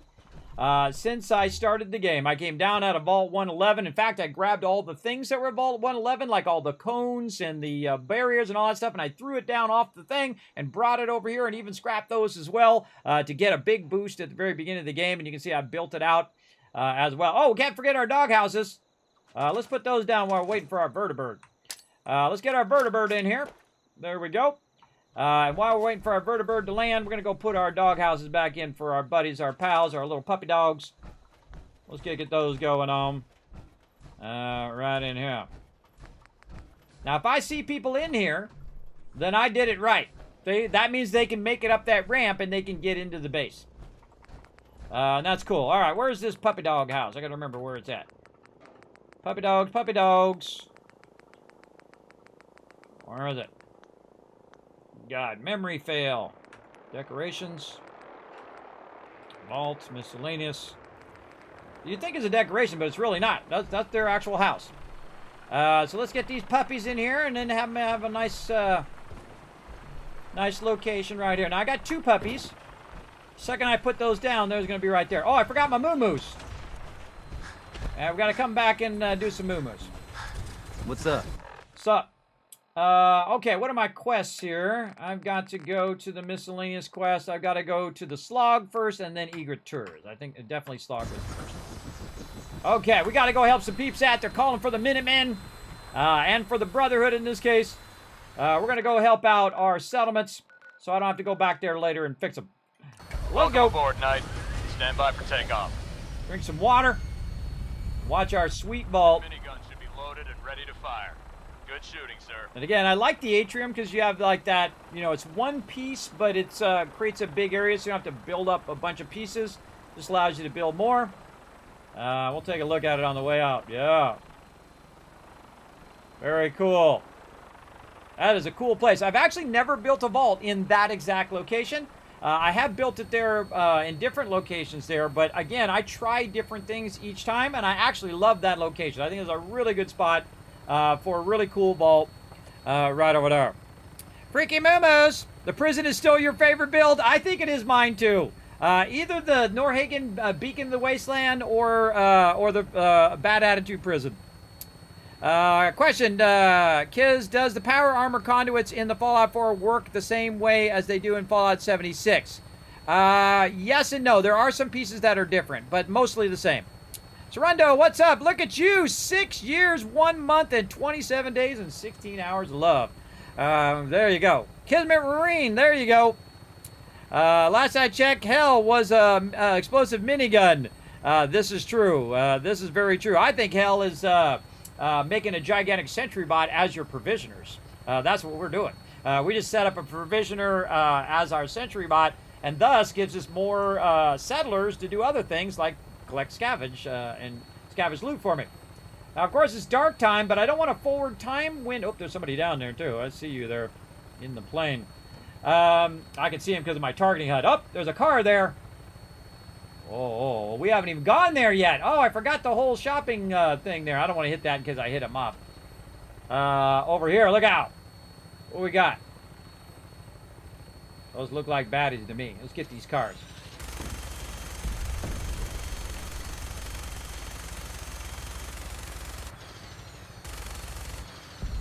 Got him. Oh, way back there, too.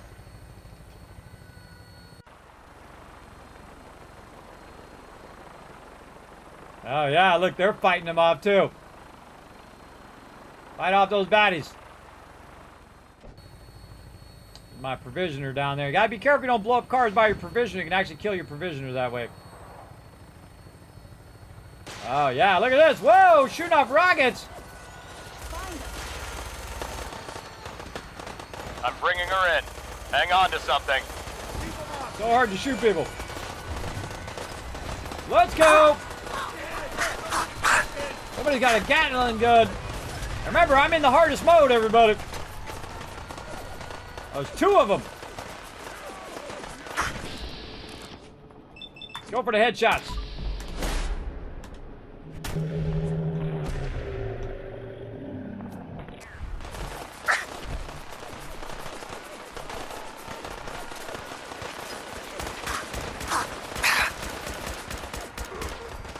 Smashy!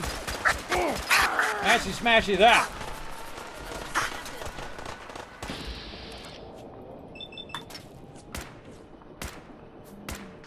Why are my chances so low? Why is my chance so low? I only got 39% chance. Get him! Why is the kill box not kicking in? My kill boxes are not shooting.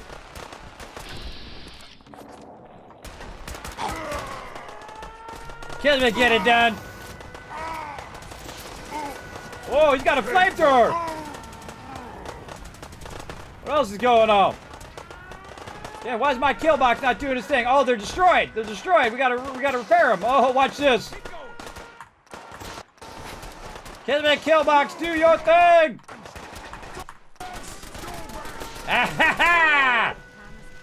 Eat that, suckers. Yeah, so the super mutants came in and they knocked out my turrets. Tricky, tricky. So again, if they do have ranged weapons, they can knock them out. Let's double check them all. They all look good. Woo, mama, that was some fun. Now, if you notice that the mobs are actually getting harder, so my Overseer's Guardian is not being as effective as they are, there is a diminishing return point of your Overseer's Guardian around, I'd say between level 60 and above. You'll start to see that you're not one-shotting mobs anymore.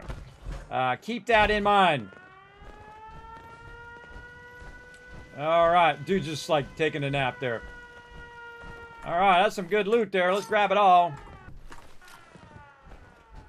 This guy face down in the chair. And over here.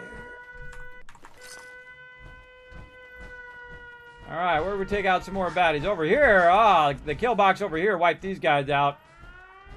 I think, or maybe that was me. I don't know.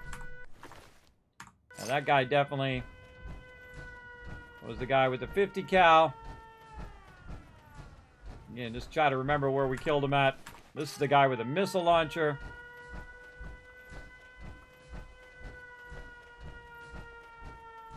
Oh, there's a glowing dog down here, too. All right, somebody can turn that alarm off for me. That'd be great. We're good. Turn the alarm off over there, people. Now, most of the time, they will do it themselves. But let's go up here and check this kill box. We see some smoke coming out of some of them. Oh, yeah. They wiped out the turrets. We're going to have to build more turrets. We got that guy. And there might have been some more peeps. Honestly, I don't remember where they are. They don't highlight, so I can't tell where they are, because they didn't add that feature until Fallout 76.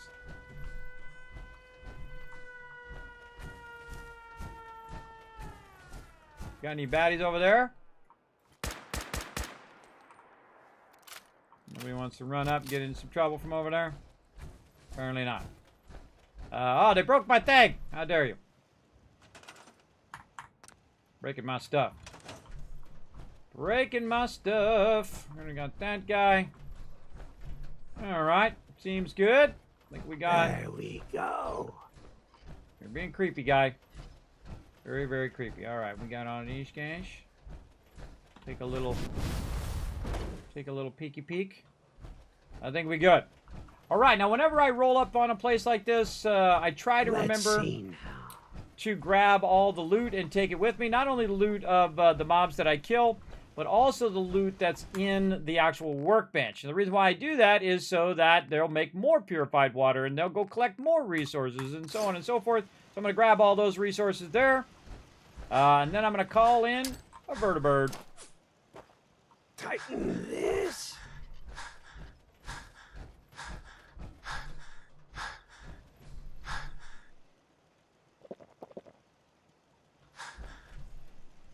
And next, I think we're going to the marina, right? Yep. Egret Tour Marina. Egret's Tour Marina. There we go. Cookie! Num num cookie! Last I checked, yes. Back up, yeah. There you go. I went and hid behind the thing, because again, in this mode, everybody, I can totally be one-shot. Even in my power armor, even if I had the best stuff in the game, had it all geared out and modded, I can still be one-shot. So you always have that feeling in your stomach like, oh, look out. Especially when they start to get tougher, especially after level 80 here. They are going to get tougher for me, because normally I would just have one-shotted those mobs with the Overseer's Guardian. Okay, eager tours it is. Let's go. Way down here. Clear across the other side. Welcome aboard, Knight. Stand by for takeoff. Stay loose, everybody. I'll be back one day to mega build over here as well. Good shooting, Knight.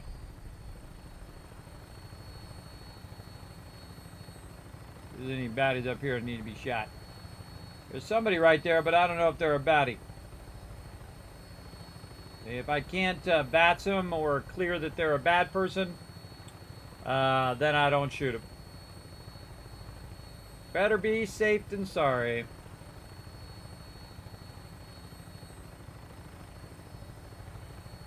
Like dogs? Some dogs there? Some dogs sitting there. Again, with my targeting HUD, you can see there's the little red things down there. Like I can see there's a ghoul there, there's some turrets, that whole thing respawn. And that's what's so great about the targeting HUD is you can see live targets, whether they're turrets or whether they're people. Anything that's alive will show up, like right there.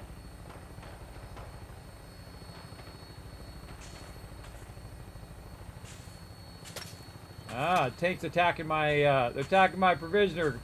Run away!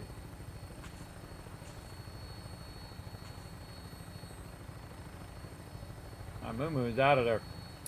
He's out of there. All right, I'm looking for evil cars that we can blow up as well. That's always fun.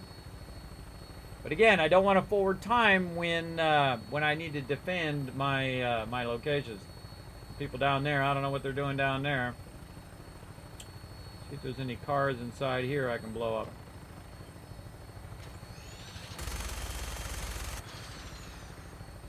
No such luck.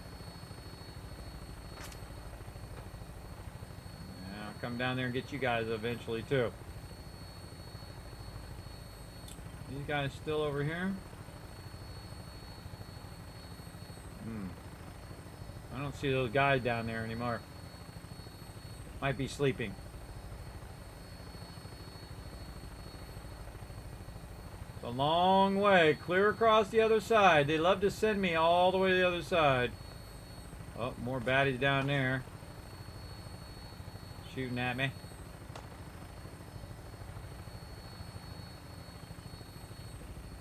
Again, the only way I can see them is through the targeting HUD. They just show up as a red glow. It's kind of cool, though, because it shows you where mobs respawn. It shows you when mobs are faking it, like ghouls that are laying down, acting like they're dead. They highlight in red, so I know they're still alive, and I blast them. Oh, someone shoot me from the other side. Oh, yeah, a bunch of them along the road over there. Bunch of them. Yeah. My provisioner over on that side. Again, I'm going to replace all my provisioners with robots. Oh, here we go. Now we got it going on. Prepare for landing. Touchdown could be a little rough. Battle's going to be over before I even get out of the vertibird.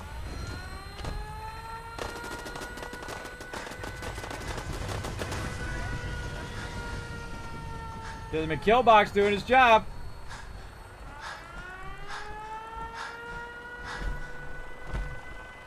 That was it. Done. I just go over here and pick up the loot. Oh, a little mini nuke on that one.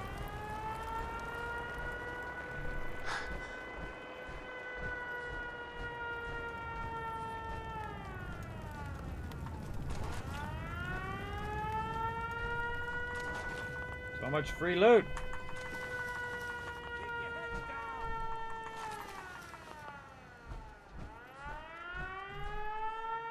Oh, they see somebody else. Somebody else is definitely after him. Got people out of my way. So I kind of pushed that guy out of the way so this lady could move. And I could push her out of the way. And try to push this guy out of the way. There we go. And then I get in here and use my bed. If we have to, just leave. And then I'm just going to sleep for an hour so I can save. So we'll do all that again. Actually, let's just sleep for 7 hours, and then we'll be during the daytime, and then also I'll get rid of my fatigue at the same time. Now, if you notice that I don't worry about my food and water all that much, and that's because it's no big deal until you start taking damage as well. So very often I would just ignore my, especially my food. Water, I usually have purified water on me, but most of the time I'll just ignore that stuff because it's no big deal. As long as I'm not dying from it, no big deal. Alright, turn that thing off. And because I forwarded time, the vertibird has flown away, which has dropped the aggro, and there's no longer any aggro here. And you can see this is really cool. This is actually the last settlement I found in the base game. Was this one, because it's very tricky to find, because you think it's all boarded up and useless, so you're just running by, and you're going to go do something else. The one time I stopped over here, and I'm like, oh, cool, it's like a marina. So I went out there to loot that thing out there in the center. And then when I came back, I realized there was somebody in this building over here. And then the rest is history. All right, vertibird. Let's go. We got 3 left. Let's not forget to grab the loot on the way out. And again, that's why I have these. I call these quick benches, so I can just access the workbench right over here. And I'm going to grab all that loot as well.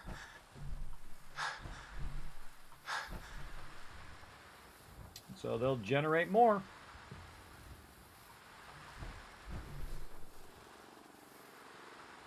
Don't we have a weather thing in here? Which it's up here.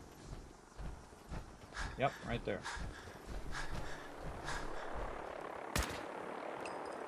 I always have this kind of firework thing. If I don't like the weather, there's it right up for me. That's called the weather change thing. It's part of the Contraptions DLC. It's very nice. I also get a mod that does the same thing too as well. You can have it clear all the time if you want. Oh wait, there's a dead guy there. I didn't loot that guy. Oh well. No biggie. All right, we got that done. Now we actually want to go back to Boston Airport again. All systems go. We're clear for takeoff. Drop off all this loot that we just picked up. And then get Your some more weapon is vertebrate locked and signal loaded. grenades. Good hunting. Thank you, thank you. Now look at this. Nice daytime. Might be able to spot some more cars on the way back. And again, if you go different routes, you'll find on the vertebrate that you find different stuff, right? You'll find maybe some NPCs, maybe some cars to blow up. You can see I've definitely been through here. All the cars are destroyed. Either I walked through there or I just... Oh, that one I missed. There we go. Again, clear your targets. Make sure you don't got any provisioners nearby. Look at this one, upside down. That one's already destroyed. Now, it has to be on this side as well, so I can tag it. Oh, you little baddies. Oh, you are a baddie. All right, I'm gonna get you. Take a few pot shots at that guy. He's a bit far away. Oh, there's like a mole rat or something down there. I see you down there. I think there was a car there I just missed, or it might have already been blown up. Looking for cars. Now again, watch out you don't blow up a car right next to a Diamond City guard, because then that'll tick them off. And then one of the most annoying things is that it elevates you way up, because it goes right by this these tall buildings, and instead of going around the buildings, which is what it should do, it puts you way up in the air, and then it makes it harder for you to shoot that stuff down there.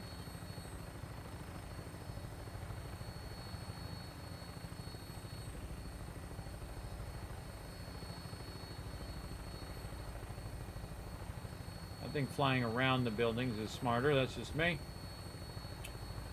No cars or baddies that we can see that are for sure targets.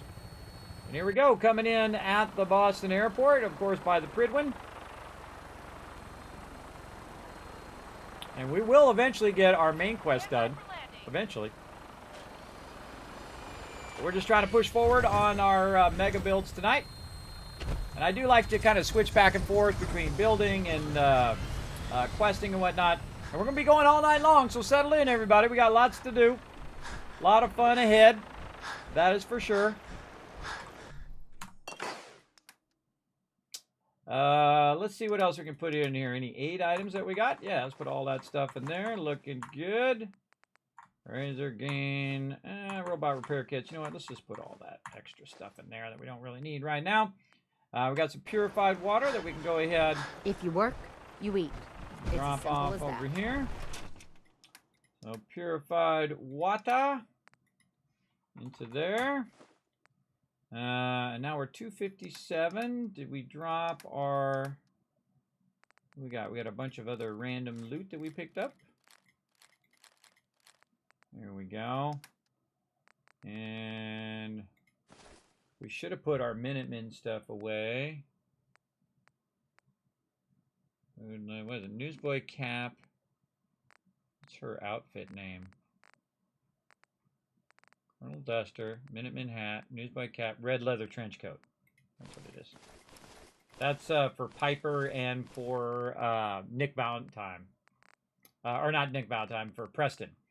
So when I take their outfits, I put their outfit in like a display. And then I give them like power armor, and I give them all the best armor and whatnot so they can survive in the wasteland. Very cool. I'll drop all this ammo in there. I'm sure I've got a bunch of just ammo I'm not using. Especially that mini nuke. About miscellaneous. I got any more of that? Not really. Okay, that's good. Let's leave the power armor here for a second. Yeah?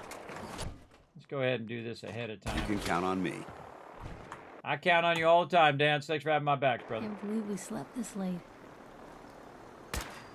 Hey, how about channeling that anger somewhere else, huh?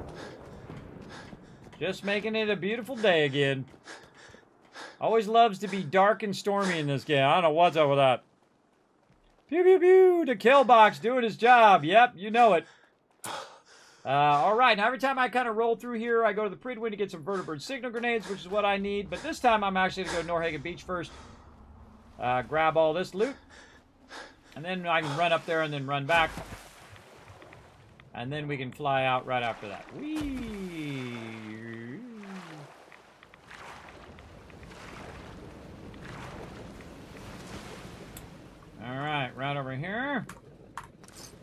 Actually, while we're here, let's see if we got some people we can get doing something. Oh, it didn't come up. It did the other stuff. Nope, still not coming up. Back away. There we go. It should come up with my vocational overview stuff. How many people we got? 6 people doing a whole lot of nothing right now. All right, fine. We'll go ahead, find jobs for the unemployed. Assigned to scavenging. 5 of them. All right, how are we looking now? Do we got 1 person unemployed? All right, well, we got 1 person. Let's assign them to farming then. Okay, now let's see how we're doing. 22, 30, 99 with 80% happiness almost. Very, very nice. If you hit 80% happiness, everybody, you're doing really good. Open to see the arrow turned around the other way now. And there we go. So everybody's busy doing something. Enough beds, got everything good. And we also want to go in and grab all of our loot, including massive amount of purified water, 1,400 right there from all of this. You're running. We're going to take it back. And, of course, it's raining again. 2 seconds later after we cleared the weather. So that's just the way this game works.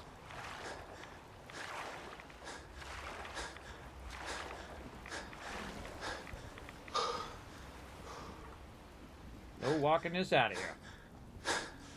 And again, every time you swing by, since Boston Airport's so close to Norhagen, good to swim over there, grab it, and come back. I could use my power armor, but of course I'd sink in the water and whatnot. Also, the Aqua Boy perk allows you not to be radiated in the water. But I'd probably get that perk way at the end now, because if I do get radiated, I have radiation arches that I can just walk through. If you're not in the survival mode, you could use your rataways. If you are in the survival mode, do not use your rataways because they're just so bad. I only use them like in a real big emergency. If I'm really low, if my health is really, really far down, if it's way down here, then I might use a rataway if I'm outside. But it comes at a huge cost of my action points. Let's go. Let's run, guy. And again, I can run while overburdened. All right, let's hit T to drop any resources in there. Any aid items, we sure do. Put those in there. What else we see in here? All right, no. Any mods? No mods? All right, looking good. And then back over here, we'll go ahead. I don't need that many artillery smoke grenades, that's for sure. Reduce those. Those actually weigh you down, by the way, if you have too many of those. So keep an eye on them suckers. Those I want to keep on me because I want to bring that with me. Purified water. We don't need to lug that up for right now. Everything else looking good. 129. That's a save right there if I've ever seen it. We'll save. Oh, we really have to get up. Gotta get up, girl. Now, this particular location is where all my food is and all my resources. So if I do want to do some food, I can go in and see if I've got anything in here that I've actually made. I wish they actually separated the stuff that was cooked versus not cooked. That would be a great one for Fallout 76 as well, and whatnot. Now, by the way, they do have a mod, and I've used it before in the past that actually makes your Pip-Boy in color, which is really cool as well. There we go, real rad roach and whatnot.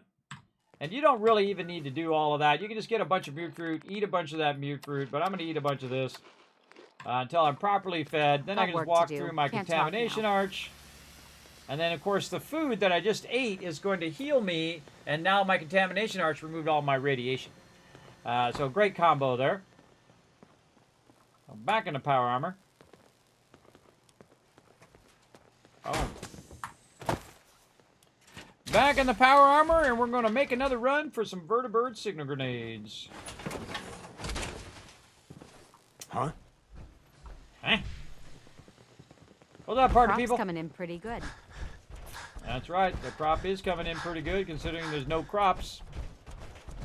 That's why it's coming in really good, because you can't put any crops at Boston Airport, because it's stupid.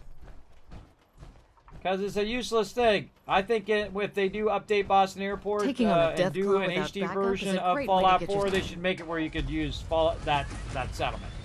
It's just a waste. They should also have the in-game ability to remove the build limit. You could just go and go into your preferences. Imagine if you had that, everybody. You just go to your preferences and click unlimited build limit. That would be awesome. That would be amazing. And then, of course, fix all the ones that you can't use, like your home plate, like your mechanist layer where you can't put a bunch of stuff down, which is stupid. You can't do scrapping in the mechanist layer. What the heck? They could always go outside, bring that scrap back. And then also you can't do food and stuff like that there. And then home plate, which also is pretty useless other than just using it as kind of a stop area while you're in Diamond City. No matter how many battles we win. Also to fix the ability to travel inside. Like right now, I should be able to travel directly to Tegan if I could quick travel. Now, in my case, I can't quick travel because I'm in the survival mode. But in any other mode, I should be able to teleport directly inside the Brotherhood Pridwin. And that's something they really improved in Fallout 76 and also massively improved in Starfield. Where you can teleport from an interior location to an exterior location or from one interior location to another interior location. Attention, which is very cool. Soldiers. If you have not yet received your Squire mentorship assignment, please You know come those see me on synths with the plastic faces? Ugh, Repeat, if you have not received your mentorship assignment, please report to the bridge. That is all. Now here I don't need to worry about people jumping in my power armor, by the way, because they don't get normally attacked up here on the actual Pridwin. So don't need any of that food, so I get about 1,000 each time out of here, so that means I've got 5 more rounds just in here alone, and I have a bunch of it down below, and I'll wait for that to build up and then What brings you to me today? Because it's just faster I'm looking if for I'm some not fire. overburdened when I come running up in here to get all this stuff. Gatling laser, minigun.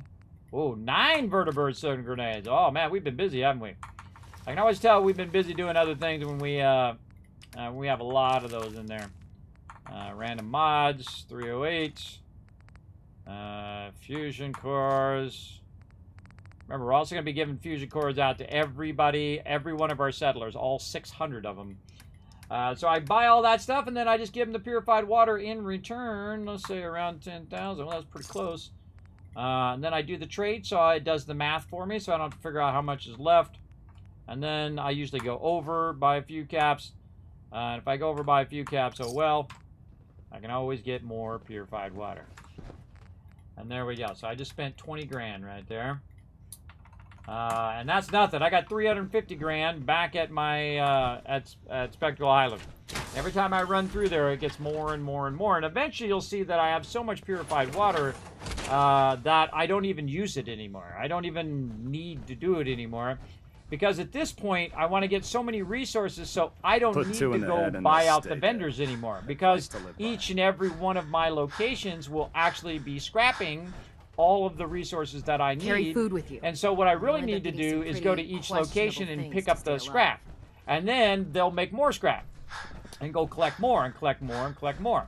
The reason why they stopped collecting purified water and stopped collecting food and stopped collecting resources is because they have enough. They've collected all the resources they need and all the purified water they need for a while. So you don't want them to stop. You want them to keep collecting by pulling it out of the workbench. And that is the true key to getting massive sums of resources that you don't have to go out and do. And at some point, again, I don't need to do the vendors at all. The only reason I'll need to run to him is to get the vertebrate signal grenades. And of course, he also makes armor and stuff like that. But I can also make armor and make weapons and manufacture those things as well through the Contraptions Workshop. And we'll get into all of that at some point as well, too. We're going to be building that over at Spectacle Island. Eventually. Now we got to lug all this loot back, massively overburdened, using our strong back perk at maxed out so that I can actually use my action points when overburdened. And I'll let them go almost all the way up, and then I will just kind of zoom a little bit in and out, and then it will keep my guy running. There we go. And park this right over there for a minute. Now, very rarely does this location get attacked. The only time this location gets attacked is when they're close by across the way over there and it starts shooting them, or the vertibird goes that way. All right, keep the kernel duster. Minimin hat. Yep, keep all that stuff. Again, we want to take that back with us eventually. Or actually, I could just leave it in here, and when I go, I'm not going to remember it. I should keep it on me. I'm probably not going to remember it in the long run. Synths here to spy on me. Yeah. I'm your purveyor. I'm the one that set up this settlement. You're lucky you get to stay here. There's those mods. I'll put fusion cores in there. Not in that one. Yes? Now, if I was going over to Spectacle Island, I could take all this loot over there. But I don't really need to because I just keep stacking in here, and eventually at some point I go ahead and grab all of this, and then I go over there. Usually at the end of the night is probably the best time for me to do that, because then I can just let my character sit there after stream and just sort all that loot that's over there. Okay. Some planes must have gotten away. Let's do 7. Let's go ahead and go 7 hours so we get our full well rested and save. Hey. If you work, you eat. You see I got my lover's embrace there. Get ourselves some water. We got our water. We got our food. I feel better knowing you have my back. Oh, well, thank you, Paladin Dan. How we doing on those retweets over here? Let's take a look. 8 retweets. We need 2 more, everybody. Now, remember, we are boosting our thing by 5 times. So, boosting our retweets by 5 times. So, if we get 5 retweets, we already gave you 5,000. If we get 2 more retweets and hit 10 retweets, we're going to give you 10,000 caps, because we're going to be doing a lot of giveaways. So now is the time to be in the stream. Every minute of every day that I'm streaming, you should be in here gathering Kiz caps. I'm giving you a huge heads up, because we're going to be doing tons of giveaways. We're going to be raising funds for St. Jude Children's Research Hospital. And as we hit certain milestones, we're also going to be doing giveaways and other sponsored events here on the stream. So definitely be here, because I want to hook you guys up for sure. For sure.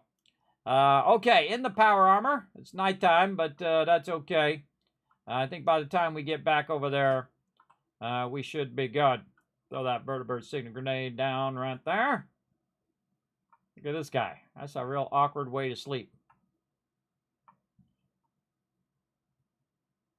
Let me help you out, guy. There we go. Never mind. There you go. Get in there and sleep.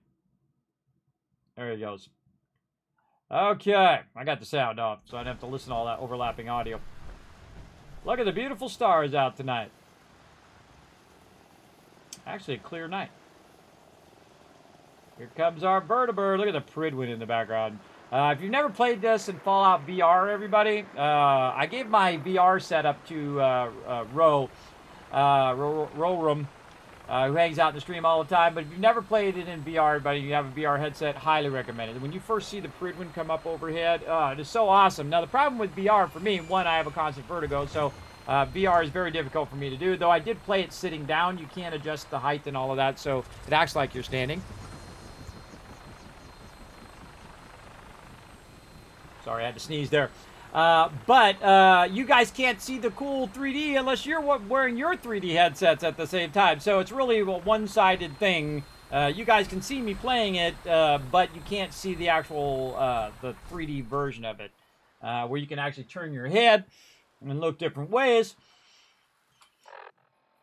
When they get that going, that's when I think that VR would be a better thing for streaming. But for me, it's just you watching me have lots of fun being in VR, but you can't really get the VR experience. All weapon systems are go. Good shooting, Knight. Let's go. We'll start. All right, beautiful night to get out there. Oh, I see my provisions over there because I can see their red glow at nighttime. We got to get back to the Constitution here. We've been working away on the Constitution quest. We're going to get back to that.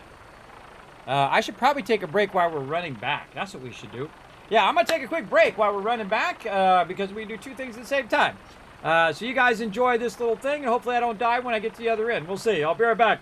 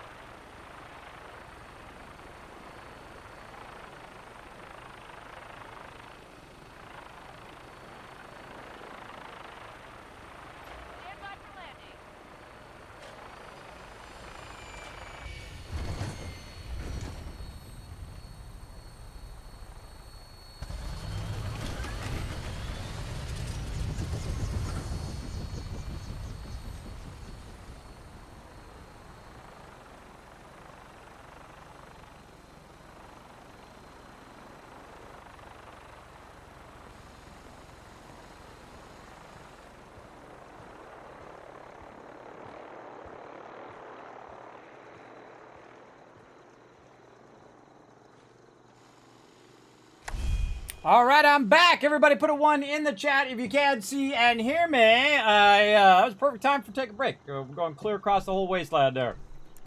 Oh, there's our puppies. What's up, little puppy? What are you doing, little puppies? Look at them walking together in like perfect sync.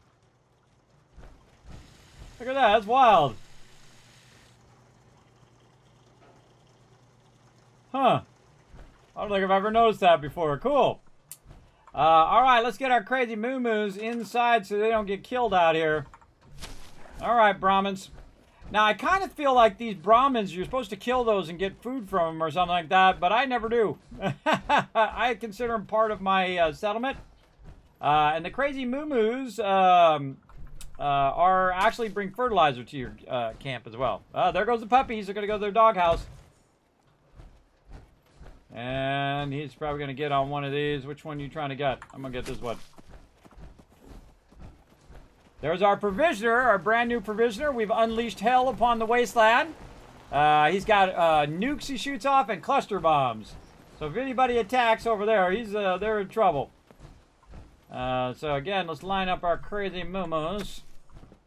Right over there. And we'll get them inside. Yeah, there he goes. He's off to go to where that trough is. Now, I usually put 3 of them down because you can have up to 3 Brahmins per location. Let's see if he can walk through the vault door. I don't think I've ever watched him try to walk through the vault door. Apparently, he cannot walk through the vault door. All right, we'll put another one right there. And we got our scavenging stations. And all we really need now is some lighting. Oh, I hear some action going on over there, too. Pew pew. Let's get some lighting going on in here. Now, my favorite lighting one is actually this one, this rounded one, because it is pretty great at. Oh, something blew up too. Something went boom. And so what we can do is we can chain this lighting together. And it really does do a lot of light in that area, which is what I really like about it. Actually, this one we could put right here, and then do this, and then move it.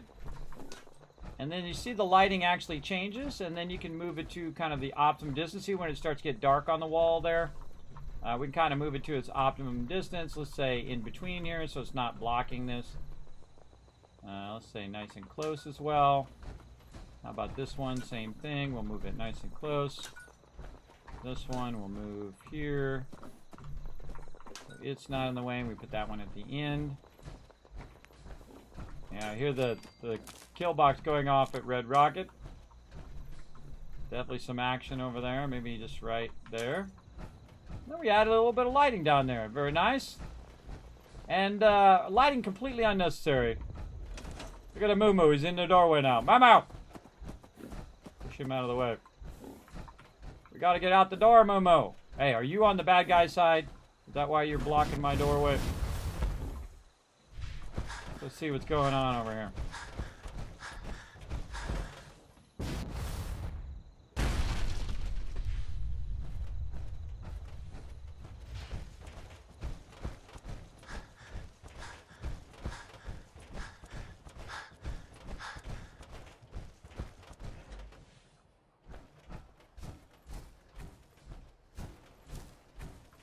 Oh, something blew up.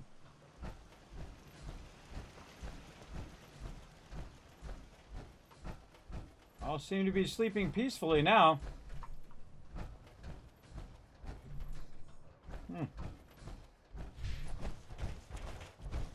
Apparently nothing going on over here. I wish you could move these cars out of the road. But if I try to pick it up, it says this thing is too heavy for you to pick up. The guy doesn't show up again. I think it finally recognized that I threw that guy off over the side. Or he floated off to a spot in which it doesn't respawn. For some reason, this mongrel is too heavy for me to pick up. Let me out of the power armor, because if you get out of the power armor, it's telling you that you can't pick that stuff up.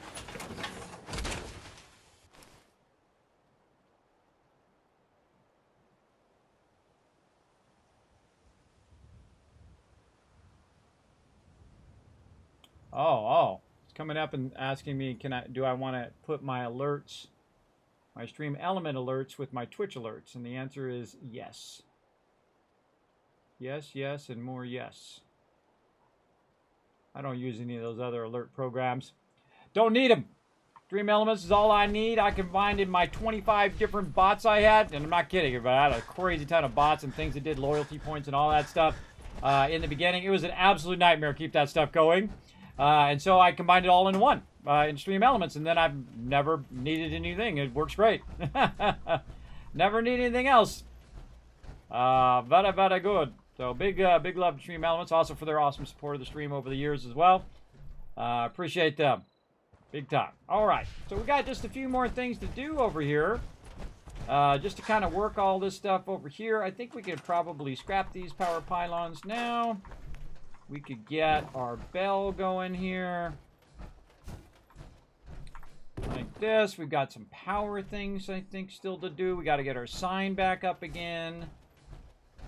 We've got to get our light bulb decamination arch over here. Put that right here in front of the vault. Let's see if we can get away with it. Up on here, yeah.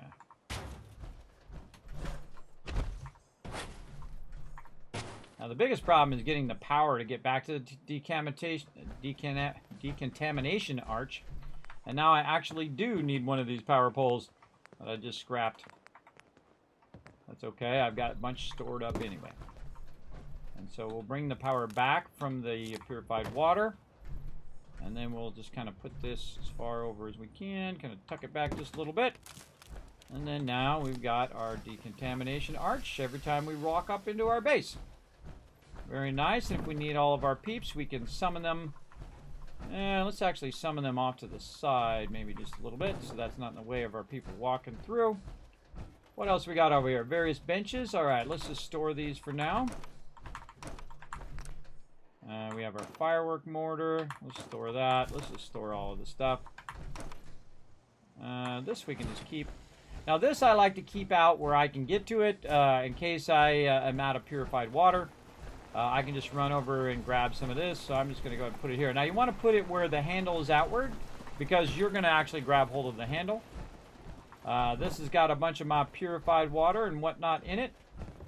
I'm going to take this. Oh, what up everybody? What up? Coming through. Put this inside here so that I can basically just put that stuff in there when I want to. And then I'm going to take one of these benches that I just used, the cooking stove, and we'll put it like, say, this way. And then what I can do is I can go to the cooking stove here, I can grab all the stuff out, like, say, the purified water, and I can take the purified water and I can put it right in there so it'll actually make more purified water. And then I get the caps out of there. And then I would also pull all of the resources out of there as well. I do need to take these resources out of here in the end, but not right now. So we're going to drop all that junk in there. So we don't have to deal with that right now. That's all good. Okay. Very nice. Now we want to go ahead and put some stuff on these side things here. We actually want to go ahead and try to make this look legit now that we're getting in kind of the final stages here. So we will legitify these here by, no, not that, grabbing these, and then holding down E. I'm trying to scroll them down. It's not going to let me scroll them down. Let's put it in the ground first.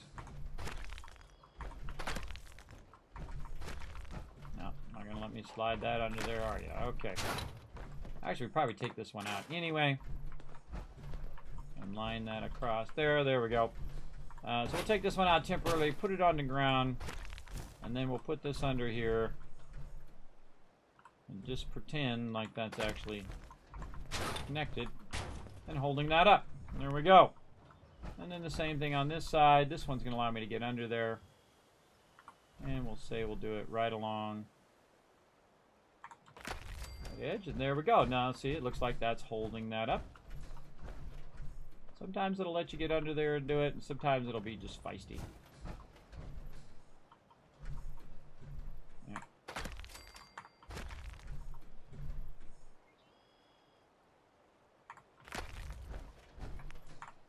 Sometimes just putting it down first and then sliding it under helps a lot.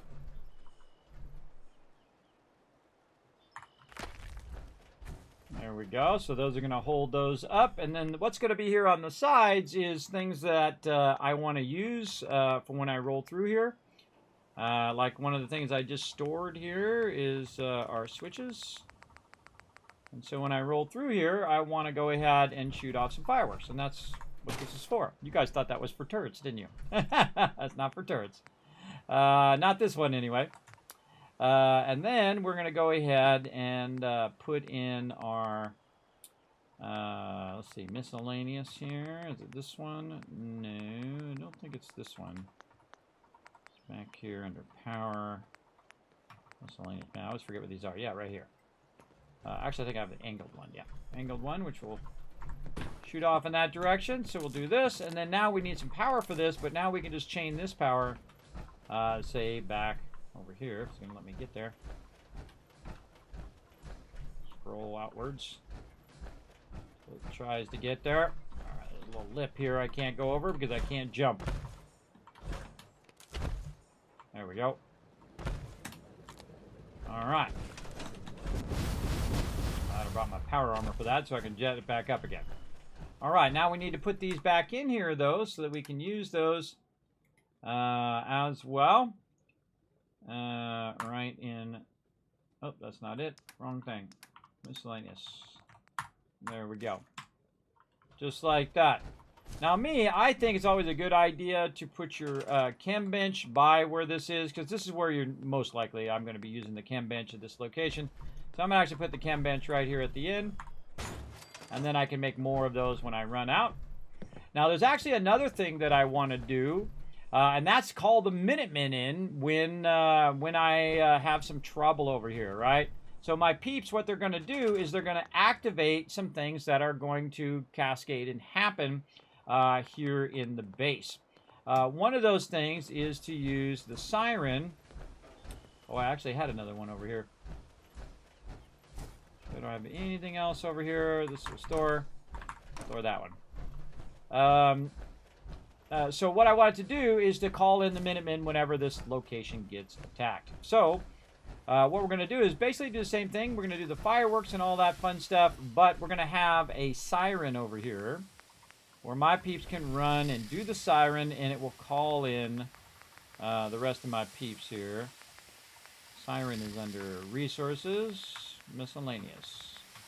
There we go. The siren should be in a real easy to access spot, so I'm going to put it right here where they can access it from the road. And this way they can run down, click the thing, and they're good.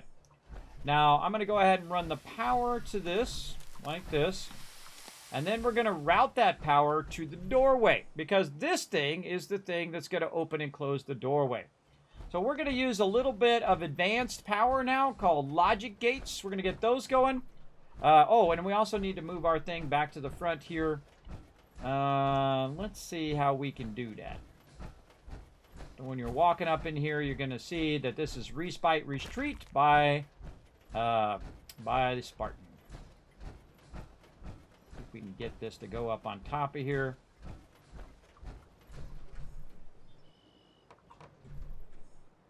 Oh, there we go. Nice. Perfect. When I was rotating it in the point in which I got knocked out of the bench. Oh, wait, it teleported back. Okay, try it again.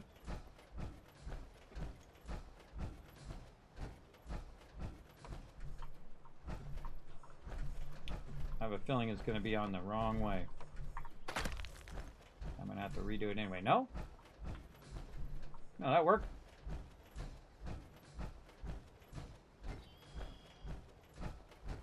Since I already got it written out, I don't need to write it out again.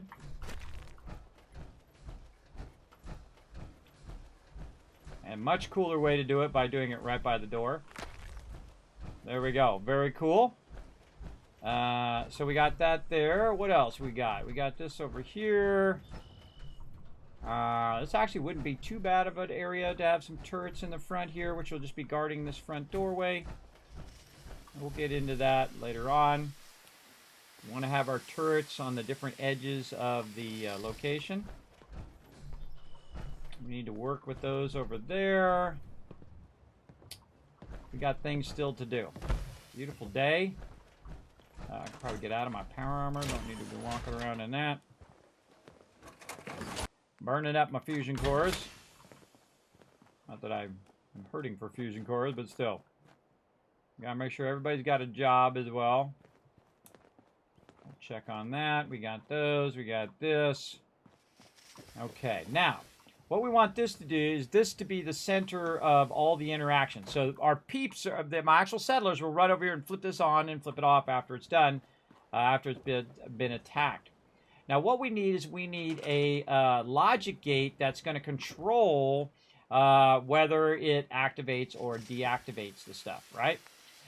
So we're going to get into some power, and then we're going to go way over here to logic gates, and it's an XOR right here.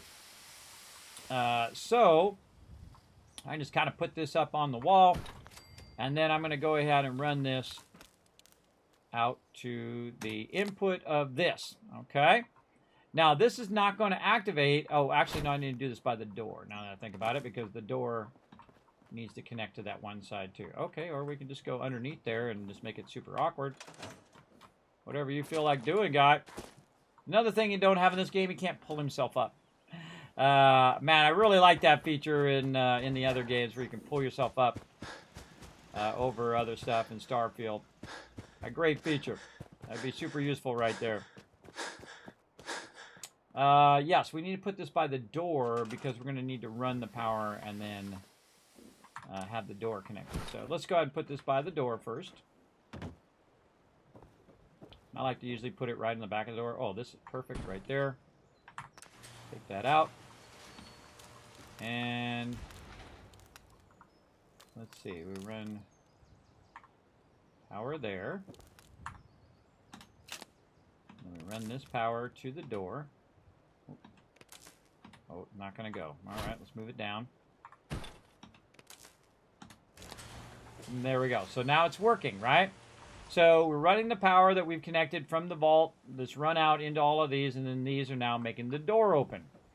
But what we want to do now is we want to have electrical power get to this, and then have this activate the closing of the door, right? So we want to go ahead and run this all the way over here. Now, that's a pretty far way to go, so we're going to need to work on some stuff. Now, I'm actually going to not have this go over the top here, like this. All I need to do is go ahead and leave these up here, probably take out this part in between as well, and just say that we're using space metal or something like that to keep that going. But we do want to have the ability to run this. Now, one of the fun things you can do, and I'm going to do it here, I don't use it all that much, but you can use conduits. Now, conduits actually is a good time to use it when you're going to attach it to the side of stuff. Where's our pipes? There we go. And so one of the things you could do is set these pipes on the top of this thing over here, on the top of this edge, and then use that to run it down here and kind of have it hidden so you don't have to see the wire running all the way across there. And we want to go ahead and put this at the end so that this one attaches to the red part over here. That's the input. The black is the output. And then we can go ahead and run some of the more of these conduits. I run the, oh, this is the small one. We'll scrap that one. Let's do the real long ones. I very rarely ever use these because, look at this. See, I can't just run it through there, which is what it should do. But you know what? We do what we got to do, right? And then we'll go ahead and say use a turn to go out, and then a turn to go back. I'm not liking it. See, this is why I always stop using these conduits, because I hate this part right there. When the thing is just acting not like it should. Let's try to see if we can work around it by trying to get the pole to go through the thing or around the thing, something like this. And then see if we can get our connector on there. The upside, this one over here. And then see if we can get this to run over to here. Yes, we can. Always run it in the direction it should go, but it doesn't really matter. It's just a good habit when you're doing power runs. So there we go. So now all you're going to do is run that wire there. I don't have to run a second wire.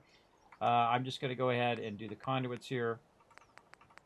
Now, I wish you could be able to do like they do in Fallout 76, where you could do this one would be shorter. Where you could do blueprints and then just pull out the blueprints, so you could make a blueprint of these things. Whoa, jeez! Holy mackerel! Scared the heck out of me, Dragonheart.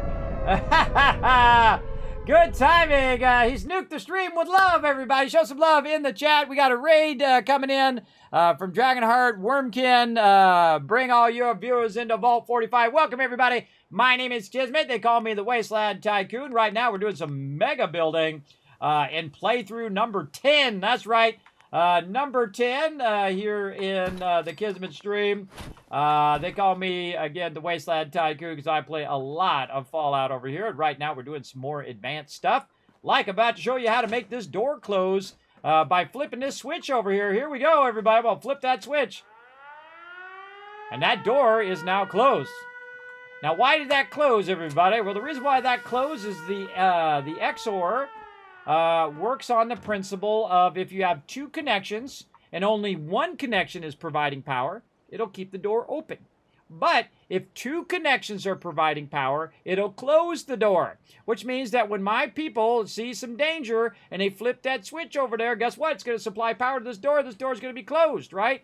So it's going to say, is there two connections with power? If there is, then turn off the power, right? So it works in the reverse of what you would think.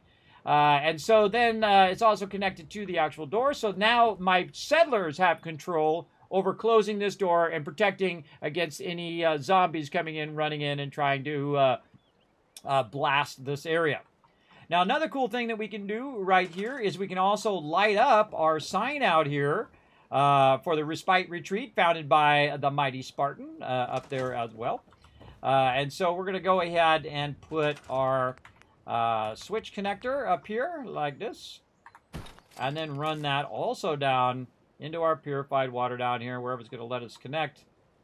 Let's try this one, that one, this one way over here. Any of these will do. None? All right, you're going to be like that, are you? You're going to be like that, are you? All right, no worries, we got this. Let's just go ahead and put that right under there. We'll run that up to there. And then we'll run that nicely down there. And then if we go on this side, we're going to have our thing all lit up. Now, you can't tell right now, but you can kind of see that it's lit up. And so, again, when people donated previously, they actually got to name the different settlements, and they got to have their name founded by. And so we renamed it Sanctuary now. It's called the Respite Retreat. So there we go. I should actually print that out. That's what I should do. I should print out what all the names of the other ones are.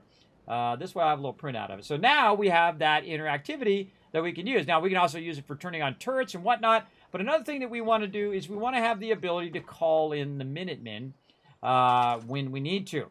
Now, the problem is when we go to shoot these off, these are firework mortars and not necessarily flares. So when we go in like this and we say, okay, let's go ahead and shoot off a flare. I'm not even sure if I have any flares on me. Yes, I do. And I try to put them in there. You can see you cannot store them. That'd be awesome, everybody. It'd be awesome to be able to shoot those off and call it the Minutemen. Now, one of the things I have done is, pitching machine. I don't think I've ever used that. What I can do is I can give somebody a flare gun, and that flare gun will actually, when they're in danger, they'll shoot the flare gun, which means they'll shoot the flares, which will call in the Minutemen. I actually did that with Preston. I gave him the flare gun and a bunch of flares, and he would just shoot the flares at people, and then also would call in the Minutemen at the same time. So very, very fun. So let's go ahead and take that out, and you can see we've got our vault. For those who are just coming in, everybody, we are rebuilding our Sanctuary build from the very beginning of the game. We have torn the whole thing down, and we are rebuilding a vault here for my settlers to use. We'll go inside the vault. We've got our puppies in here, the Junkyard Dog and the Mighty Dog Meat, my favorite companion in the entire Fallout franchise, because he loves you, whether you are the biggest white knight or the biggest mustache-twirling evil person. He loves you all the same. And then you see I've got my vendors in here, and of course scrapping. And then up above, in the upper level here, we've got our power running. It's 500 power right there, more than enough to power all of our stuff. And you can see we've got our food, we've got our bunks up here, everything looking good. My peeps are all nice and happy. Now again, see how it just got foggy up here? Well, what I can do from up here is I can just go ahead and shoot that thing from down there.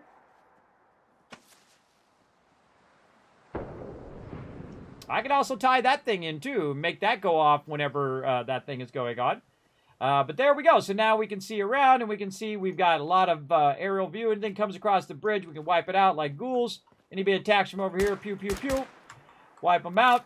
And, of course, we also got the Kismet kill box. Now, we're going to go ahead and move our kill box around and add a bit more defense to this location. You can see we've also got our artillery going there. I actually have 4 of them. I got another one down here. I think this one is being used. Where's our guy doing this artillery? Oh, yeah. There's definitely somebody on that artillery. Okay, and I was going to take these out here, so let's take these out now. We no longer need those. Like so. There we go. We'll just have those coming out as a platform. And let's go work on the other side over here. And we get all that stuff going. Oh, our radio beacon. That we can definitely take care of. Let's take this out of here and move our radio beacon out of here. I don't like to leave stuff at like this that can get destroyed at ground level, especially your power and things of that nature. That stuff I love to put elsewhere. But I'm going to go ahead and put this right up here. This is a perfect place for this because there's some power right up here that we can tap into and run it down there. Or we can grab that and just walk up there and attach it from down there. Another smart way to do it is to actually put it really close up here, attach it, and then move it where you want it to go. So we can try to... Oop, I went to the wrong level. Right here. And attach that right over there.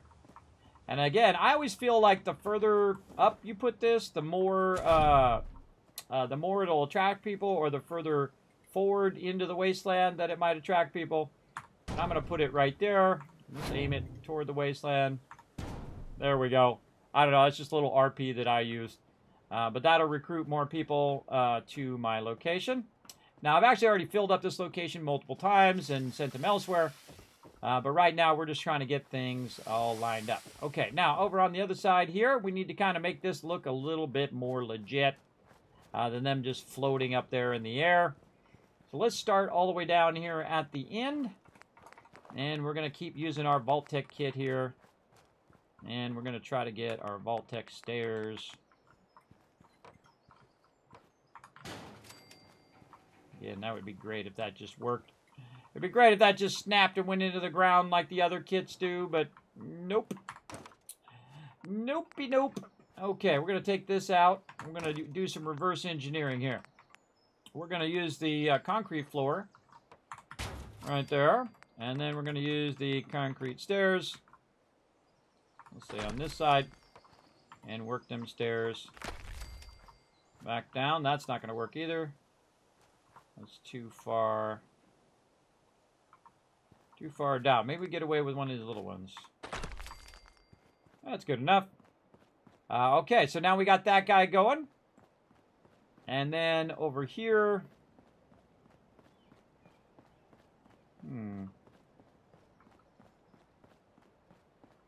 Maybe we could come off of that one and just put her right there, and then that one way over there. I kind of feel like this lady needs to be over a little bit more anyway. Let's see if we can move this over just a bit. See what we can get away with here. Again, I'm just kind of centering them throughout the thing, kind of getting the vibe of where I want them to go. Yeah, let's say that. All right, lady, do me a favor. Stand there for a minute. I'll be right back. Get rid of these floors while I'm up here. These are just temporary. Storing them in the workbench. Hey, lady, go right there. Too slow. Grabbed it out from under her. Push this as far forward as it's going to let me. There we go. And then I can eliminate these. Less stuff taking up space in my workbench. All right, that's pretty good. I like that spot. I think that's pretty good. We could just extend this out just a little bit. Like this. And let's see if we can get away with this one. Definitely not going to get a second one there. So let's take this one out. Oh, she fell off. Did you see her fall off? Lady, you funny. You funny, lady. All right. And then, like this.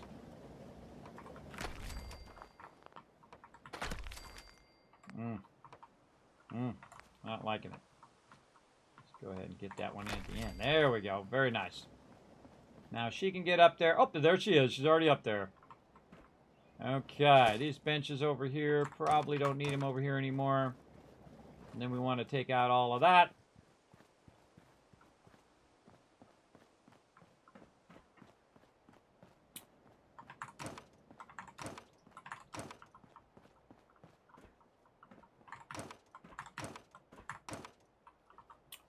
All right, let's see if I like that. I don't know. Do I like putting a little center pole instead? How about some vault-tec kit stuff? Now this is where I, go into creative mode. Maybe we could just use some supports, but see, we've got purified water under here that's going to be in our way. And we could try to get under there and just put a straight support under there. Oh, we get away with one over there. Oh, right there. Okay, never mind. All right, we're good. Never mind all the rest of this then. That's okay. They'll just climb up there, everybody. You don't actually need all of that. There we go. Yeah, there we go. I could have probably just put the support down. But we'll go ahead and do the same thing over here. And just say that we connected it to our purified water stuff. If I'm as lucky. Come on, I feel like you want to go there. Come on. Let's put one down and then we'll put another one next to it. Come on, you. Get in there. No? Fine, here's what we'll do. We'll go ahead and do this. Hey, lady! Here we go again. Hey, lady, go there. Move that over here. See if I put that there and I take this out. Does it stay? It sure does. Oh, I like that. I like that a lot. All right. I'm just going to say they're going to climb up the side of the scaffolding of that. And then we don't have those things flying around all over the place. I feel like I really want to fix this one, though. I wonder if I can attach this to this. I don't think I've ever tried to attach this to the bottom of this base.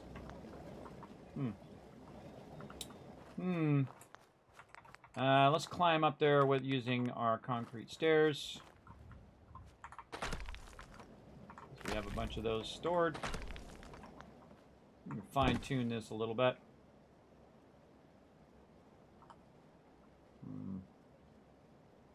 Screen there for a second. Yeah, we'll just leave it. We'll just leave it. It's good. It's good. All right, now we got those guys up on their own little pedestal up there, which is pretty fun. Kind of feel like I want to do the same thing on the other side. And this is when I start adding supports in. Not all of... Oh, actually, that one I'll leave the same. And then maybe we'll just add a support under here somewhere. Yeah, that's looking better. But it doesn't look like it's, just floating up there. Same thing over here.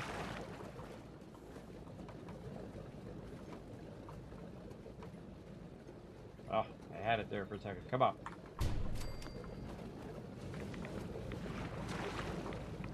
We'll just say it's attached to the thing. I think I want it to go forward by 1. Lots of purified water going on over here.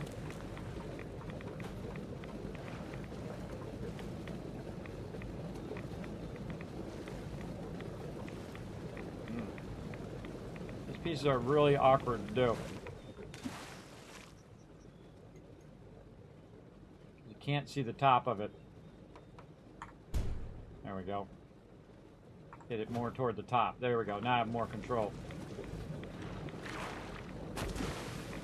Scroll wheel. Okay. I don't know if that was the same spot or a different spot. Look at all my peeps under here. What are you guys doing? Having a little party under here, it looks like. Alright. Man, I need a place to get out of here. Can't quite make it up over that thing. Oh, what if I go... Got a quarter. Nope. I know.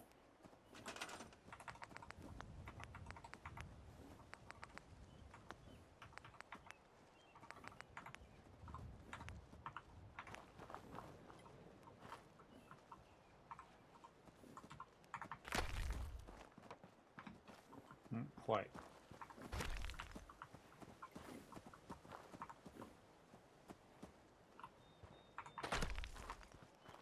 There it is. There it is. Okay, so we got our door auto closing. We've got that stuff going on. Now we need to work on our kill boxes. That's what we need to do. All right, look at that cool kill box way over there. Okie dokie. So we've got our kill box right here. Which is a pretty good position to protect this side. Now, of course, they get under the base. That's going to be a problem. We've got a little bit of space here, so we can block them from going underneath if we want. Simply just by putting some walls here. Whoop, got me out of the workbench mode. Simply by adding some walls. By the way, you can also use these to protect your purified water. In all the time that I have played and made this purified water here, I don't think I've ever seen it actually get damaged. That's what's really wild. Let's move this kind of here.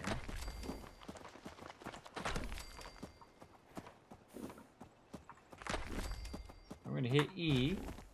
We're going to hold down E and then scroll wheel so that it goes down and we can control the height of the wall. And then we can just have it where there's a gap. And then this part can snap here. And they're not going to get up over that gap. Trying to get that to snap in there. Might be a little too low for it there. Ever so slightly too low. Alright, let's store this one. Hold down E. Scroll up. Hold down E again. Scroll up. There we go. Got to hit E, then hold down E. There we go. Again, just try to prevent them from getting underneath there. And that'll really screw them up when the turrets come shooting. Yeah, so they'd have to run around that way. Go ahead and bring this one down.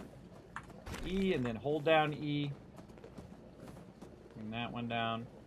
I actually learned this when I first started playing on how to control the height of objects, because I was trying to do walls, the metal walls, and allows you to stair step those walls like that. Very, very useful. Now, if you get stuck under here, you just hit E and walk through it and hit tab, and it will go right back where it was.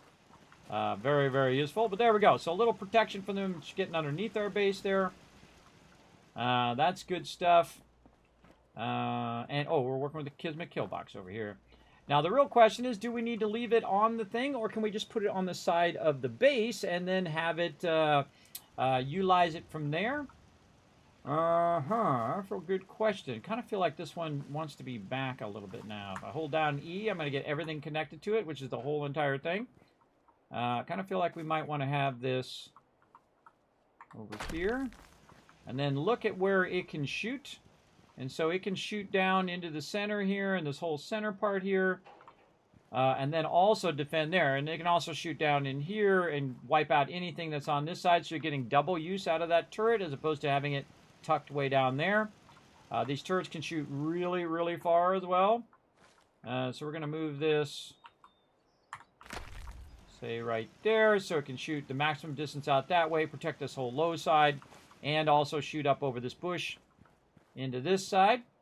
Now that one's already in the perfect position over there, and we have one over on the far side where they spawn over here. Again, this is the ultimate protection in the wasteland, everybody. Let's see those Kismet kill boxes in the chat. The Kismet kill box is there to help you protect your settlement, everybody. Right up there. There she is, protecting this whole side. Now, if it's not centered, like this one right here is not perfectly centered, we can go in and modify the bottom one. You can just move that bottom one a little up, a little forward, and then just reattach all of these to recenter that like that. Looks pretty nice. Yeah, the kill box. Now, again, this is a great spot to put the kill box. The reason why is it can shoot very far out, and it can also shoot underneath here. It can shoot all of this stuff very, very far into the settlement as well. It's also at a higher point here. I'm going to move it out just a little bit more. It's also at a higher point. I typically like to put it as far out as I can to the edge of the settlement. This way, it can fire way out beyond your settlement. If you have it really far into your settlement, then it's a little tougher. So I'm going to move this one as far as it'll let me here into the corner. And we're going to do that. And again, it can still fire down. A little bit of being obscured by this, but again, anything that comes through there, it's going to wipe it out. Now, at this point, there isn't much else that I need at this location, right? I might need a scrap thing or two. Hey, stop banging on that house. You, stop banging on that house. There's actually a mod, by the way, you can go in and delete those points off there, so you don't have to see them banging on that house anymore. You know, you play the game for, 500 hours, and they never fix that house, ever. Would have been great to be able to restore those houses back. Okay, so now all the things that I'm doing is pretty much like cosmetic things, more of, okay, I want to make this look legit. Like this right here, I want to go ahead and try to put some sort of support underneath here so it looks like it's holding this up. There we go. Maybe on the other side as well. Bunch of people in my way. Get out of there, people. There we go. So now we've got some supports. It looks like it's actually holding that up. Maybe under here a little bit. It'll let me. Again, this is the trickiest part. What you got to do is fuddle with it. Move away and then scroll forward. And see if it'll let you slide that under there. And let me slide it under here. Again. Now, another thing to do it is just to have the foundation there and not the other stuff, so it's not trying to snap to the side of the building like this. It keeps doing. So it's more snapping to the bottom. I think that'll be fine. Or we could actually go in and just put a pole there or whatever. And then the rest of it we can't really see, so we'll just say that that is holding all that up. On that side, we'll go down here. And we'll say, okay, on the front side, we're going to go ahead. Do a nice long support. And get it to go in the back. Other way. Come on. So feisty. No. I don't want it to go that way.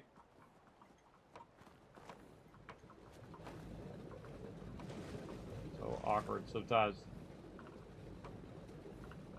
The way it snaps, I don't know what it was thinking. But here's what I'm going to do. I'm just going to do it my own way. There we go. All right, now that's holding up the vault. And again, do all of those supports at the end, everybody. Because you can tear it down and build it again and tear it down and build it again 50 times before you actually get that kind of final what you want. And that looks pretty awesome. Love it. All right, what else do we need to do here? We need to save. We did a whole lot of things. We should save before fun gets detected and I get kicked out of the game. Let's go. Saved. Don't forget to rest too, Kismet. Don't wear yourself out. Good night, AMZ. Oh, yes, I'm definitely going to rest in a bit here. Neat positioning of the mortar. Yes.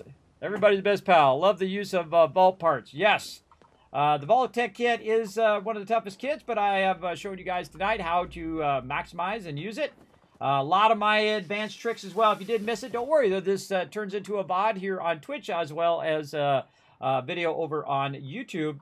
all at the same time. So if you did miss the front part here where I was talking about a bit more advanced stuff or how I set up the ability for them to control the door in the front there and turn that on and off, you're welcome to go back and watch all of that. Okay, so we got all that done. And I think we're good. And again, we get free water over here if we use the water pump. You'll see my water over there go away eventually. Definitely use this a lot in the beginning of the game in survival mode. Eventually, I have tens of thousands of water, so I don't have to worry about it. Purified water. I think we should probably just use the rest of our build limit. Now, remember, I have the basic build limit here, everybody. I'm just using the default just to show you what you could do with the base. And now we're going to have some fun building up as much defense of this location as we can. So we're going to go ahead and say anybody who's getting rowdy, coming right in here, going to get some turrets to the face. All right, like this. All right, maybe we sneak another one in. Yeah, maybe right here. There we go. Also up here on the high side, in the front, we could use some. Way up here. And so this is going to act like a giant Kismet killbox platform. Like this. And then anybody comes from anywhere, they are going to get things. If you notice, I try to slide it off the edge as much as possible. And sometimes you can put it down and then slide it even closer. And you kind of move it. See that? Put it down, rotate it a little bit until it turns green. Doesn't matter which way it's facing, by the way. It'll automatically turn toward any baddies that it sees. Again, just trying to get that off the edge just a little bit. Now, the reason why you want it off the edge is that the turret will turn. Come on, you. This is a way to rotate that slower. Same thing in Starfield, everybody. You have to go into your preferences to change the preferences to make it rotate slower, which is stupid. You should be able just to hold down Alt, and it rotates in a lesser degree. There we go. Now, I could try to put enough defense here to keep them from getting attacked, but I can tell you it is not going to be a thing, everybody. There's no way I could put enough here without removing the build limit. I would literally have to put thousands and thousands of defense here.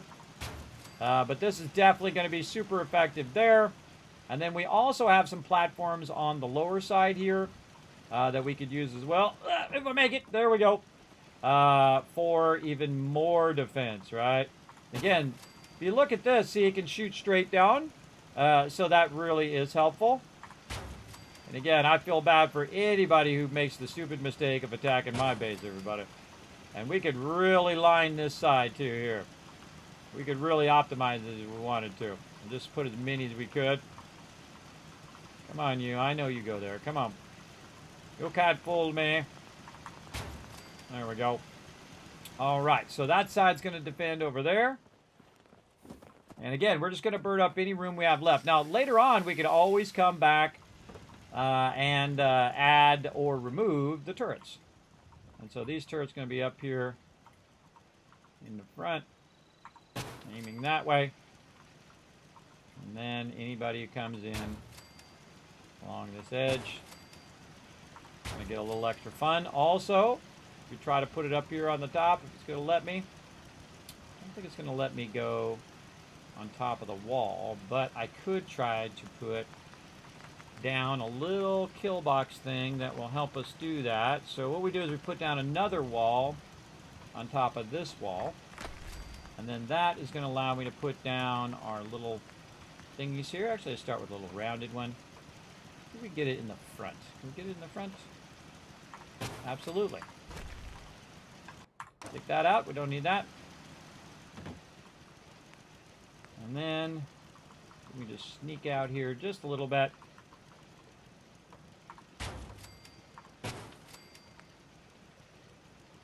And just welcome anybody who decides that they want to attack my settlement. There's a lot of turrets, everybody. There's a lot of turrets for one area. Now, I can make 308 turrets, everybody, so it's not like I'm hurting for resources now. And this is why we build all these resources as we're going. I'll try to get 4 of them up there. It's going to be tricky. Trickiest thing is doing it from down below here. If I went up there, it'd be a lot easier. And then Maybe one here on the side. And there we go. Ah, looks so good, doesn't it? Hey, Spartan, look! Got your names and lights, man. So cool, so cool. Oh, I love that. That is so cool. All right. Dig it big time. So if any ghouls try to cross this bridge, bam, they're going to hit that alarm, block them. They're not going to make it, everybody. They're not going to make it. Look at the turrets up there. Look at the turrets over there. Look at the turrets here. All of those turrets will turn and fire, including all the turrets along that edge as well. And then we have turrets in here, which do that. Now, this whole front side is well protected, everybody. We got also the other side well protected. We do have a Kismet kill box right over there. But we do have an interior area over here as well that we could basically utilize some of the pre-existing buildings to help us some more. Now, the mobs are going to get tougher the higher level I get. So I'm just going to go ahead and utilize, again, whatever space I have left in my build. Now, remember, these turrets require no ammo. No ammo. You don't have to do anything other than to repair them if they do get broken. So I'm going to actually put these houses to good use. And absolutely put an obscene amount of turrets here. Now, sometimes you might want to put some turrets in the back here, too. They do sometimes just, like, end up in the back here.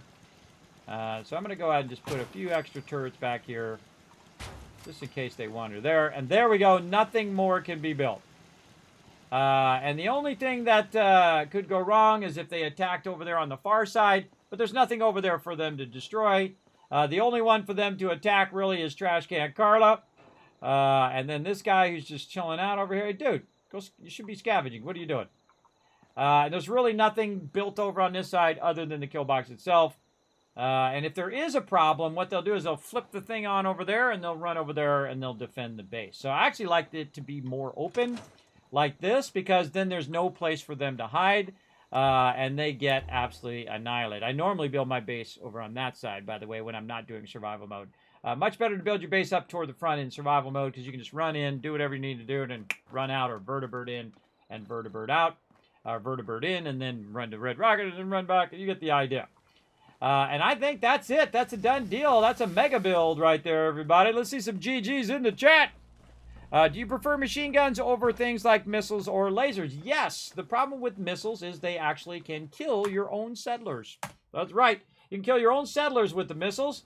Lasers are great if you have a lot of super mutants attacking your location, like the Slog is a great place to put lasers and whatnot. Lasers will not kill your people, but rockets will, and including rocket turrets that shoot off rocket turrets as well. So watch out for that. But I do prefer the heavy machine guns because I can build a crazy ton of those, and they require no power and no ammo. So you can just put them down, and they are very thin. Don't use the low-level one. Use the second-level one. The low-level one is junk. It'll just get broken. So there you go. Mama Murphy! Oh, God, run away! All right, let's go ahead and check our workbench again and see if we got more caps. There we go. Did we get more purified water? We sure did, and more mute fruit. Did we save? I thought we just did. Let's forward times to the daytime. I forgot to do that part. Let's go ahead and forward time 7 hours into the daytime and get it going. Makes sense. Yes, yes. I like stuff I don't have to monitor or take worry about. Oh, a little radiated. We can take care of that.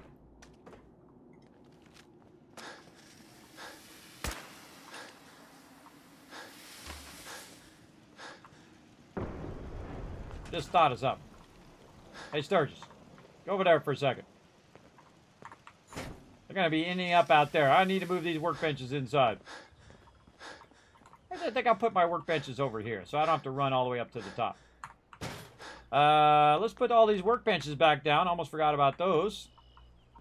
I maxed it out. Now I can't put my benches down, but that's okay. I don't really need that many benches here.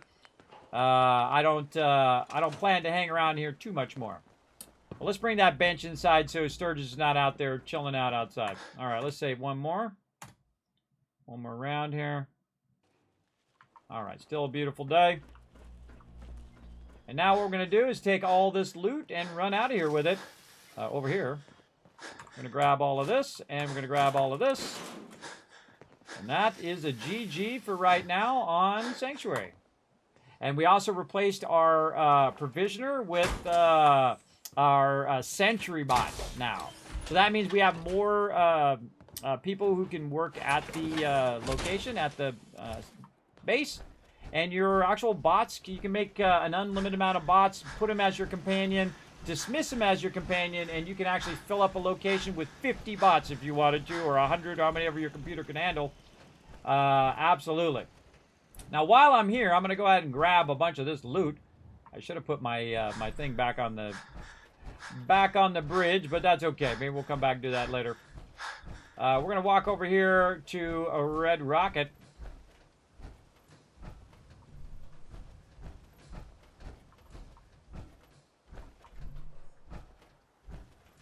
Very slowly, apparently.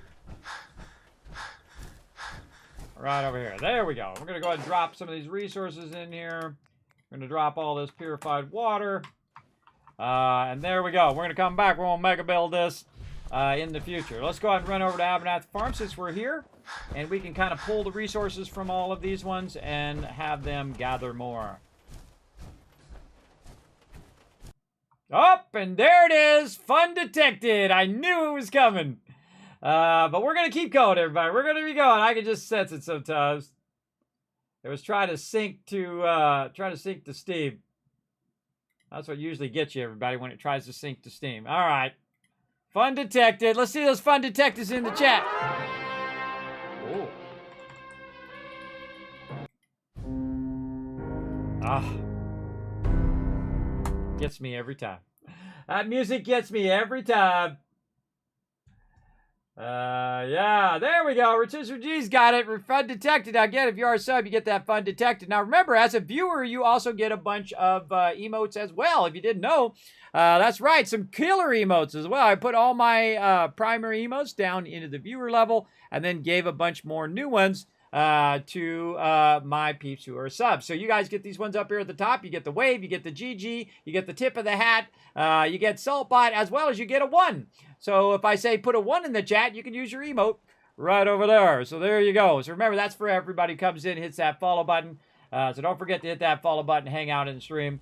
Okay, we got to do all that again. Let's go. Yes. Get all the loot out of here. Get all the loot out of there. I can patch you up if you... I'm good for right now. Get my power armor. Sure glad we saved that before we walked to the red rocket.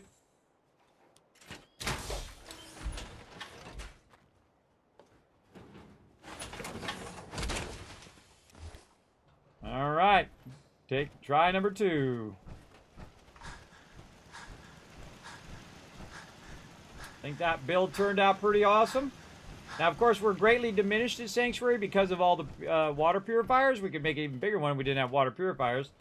But that's making us dollar bills, everybody. And I do that right from the very... I come down from the Vault 111, and I immediately go to making Sanctuary make me money. As quickly as possible. The toughest thing you're going to have in the beginning is the fact that first you don't have Trash Can Carla. You got to find her. And you don't have circuitry. So you got to find some circuitry so you can make a purifier and then have enough for power and then have it start to generate that purified water for you. Also vitally important in the survival mode because you need that purified water because when you do stem packs or rataways or anything like that, you need to do your water. Let's drop that stuff in there. Again, drop this purified water in there. And now we're no longer overburdened. We could probably just leave our power armor here as well. That's what we'll do. Take our fusion core out so our people don't run off with it. Yes. What up, guy? All right, we're going to run over to Abernathy Farm and grab all their loot.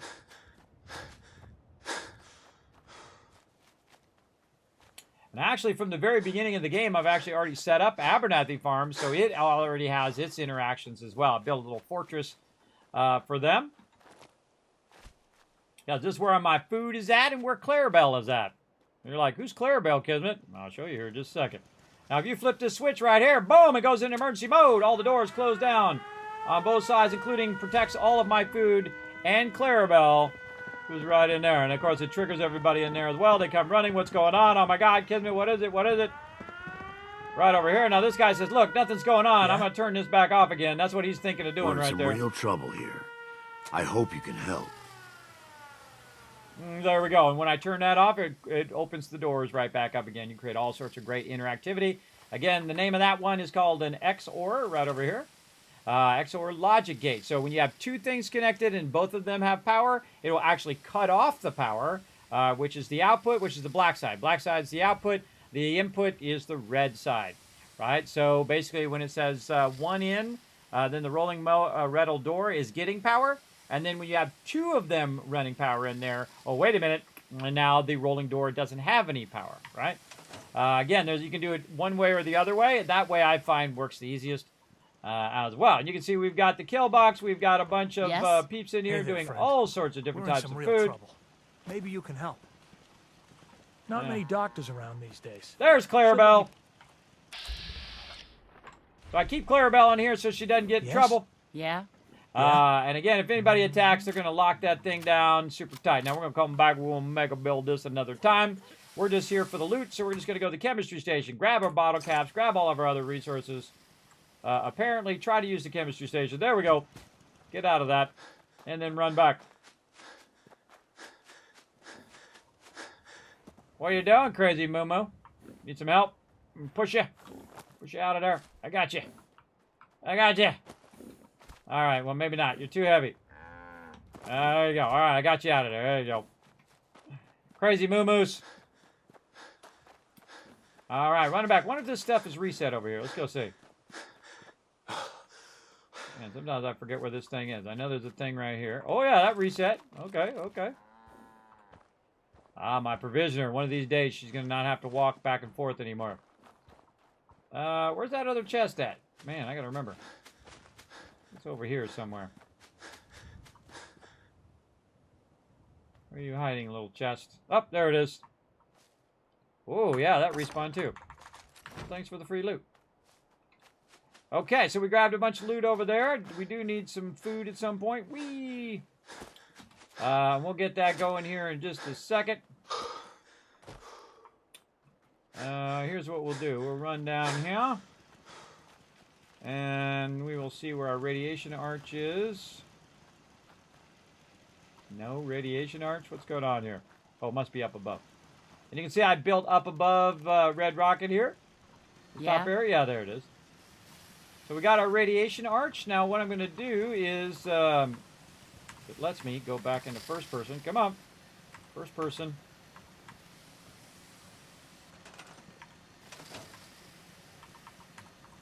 Oh, weird. It won't let me go back into first person.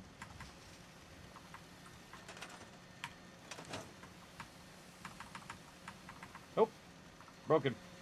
I'm just going to go up here and grab, say, some mute fruit.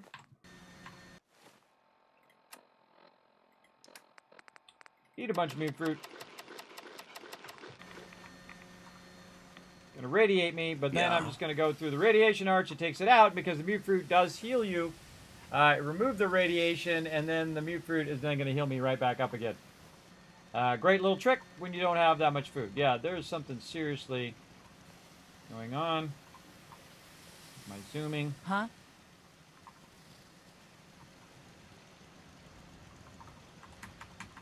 Okay, we're going to have to save and then... oh, a little mole rat down there. Free mole rat loot. Maybe that's what they were shooting at, mole rat. We're going to have to save and reload. All right, hold on. There we go. All right. Yeah, it wasn't letting me do that. It wasn't letting me go in and out. Okay. Well, it's not really reloading. That's just saving, but it refreshed my character.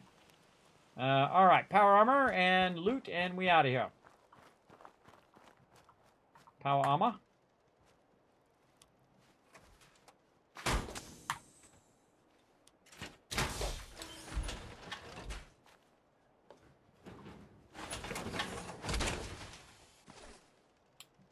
And then we'll grab all the loot.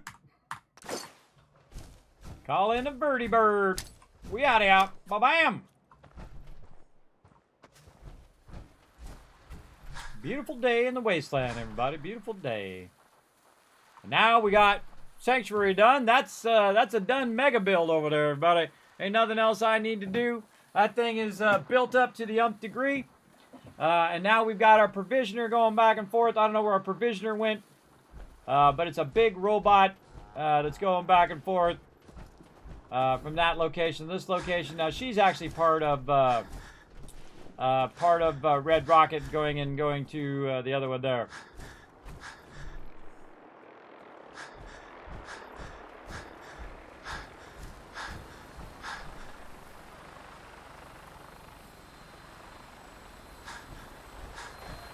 Look at our artillery there.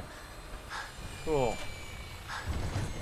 All right, now on the way out, we'll take a bird's eye view of this location. Let's go ahead and probably drop by Boston Airport to drop off the stuff, or maybe we should just go straight to questing. We got to find that pump and bearings. I think we got to go to Corvega, right? So let's show the summary. Ironside needs one last component to doing turbo pump bearings. It can be found nearby factory. After that, maybe he can tell me what he's up to. All right, you know what? We're going by here anyway. Let's go over here to the Corvega plant. Welcome aboard, Knight. Stand by for takeoff. And let's take a look. Look at that. Look at all that purified water. We've got our artillery going. We got our vault built out. Massive amount of turrets. That should definitely... Oh, and there's our provisioner way over there. I don't know if you can see him. He's way over there on the other side. Ah, cool shot. Cool pan shot there. Coming through.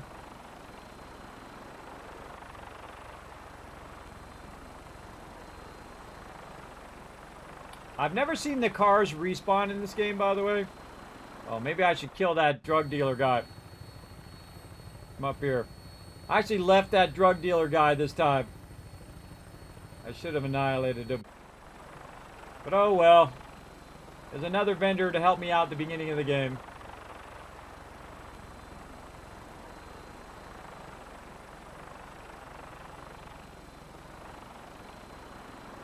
Ah, look, there's a car over there I can't shoot at. Oh no, that's a storage thing. I thought it was a red car. All right, let's go in and say hello to our friends over here.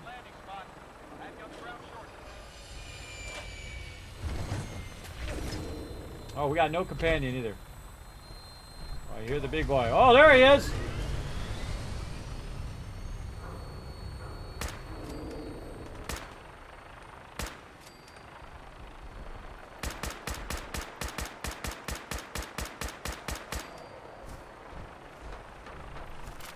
Overseer's Guardian for the win.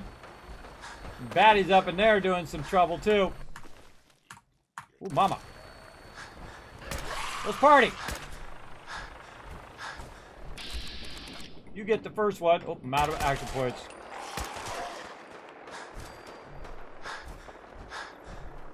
Woo, dragging all the loot. You're gonna hear me breathing really hard because I grabbed all that loot to bring it with me. Took out the behemoth. Again, there's some baddies up there. Let's go ahead and head in here.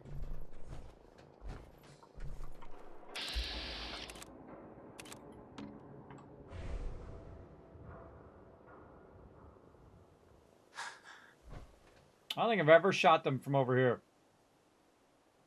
Wait for my action points to go all the way up. And I don't know why my headshots are so low.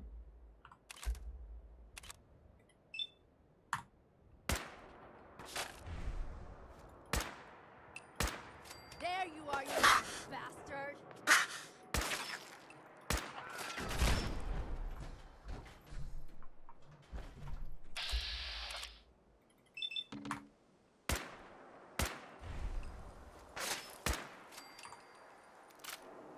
Telling myself. Trying to get my thing to go off. There it is. The Reaper. Anybody else want some? Disappearing act. Huh?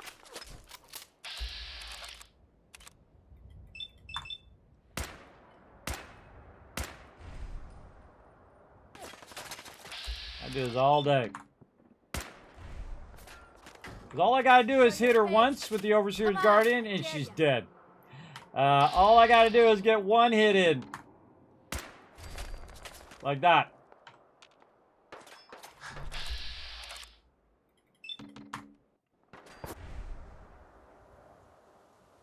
Man, I wonder if I have any Nuka-Cola or something. That would be awesome. Nope.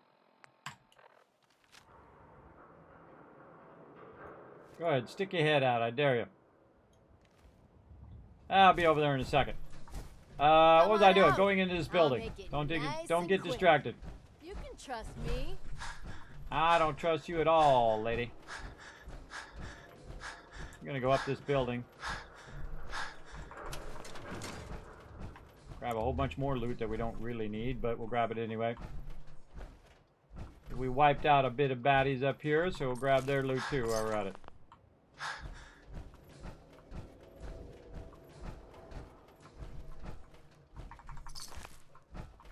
Ah, workbench. Now, sadly, in this game, you don't have the ability to scrap your junk down to the base components, like you do in No sign of him now. Fallout 76. There's a car that's not blown up.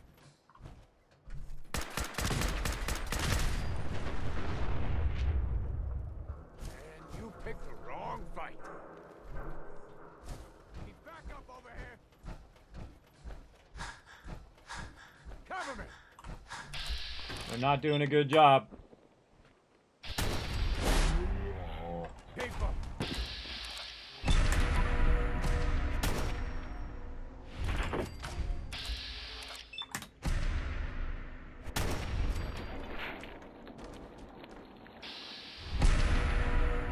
You don't mess with the man.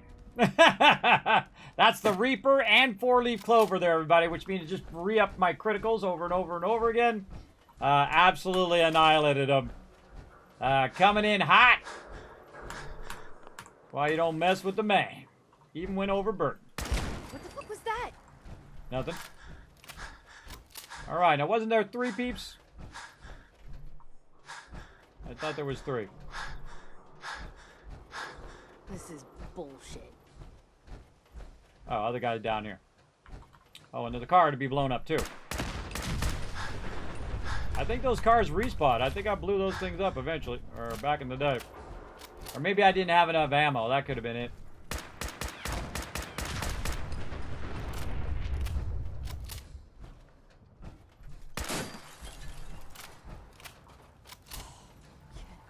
Taking us back to Corvega once again. We taking all the loot with us here. Take care of all the people on the exterior first. Actually, we should go in this door first. I'll show you why you want to go in this door first.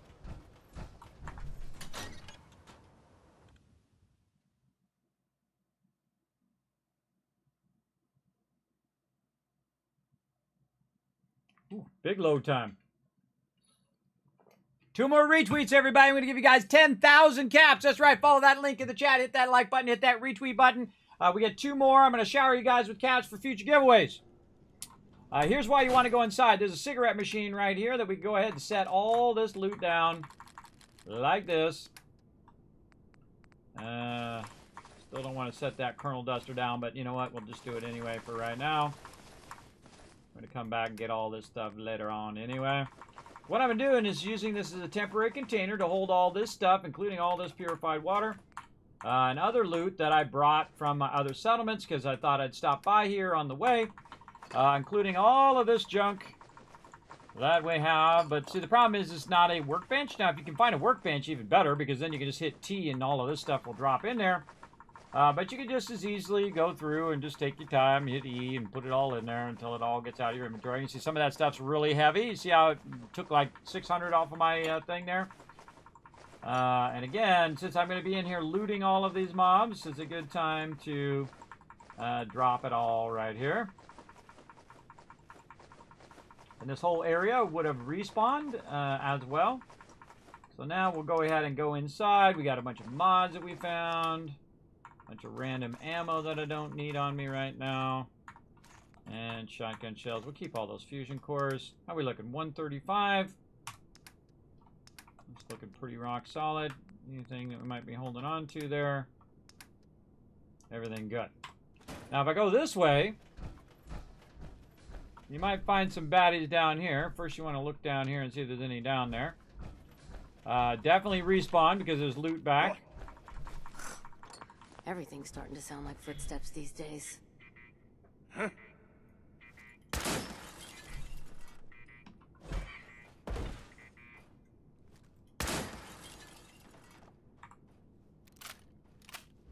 They're definitely inside that thing. Had no clue. Took his head clean off. Oh, man. Please don't be ferals again. And you can hear those things going off. The lights. They're not aggroing. Shit's got ambush all over it. There she is. I'm just getting started, baby! This should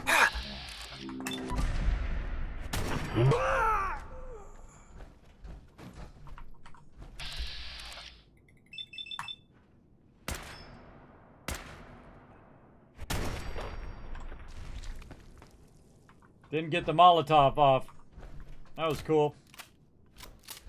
Alright, see now I'm not overburdened so that my action points are regenerating faster. Plus I also have keep hearing that noise. It's around here somewhere. I try to shoot all those things, I just don't want to hear that noise. disappearing act. Huh? I'm right here. Now another reason why you want to come up here is if you come over here in the corner, creepy monkey, there is a bunch of loot, but also there's a bed over here. And if you are playing in the survival mode, the only way to save is to sleep in a bed. So you're always looking for these beds to basically save your progress so you don't have to do the whole thing again. Because that sucks. Out. I'll make it nice and quick. I will do so in a minute. Now, you got to do it while you're safe, of course. Now, I'm going to pop out of my power armor. I'm going to go ahead and basically save the game, like that. And then back into power armor. And I love the quick entry and quick exit. I think that should be on all the time, not just when you're in combat. I think, you know, after about, I don't know, 20 minutes of play, that should automatically be on all the time. Or you could have an option in this thing that says quick entry and exit of it all the time.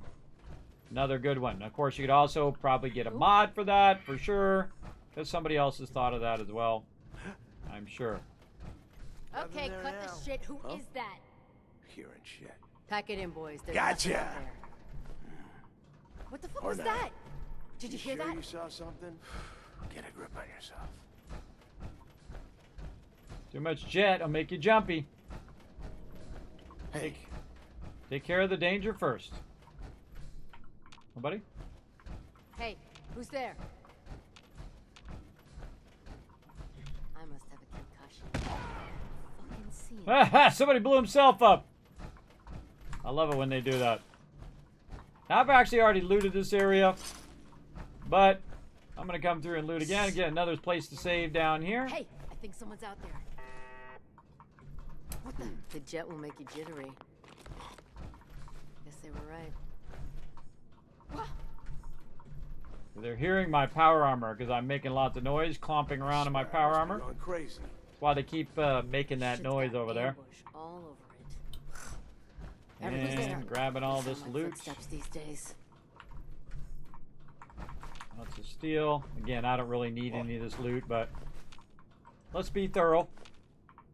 Someone there? Who's out there? Just noise. Just noise. Nothing. At least it sure as hell looks that way. Can't quite get those. Lots of iron in here, and I think they put this iron here on purpose just so you could be overburdened. Because you're definitely going to be overburdened grabbing all of this stuff, but this is good steel, especially at the beginning of the game because you come over here to Core Vega at the beginning because you've got a quest from Preston usually. And it's usually super OP, especially in the survival mode. In the survival mode, holy mackerel. They absolutely one-shot me at the beginning of the game. So you gotta be careful. From me? When you're coming in. And obviously I succeeded. Again, I forgot to get my companion too. Forgot to get Hancock. But it doesn't matter. I collect so much loot. Even if I do have my companion, other than like a sentry bot that's geared out for carrying gear. It doesn't matter. And I should have brought dudes so that his affection would be going up right now. But we were busy doing other things. Doing other things and stuff. I don't think there's anything in these. Oh, there's some wood in there. That's weird.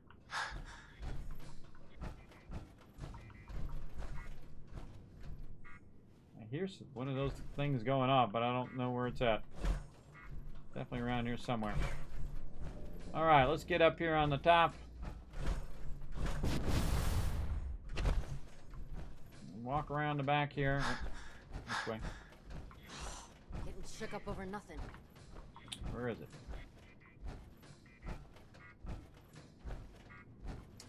Guess it's not this one, that there's something around the back.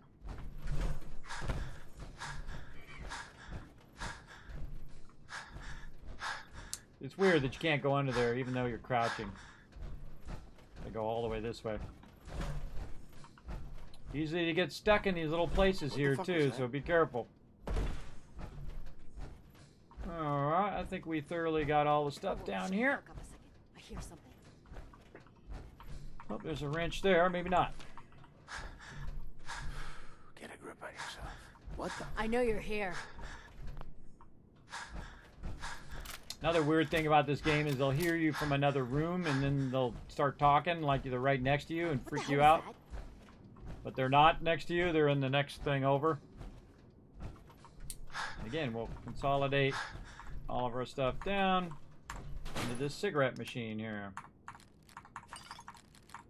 And just keep putting your stuff in there. Now this is really nice when you're playing any other mode other than survival mode.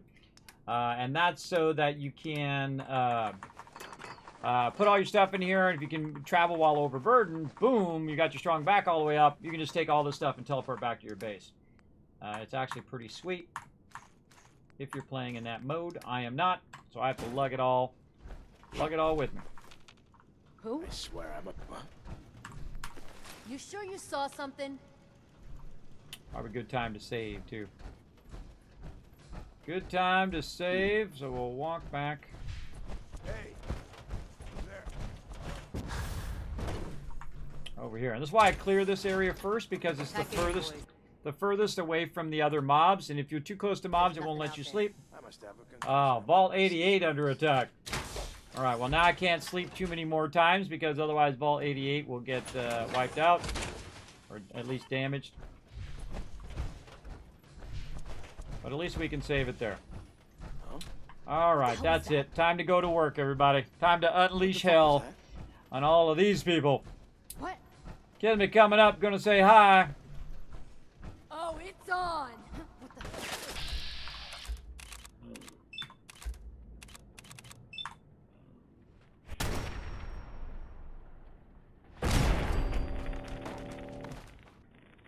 Jet will make you big.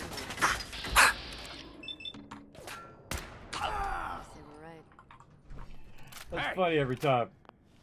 That's funny every time. Ah! Took one to the face. Now, I'm just doing that so it builds up my action points, by the way. And so that also brings up my Reapers from time to time. Anybody else in here? Getting tired yet? Whoa, whoa, shut the fuck up a second. I hear something.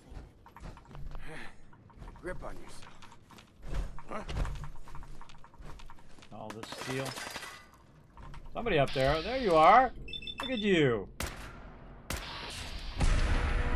You guys got me stirred The up. next person is screwed. Everything's So now I got a free critical. You gotta reload sometime, asshole! I already did reload. I always reload in between things. In fact, I'm gonna reload again. Bullshit.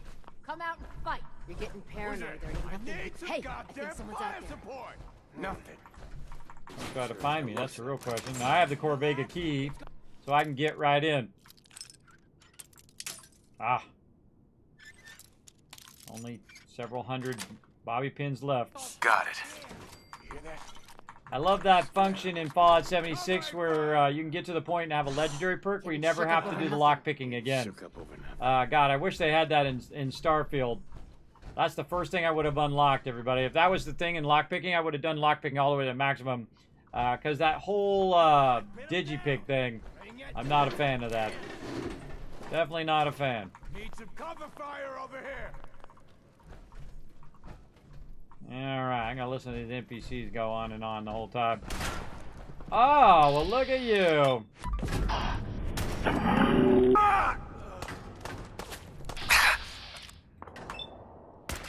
Oh, you're lucky.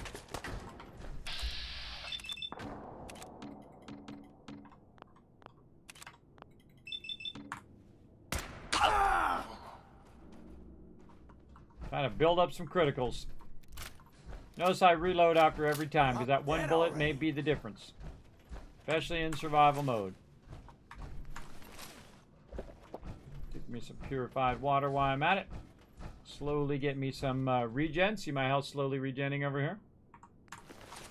Another reason why I keep purified water on me.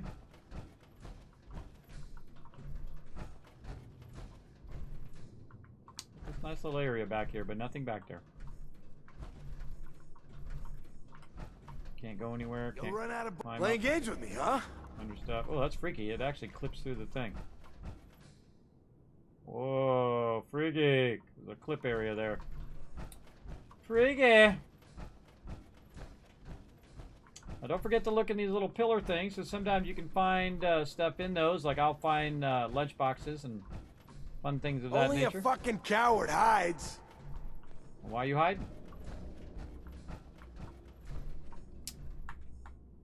Aha! Look what we found.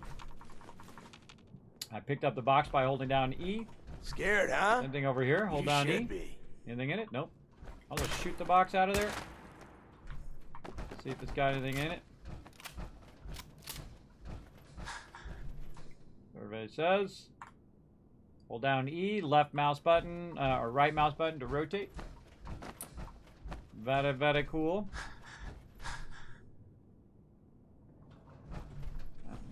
Just sense there's loot around. Okay, we got all that loot. And since we're right here, again, instead of being overburdened the whole time, back we go.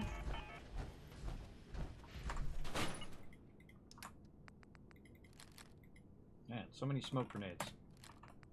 Don't need that many smoke grenades on me, that's for sure. I could have used my smoke grenades. I should have done that.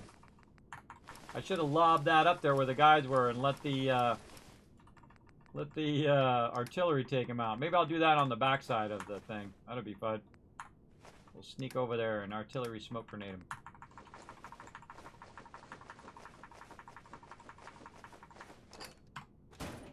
Again, a lot of times when I come through an area again, I won't super loot it because I've already gotten the bobbleheads and things like that.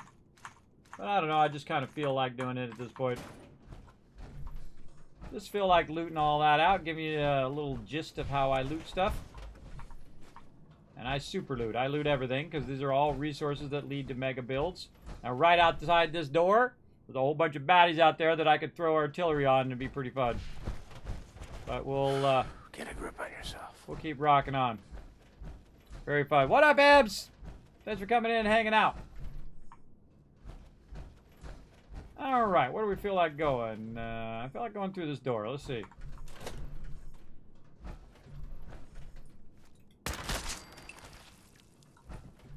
Not a very good guard, just gonna say. Guy in power armor comes lumbering up behind you and you don't hear him. You failed at your job, guy. Oh, look at all this stuff on the ground. Lots and lots of steel. We're gonna need a bunch of that. We're gonna need a bunch of stuff. Now, some of the time, these things are all tied together, like all three of these. So if you loot it, it actually counts for all three. Keep that in mind. And again, super loot this out. And who knows, we might have, you know, the first time we're coming through here, we might have missed a bobblehead. Or we might have missed a, an item that we're looking for. Like a magazine or something.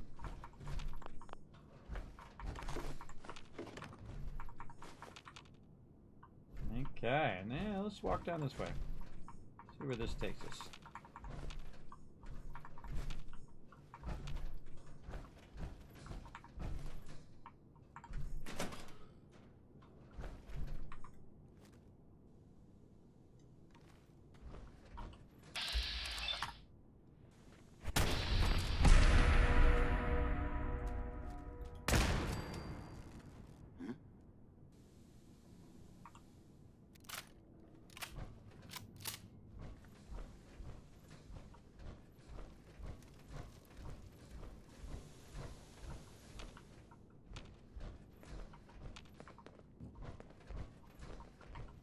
When you turn up, you're dead. Why they always gotta fight back?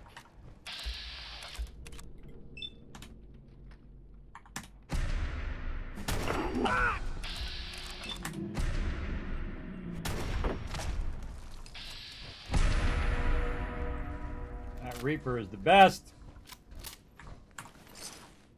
Gotta love it. I usually put that way in the late game, everybody. In the beginning game, it's like super OP. If you have... Uh-oh, we got another peeps who need our help. If you have the Overseer's Guardian and that, you just go straight into agility at the beginning. Or luck, I think it is. It is just super... Oh, actually, I got a level up, too. It is just super OP. Yeah, it's in luck.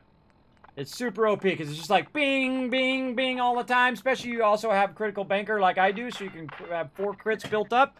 In that case, I had 2 of them built up as well. Actually, I forgot what we were doing. What were we doing here? Let's see. Let's see. Perk pick order. We are level 80-something. Let's see. What are we doing? Oh, we're doing more 4-leaf clover. All right. 82. Yes. Oh, we got our 4-leaf clover all the way up. We're actually on 84 right now. 84. So we got all of these done. Oh, now we're going to go into better criticals. Forget about it, everybody. 4-leaf clover all the way up now, meaning that you have an excellent chance of refilling my critical meter. So I'm just going to be doing criticals over and over. And then the Grim Reaper has a chance of refilling the critical meter and my action points. So that means I can just shoot more and more and more over and over and over. It's actually super fun when you get to this stage and you just start going crazy with that. Just start sniping everybody in the head.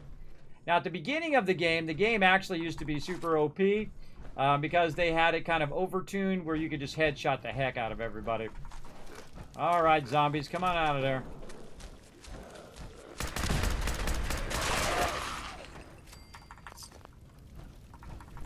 Whoa, jeez. Got me. Scared me. Scared me on that second boom boom. Alright, let's look around for any more loot. Plug all this sweet loot out of here.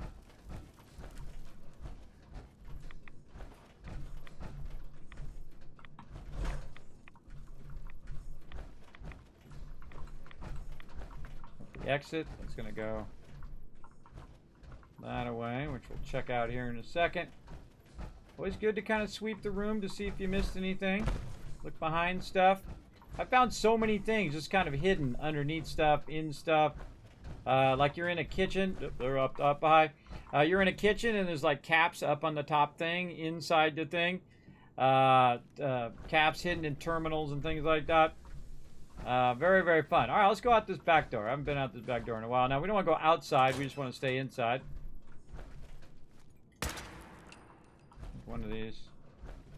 Yeah, it's this one.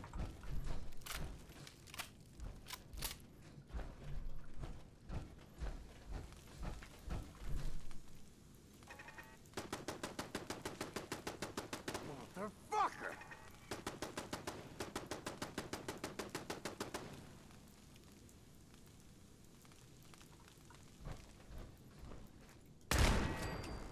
Shit! Lost her!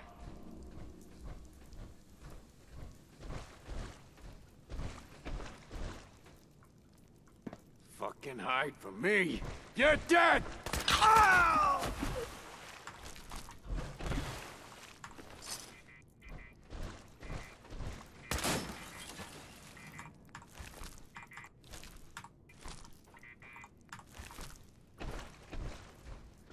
Grabbing all the loot.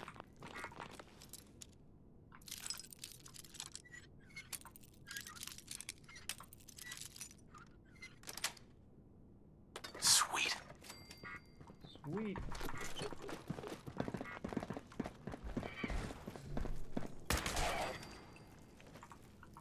I knew you were there. Yeah, I knew he was there. One, he was making really a lot of noise.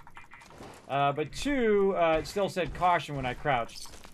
See, when you crouch, if it says hidden, then there's nobody detected you. And if it says caution, or it means they're on the way to get you, or they're nearby. Alright. A little pit stop there. Let's go this way.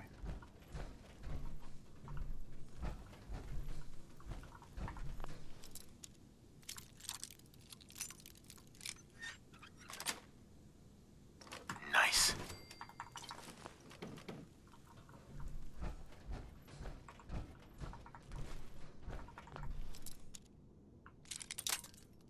Oh man, broke it quick on that one. That's the hardest one, everybody. Straight up and down.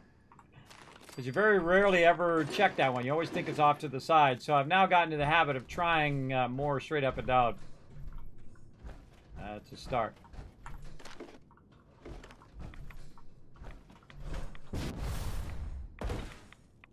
Anything in the back there. I've got good radiation resist in this particular power armor.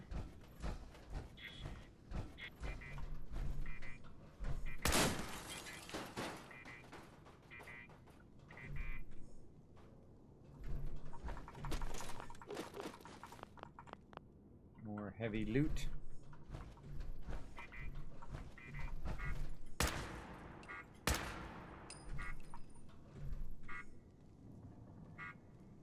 I don't even see it.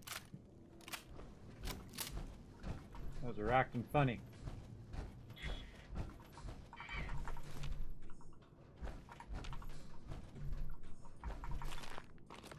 And I don't remember where all the loot is exactly. I just roll through, and if I see it, I grab it, and if I miss it, oh well. I try to be somewhat thorough as I go through. That one I shot still making that noise. Still making that noise. That means it's glitched out.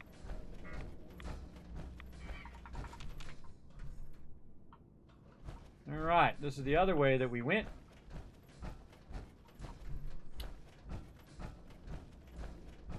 First came in. Make another quick pit stop. Try our luck at saving.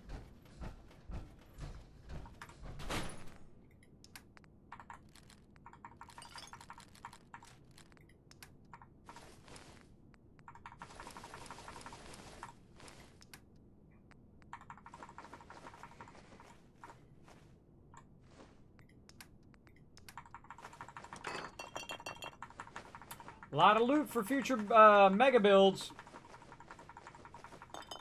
A lot of loot. We're going to take this, all this stuff, and we're going to take it to our base at the end. And I'm going to let it sort after stream. And it'll all be sorted out by the time we're done. Alright, let's take a little shortcut over here.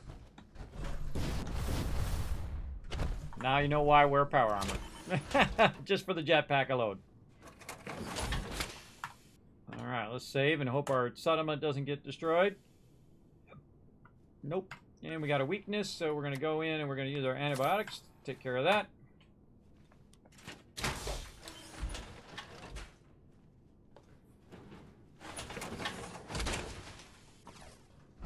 Back at it. Oh, I'm out of purified water. What the hell was that? Luckily, I brought thousands of it right in here. Grab some more out of here. Alright, that's going to take too long. Let's grab the little thing. There we go. And we'll grab about 16 or so. Drink that up. I swear I must be going crazy. Okie dokie. Not getting shook up over nothing. Oh, you're getting shooken over or something. This Kismet coming for you now. Did you hear that? Who? Huh? Hearing shit. Whoa, shut the fuck up a second. I hear something. Shit! Lost him! Ain't personal, just you gonna fucking pay for that! That was good. He dodged out of there. They're so dumb, everybody. Just wait for him to walk in the window again. Ah! Come on.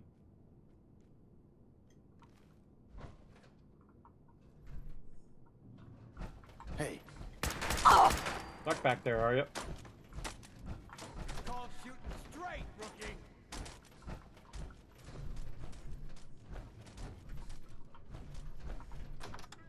Just noise. Just noise. Bad monkey.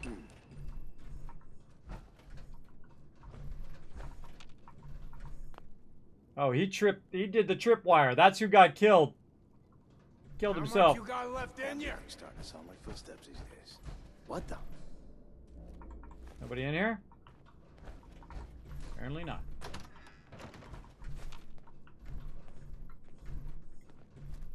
Go ahead, stick your head out of there. So stupid. So stupid. Huh? You just wait there patiently. Oh, let's have a drink.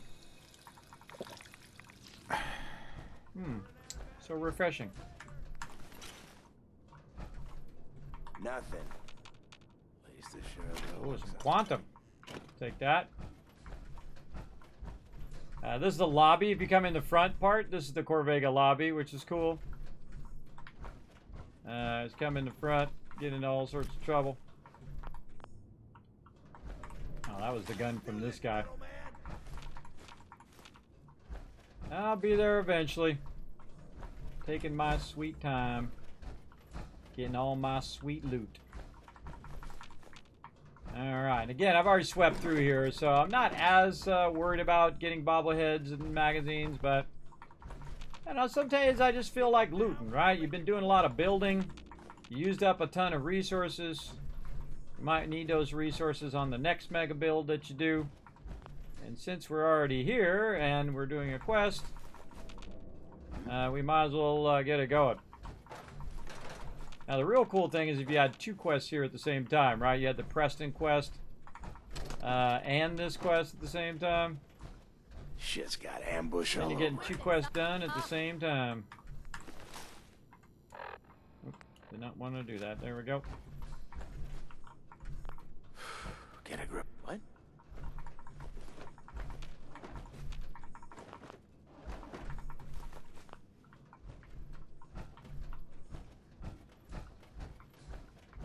You're not there. Man, please don't be ferals again.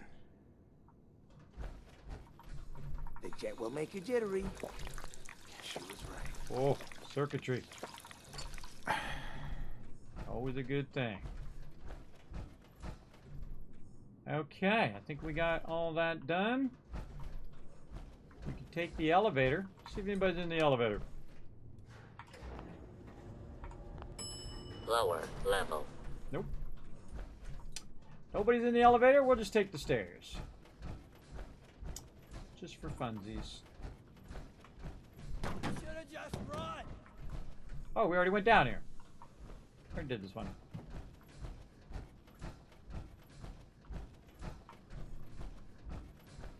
Already did that.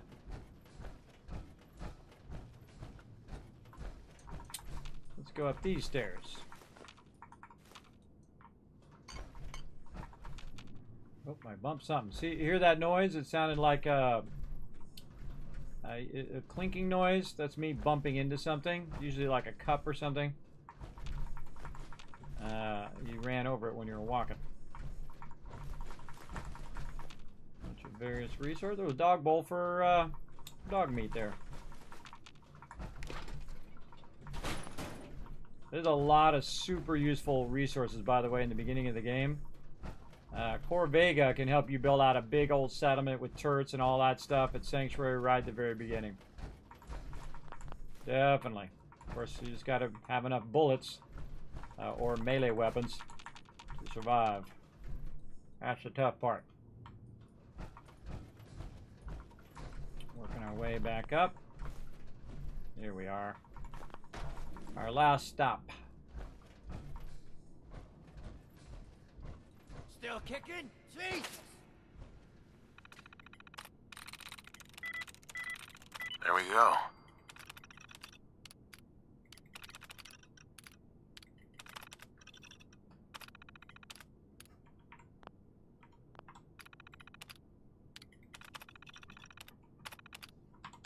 Powering up.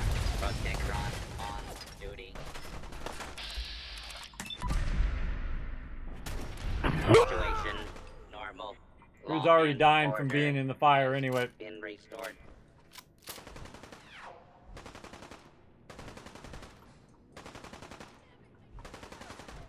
Let him take all the damage.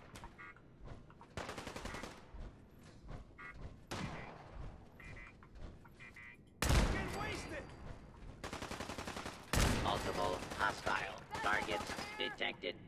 Where'd that little fucker go?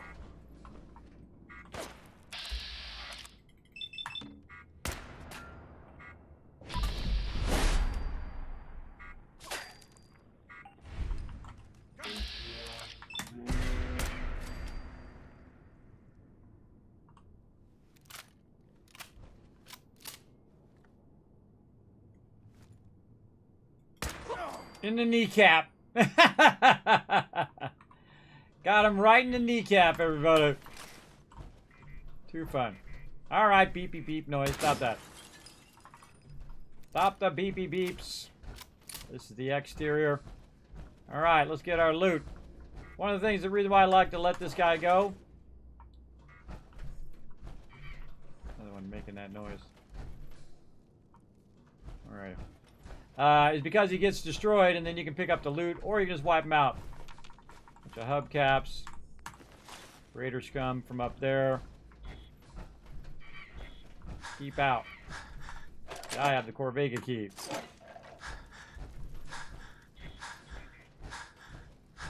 There's something back here. Maybe not. Maybe to the not. Got myself with that one.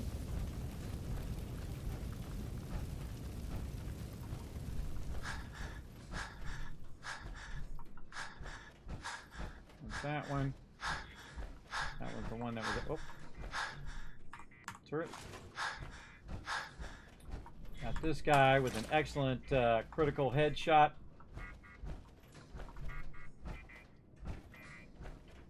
don't really think there's anything else over here.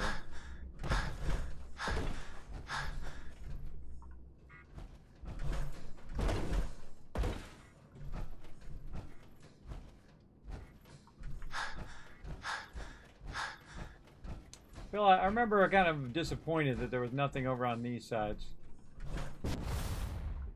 Nothing in there. Grab it out of there and take a look. Nope.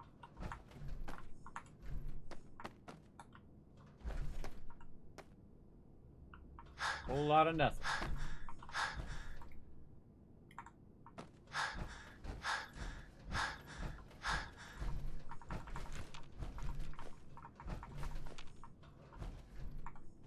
Gold watch back there. Thanks for the gold watch.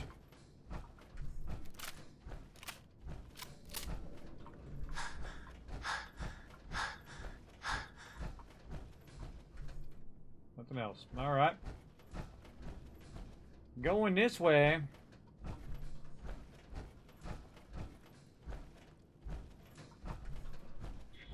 If there's any containers up here in the front. Be a great place for a container right over here.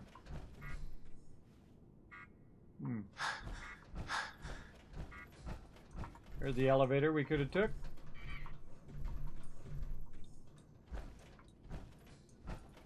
I don't like to put loot into the mobs because the mobs sometimes disappear, so then you lose all your loot. So we'll just lug it overburdened, I guess.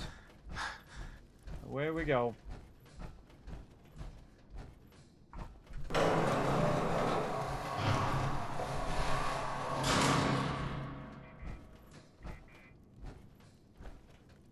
Yeah, it highlights in yellow. That means that I have that targeted for search. I feel like the smart thing to do is target everything for search, and then it highlights everything. So if there's any loot anywhere, it'll highlight. Raider scum got annihilated. Taking all your Nuka-Cola.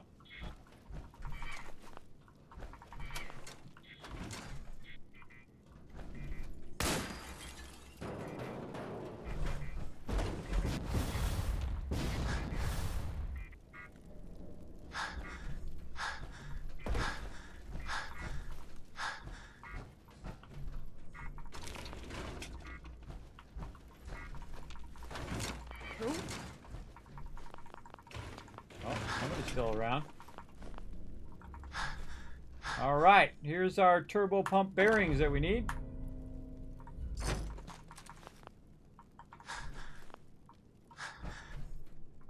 Okay. Oh, hell no! Power armor? Where'd you come from? Stick your head out of there. Huh? You lucked out.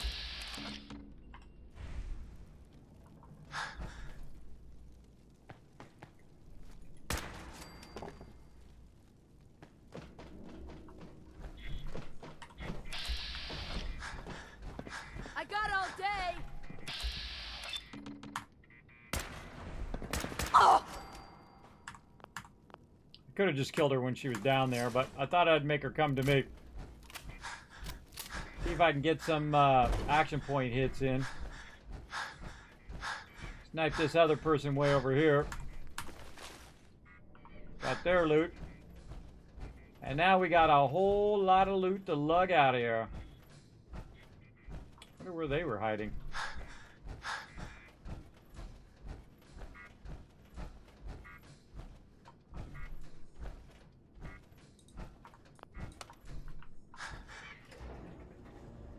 Wait for the elevator, and in we go. Main assembly line. Lower level. Alright, I think we thoroughly got all the loot from all of this. Now it might be time to go outside and throw down some artillery. See if we can sneak up on them. Now we're going to be really overburdened, everybody. Now when you're playing in the survival mode and you're this overburdened, when you have 5,000 weight on you, it actually breaks your legs in the game, which I think is hilarious, everybody. First time I did that, I was like, oh, you actually break your legs. I think that's pretty funny. Now we're going to go ahead and get our smoke grenades ready. And we're going to go out this way, which I rarely go out this side, but it is pretty fun to go out here and just cause some mischief. See if we can wipe a few of these guys out with some artillery. Probably should have saved, but oh well. Get a stem pack first.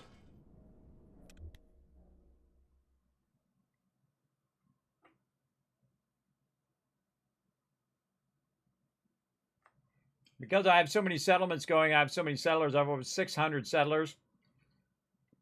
My load times are getting much, much longer.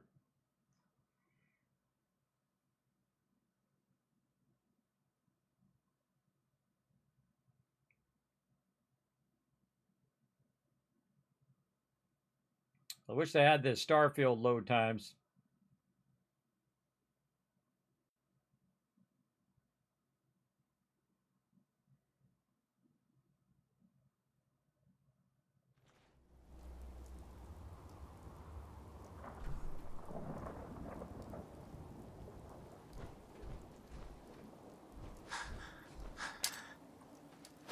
What the hell was that?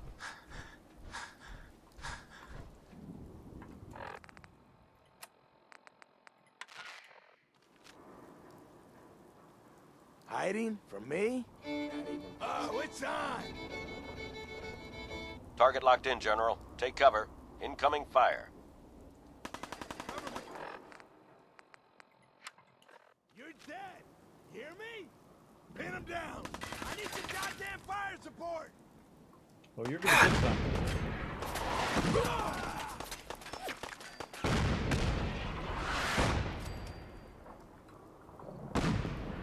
I I have 4 artillery at every single location, everybody. So we're going to get a lot of artillery coming through.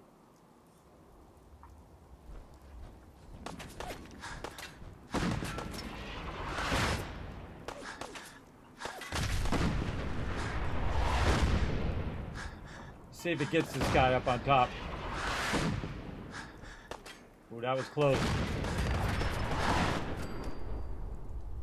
Got him. Yeah, I got him. Oh, he went flying off.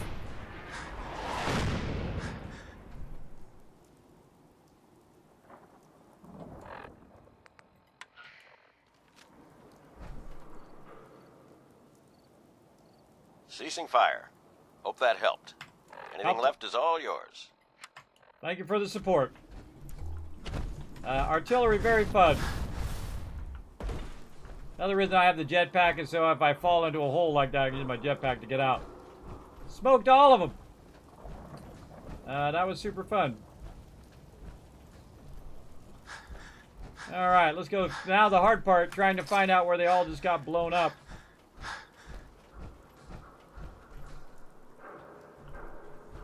I don't think there's anything back here. I think this is the other door that we saw. Yeah, that one's chained on the inside. Man, I forget how to get to that one. Up on the other end. I forget how to get and unchain that door. Huh. Or maybe you can. I don't even know if you can at this point. But that was perfect. Blasting them all. Now we're going to be massively overburdened here. But that's okay, because we got our buddies in the Brotherhood that are going to come back us up here in just a moment and help us out. We want to grab all this loot first before we go. And it's going to be a slow, steady rocking. Drink some more of our purified water, get some more action points. Put our weapon away and make us go just a little bit faster. Oh, look, a bunch of baddies down there, too. I can see them in my targeting head.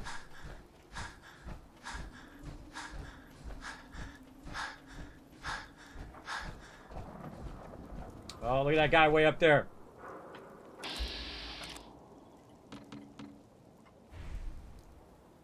Two of them, one on that side and one over there. I can see him in my targeting head. I could just snipe him right here. I'm waiting for my action points. Yeah, stick your head out. That makes it easier.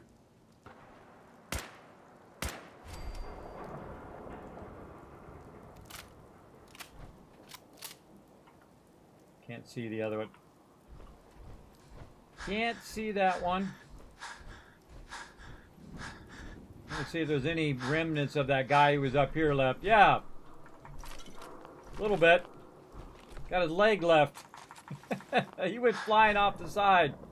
When that artillery dropped. Alright, actually we just take a shortcut.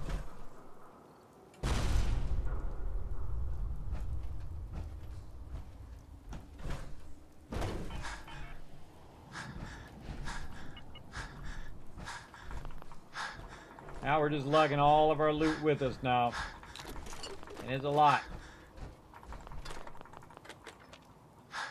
Now, a really funny thing in Starfield when you're overburdened, that it makes your action points, aka your O2, go down at like rocket speed, and then you start taking damage.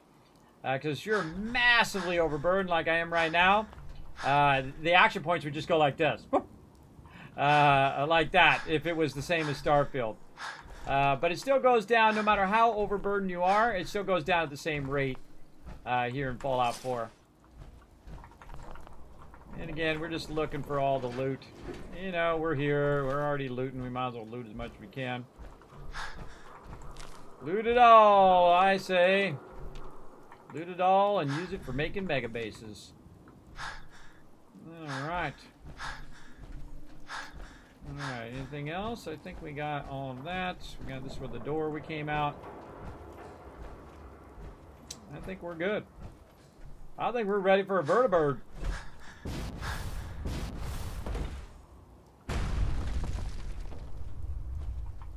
Walk on out of here. Now you want to get into an open area where the vertibird can land. If I throw it right here, it might say, oh, sorry, I can't send a vertibird, and it might be my last vertibird signal grenade. That really sucks. I've done that before, where it's like my last one. That's a huge bummer.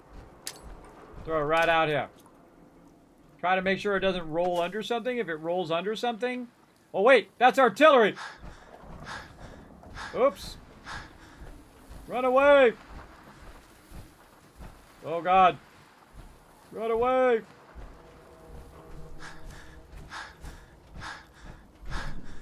I forgot to switch my grenades. That's gonna be fun. I might have already done it too soon, too, but we'll find out, but... Oh, nope!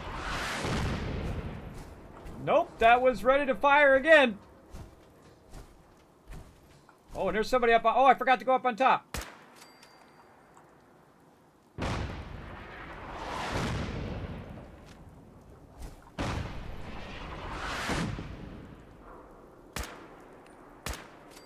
Oh, snipe that dude all the way on the top. I'm not going to run up there. It's too much to run all the way up there. Okay, while we're doing that, let's get a vertibird coming in too, and hopefully it doesn't get hit by artillery.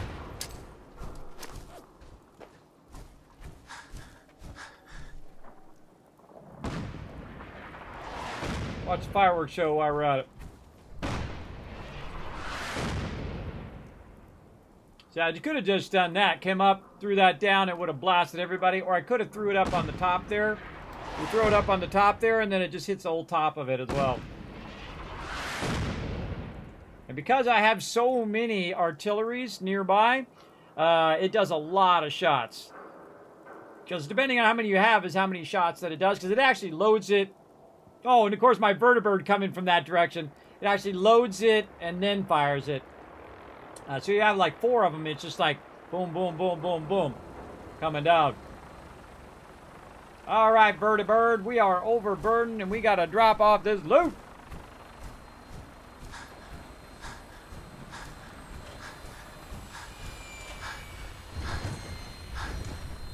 All right, we out of here. Oh, look at all those.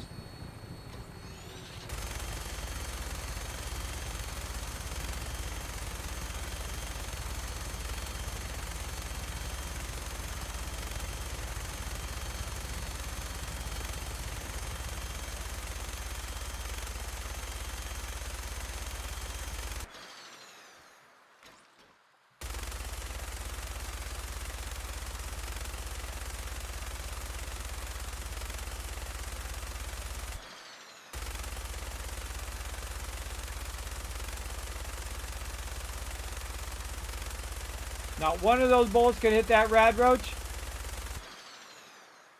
What is going on here?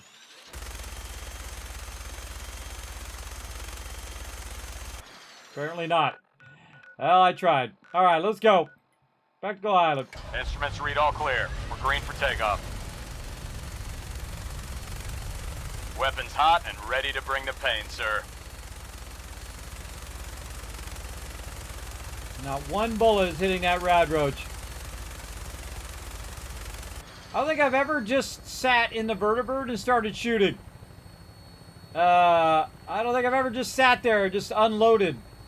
But that just makes me think that you could call in a vertibird when you're being attacked, sit in the vertibird and just blast everybody while they're running up.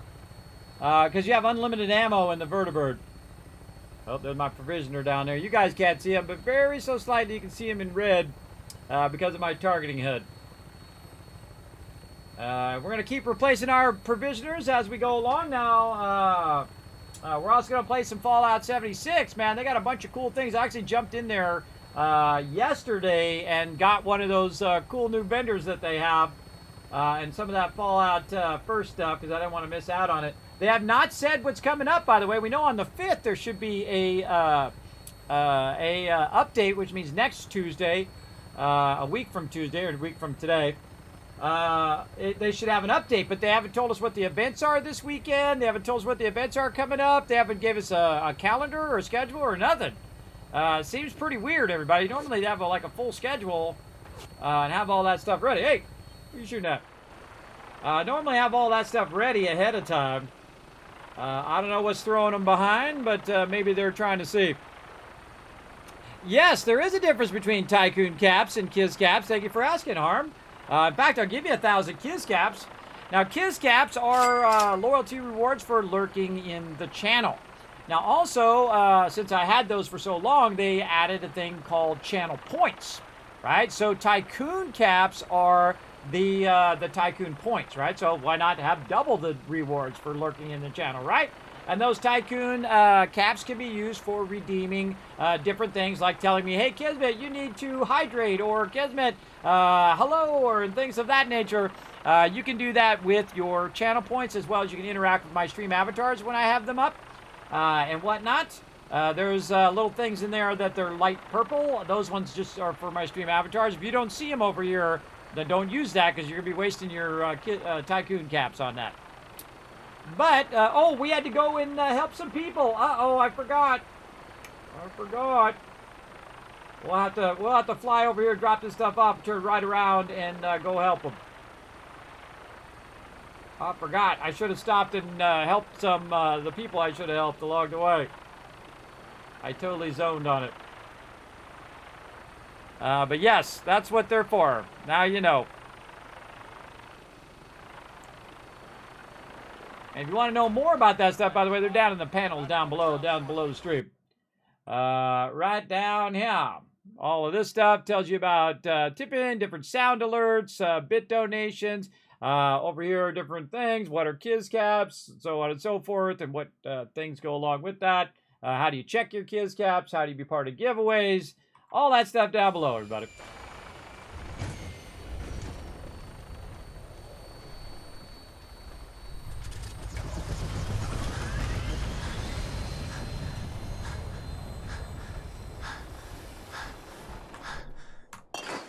All right, let's drop off this loot.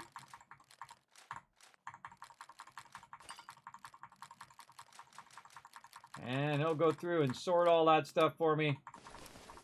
Oh, not the Colonel Duster. I knew I was going to do that. I should take care of that.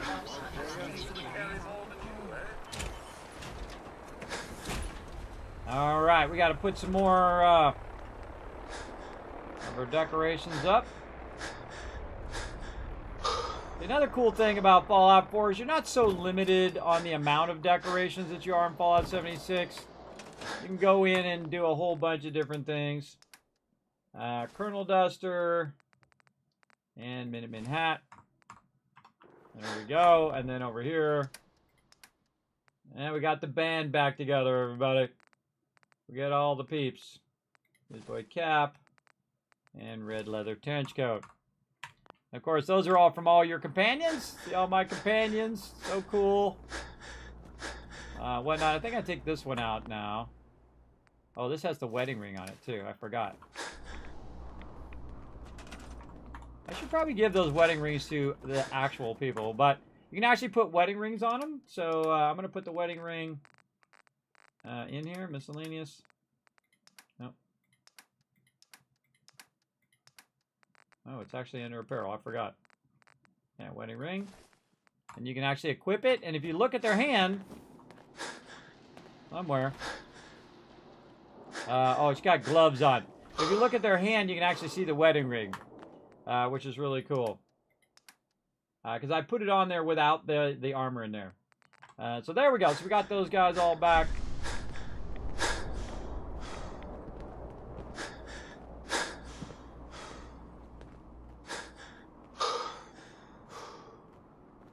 Get over here and put some of this purified water down, weighing me way down. There we go. Okay, what else we want to put over here? All of these other things weighing me down.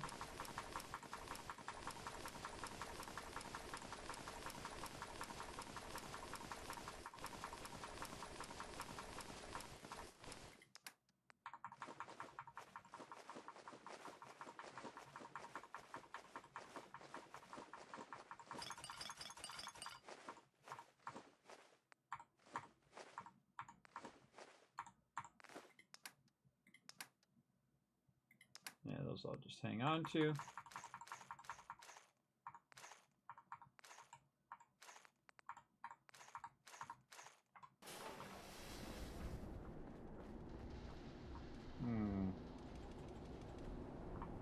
Right here. Give me a couple more fusion cores. Just in case. And then artillery smoke grenades. I don't need that many. Usually you need like 2 or 3 of them on you, but more than that is just weighing you down. I'll keep 4 of them on me. Still got lots of vertebrate signal grenades. Very nice. All right, let's go ahead and save. Now that I think I'm no longer overburdened. If I forward time too much, I'm going to be in trouble.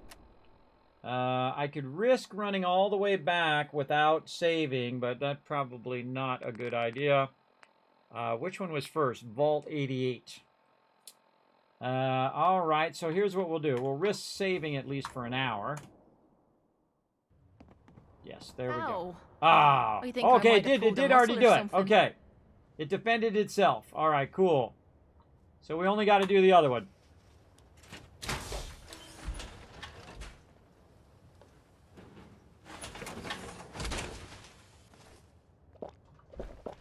Now the other one, I think, is Warwick Homestead, which is right over here. You know what? I'm not going to waste a vertebrate signal grenade. Flowers. Brighten this place up. I'm just going to leave that there, grab my fusion core, go for a little swim.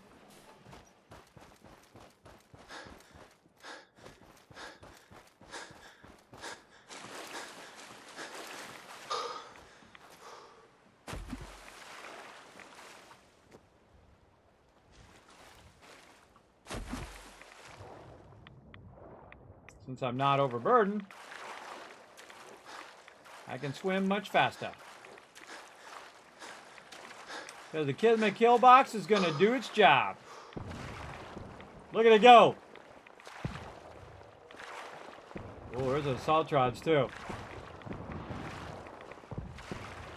And so I'm swimming on this side so I can be a little protected because I don't have my power over.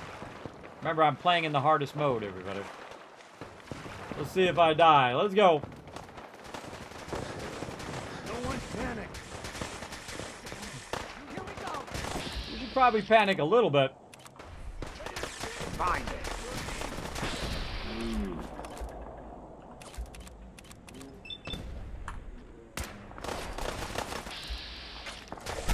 Whoa! Got a chain gun. Holy mackerel.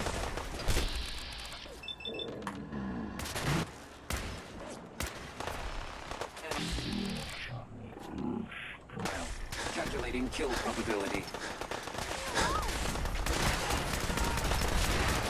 What just happened? Holy jeez! Whoa, Saltrod! Boom! Saltrons can one-shot me. Ain't over yet.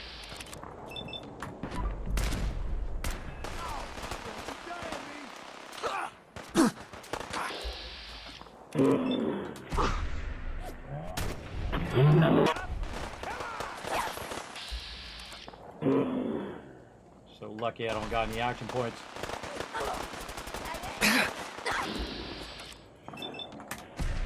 That's who I want to kill first. He's a legendary. Whoa, look at him go flying! Look at his weapon!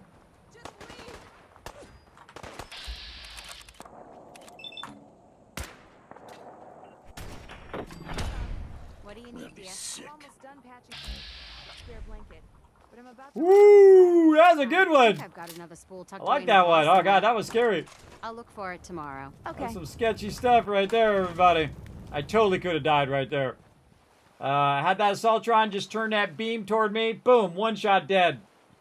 And again, there's some legendaries over there. Here's a legendary right here. Got an Acrobat's leather left leg. I got a lot of legendaries. Over here. So getting attacked by the peeps over here. Oh no, Bill Sutton. A goodbye letter. Oh no. We lost Bill Sutton. Go read his goodbye letter. Where'd it go? Goodbye letter. Bill, it's over. I mean, it is this time. You aren't the man I married anymore. That Bill would have sold our Brahmin for Kim's. You're a mean, abusive drunk, and we're done. Margie still can't see clearly in her right eye. Just stop and think about that. You may have blinded your own daughter. Oh, boy. The kids and I are leaving, and if you even think of coming after us, Russell has already said he'll kill you if he ever sees you again, and I have a mind to let him. Mary. Oh, well, Bill Sutton got owned. Bye-bye, Bill Sutton. Come with me.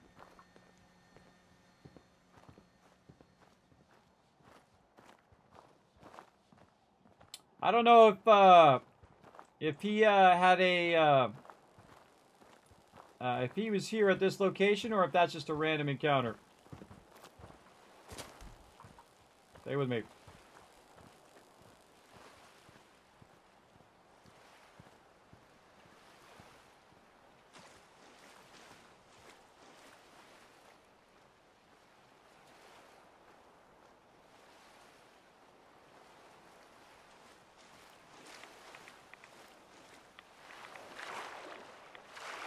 Didn't know you can swim with NPCs, by the way. Now you know. We're going to give you a burial at sea.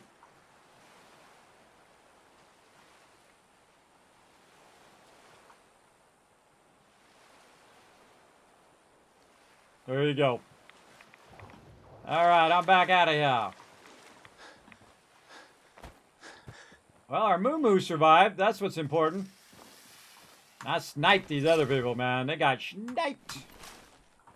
Now, I could just shoot them, everybody, and I rarely ever use VATS.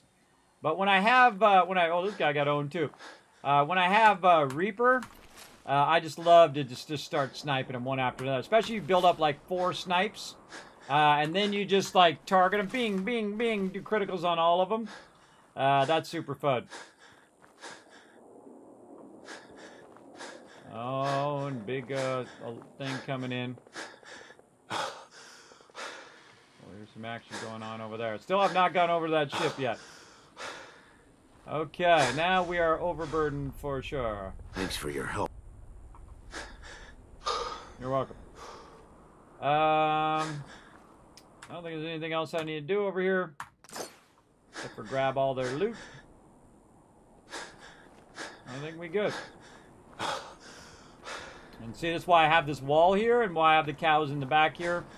And then have my ability where I can run over here, hide behind the wall. And that really came in handy because that assault bot, man, that thing could have one-shotted me as well, especially if you shot a nuke off.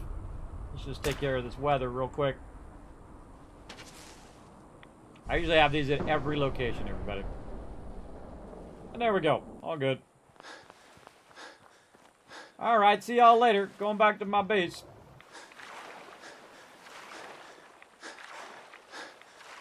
So glad that Vault 88 took care of itself. Now, because I don't have any action points, I have to wait for it to build back up here. Do a little jump. Swim a little faster. Now, if I'd taken my power armor, I'd have to walk underwater. It's really awkward to walk underwater. And you might drown down there unless you have Aqua Boy. I have actually drowned underwater in my power armor, by the way. Because your power armor is not watertight, so you go down there, you're going to drown. So keep that in mind. Come up.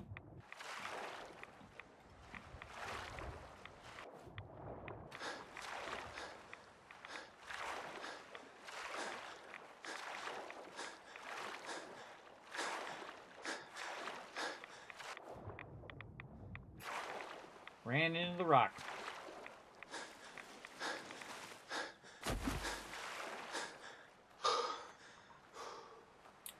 Slow walking our way back. We got a bunch of conditions to take care of.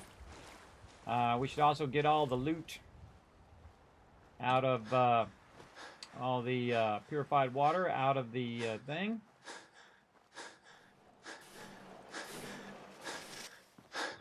Right over here. Get all this purified water so it'll make me a whole bunch more. Oh, it's only got 99 in there. Interesting. Must have sorted all the rest of it.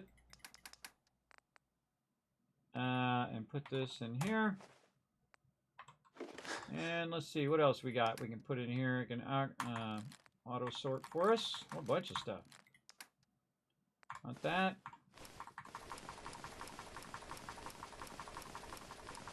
Oh man, it's got a lot of sorting to do.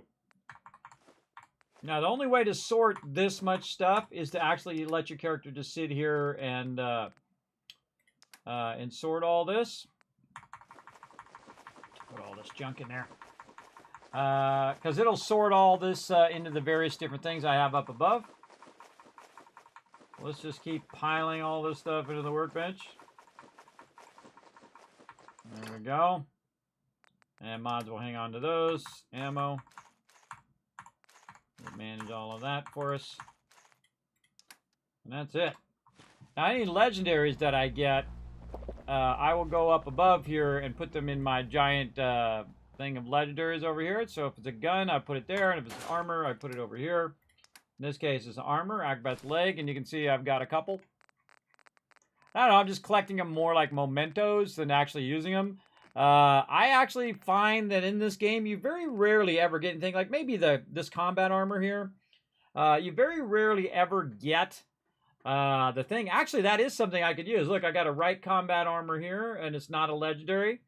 And there's one right there that could actually increase the size of the sweet spot in the thing. So that actually would be a useful upgrade. So I'll actually take that out of there. And what else we got? We got any other combat... right arms. Now, see, of course, what I would want it to do is have arm first, and then right arm, and then all the arm stuff is together, and all the leg stuff is together, and all that. I don't know why they didn't do that. This is like ridiculous that you have to go through and do this. So here's another right arm. It's a Ghoul Slayer's combat right arm.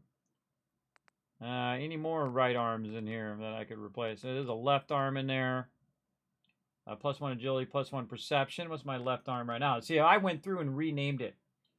Left arm right now reduces damage from robots by 15%. That's super useful. Robots are really the main thing that can kill me in this game now. I guess I could just make a whole set of armor reducing, robot reducing stuff.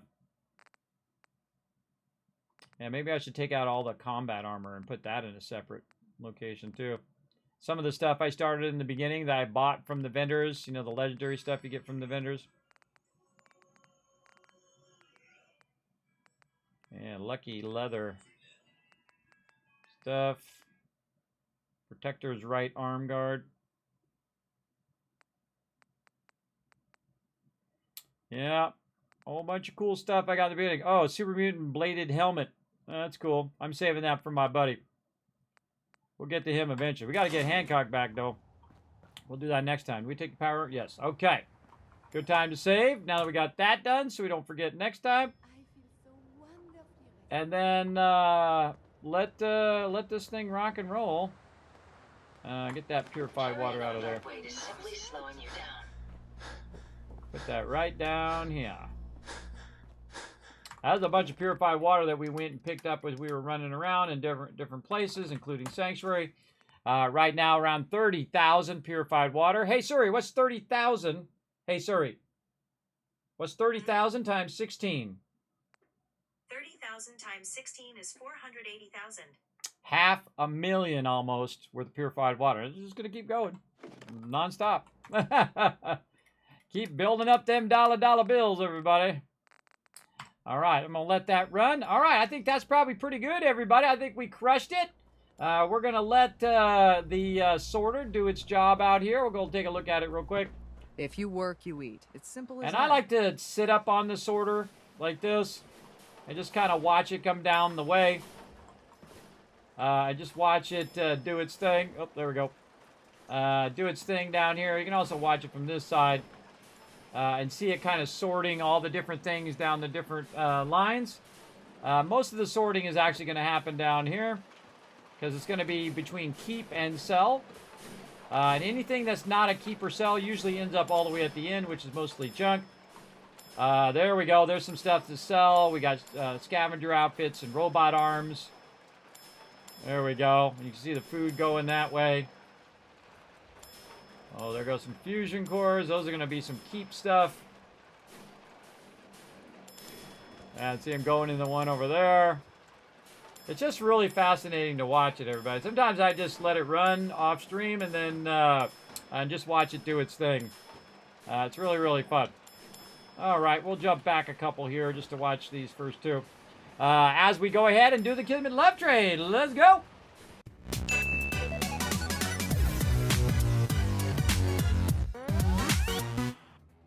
All right, let's get on the Kismet Love Train, everybody. We're going to roll on out of here. We're going to go ahead and bring up our schedule for this week. Did I update my schedule over here? I did not update it over there. That's a bummer. All right, but it's pretty much the same, everybody. We are going to be doing some Fallout 4 Mega Run, which we did today. Yesterday, we actually did PAX Day, or the day before that, we did PAX Day. We replaced the one on Sunday, but normally I play Fallout 4, the Mega Run at 10 p.m. On Sundays and Mondays. Also, Fallout 76 on Tuesday, Wednesday, and Thursdays. Oh, hold on. I got to click some buttons over here. There we go. On Tuesday, Wednesday, Thursdays at 3 p.m. Eastern Standard Time, we do play Fallout 76, so we're going to be back later today at 3 p.m. Play some 76 with my crew. Then on Tuesday, Wednesday, Thursday night at 10 p.m., Starfield. Then we're going to be doing a graphic design stream as well as starting Fallout for Hope, where we raise funds for St. Jude Children's Research Hospital so kids can get out of the hospital and go and enjoy their childhood, everybody. That's my big goal. We're going to shoot for 5,000 again, which is amazing that we actually hit that last time. It was absolutely incredible. But, you know, we just keep shooting for the stars, everybody, here in the stream. That's what I do, and all these amazing things happen. I always find that absolutely incredible. Then also, Alpha 21, we're going to be playing that with full reset, so definitely come and join us on the server, everybody. We're going to reset the server and play the Wasteland mod, which is very much like a Fallout mod. We're going to find a giant mountain. We're going to dig into the side of that mountain, and we're going to make a vault in there. And then, of course, build our Kismet kill box on the exterior of the mountain as well. That's going to be fun. We're going to get into all of that, of course, this Saturday and all throughout the week. So definitely be here, lurking the channel as much as you can. I'm going to be doing a bunch of giveaways starting on Friday. So make sure to be here, building up those Kiz Caps all week long just by lurking in the channel, whether you're a sub or whether you just hit that follow button, all right? Whether you're just a viewer, all right? So definitely be in the channel. All right, let's roll that out of there and bring up our social media. Now, you can't help the stream if you're watching right now on YouTube or on Twitch or on Kick or Facebook. That's right, I'm streaming to 4 different platforms at the same time. Hit that follow button. If you're on YouTube, hit the subscribe button, which is basically the follow button over there. As well as you can hit that bell, go down there, leave a comment of wow down below if you did make it all the way to the end of this stream. And you can also, of course, hit that subscribe button. Again, don't forget. Of course, you can pop over to twitter.com/KismetB, hit that follow, or any of these social medias over here as well. TikTok, Instagram, over there at Reddit and on Facebook, Kismet BP, B like Bravo, P like Papa. That's because they won't give me my name, so I went with my guild name for a very long time. You can also check out the Discord, check out the website, and also get your name with all those awesome people scrolling by right down there. All my patron supporters, that is the best way to support the Kismet Love Train. And if you are a patron for 1 month, you get your name there. And as long as you remain a patron, you get your name at the end of every stream and at the end of every video. So thank you so much for all your support, or every big video anyway. Thank you so much for your support and keeping the stream going. That is a tremendous help, everybody. Remember that 95% of that support on Patreon goes right into this. So almost your full $5 does go into the stream, as opposed to here on Twitch where they take half of it. It makes it very difficult to keep going as a streamer, especially if you're a smaller streamer like me. And especially because I'm always trying to, one-up myself every single time. So again, Patreon is the best way to support, and it really go very, very far to supporting the stream. So again, appreciate everybody who does. And again, let's go ahead and shower you guys with a bunch of Kiz Cats for the giveaways this week. Did we actually hit the 10? Oh, didn't quite hit the 10. But there you go, everybody. There's 5,000 more to get you going. And you guys will see me again 3 p.m. Eastern Standard Time. See y'all then. Bye, everybody.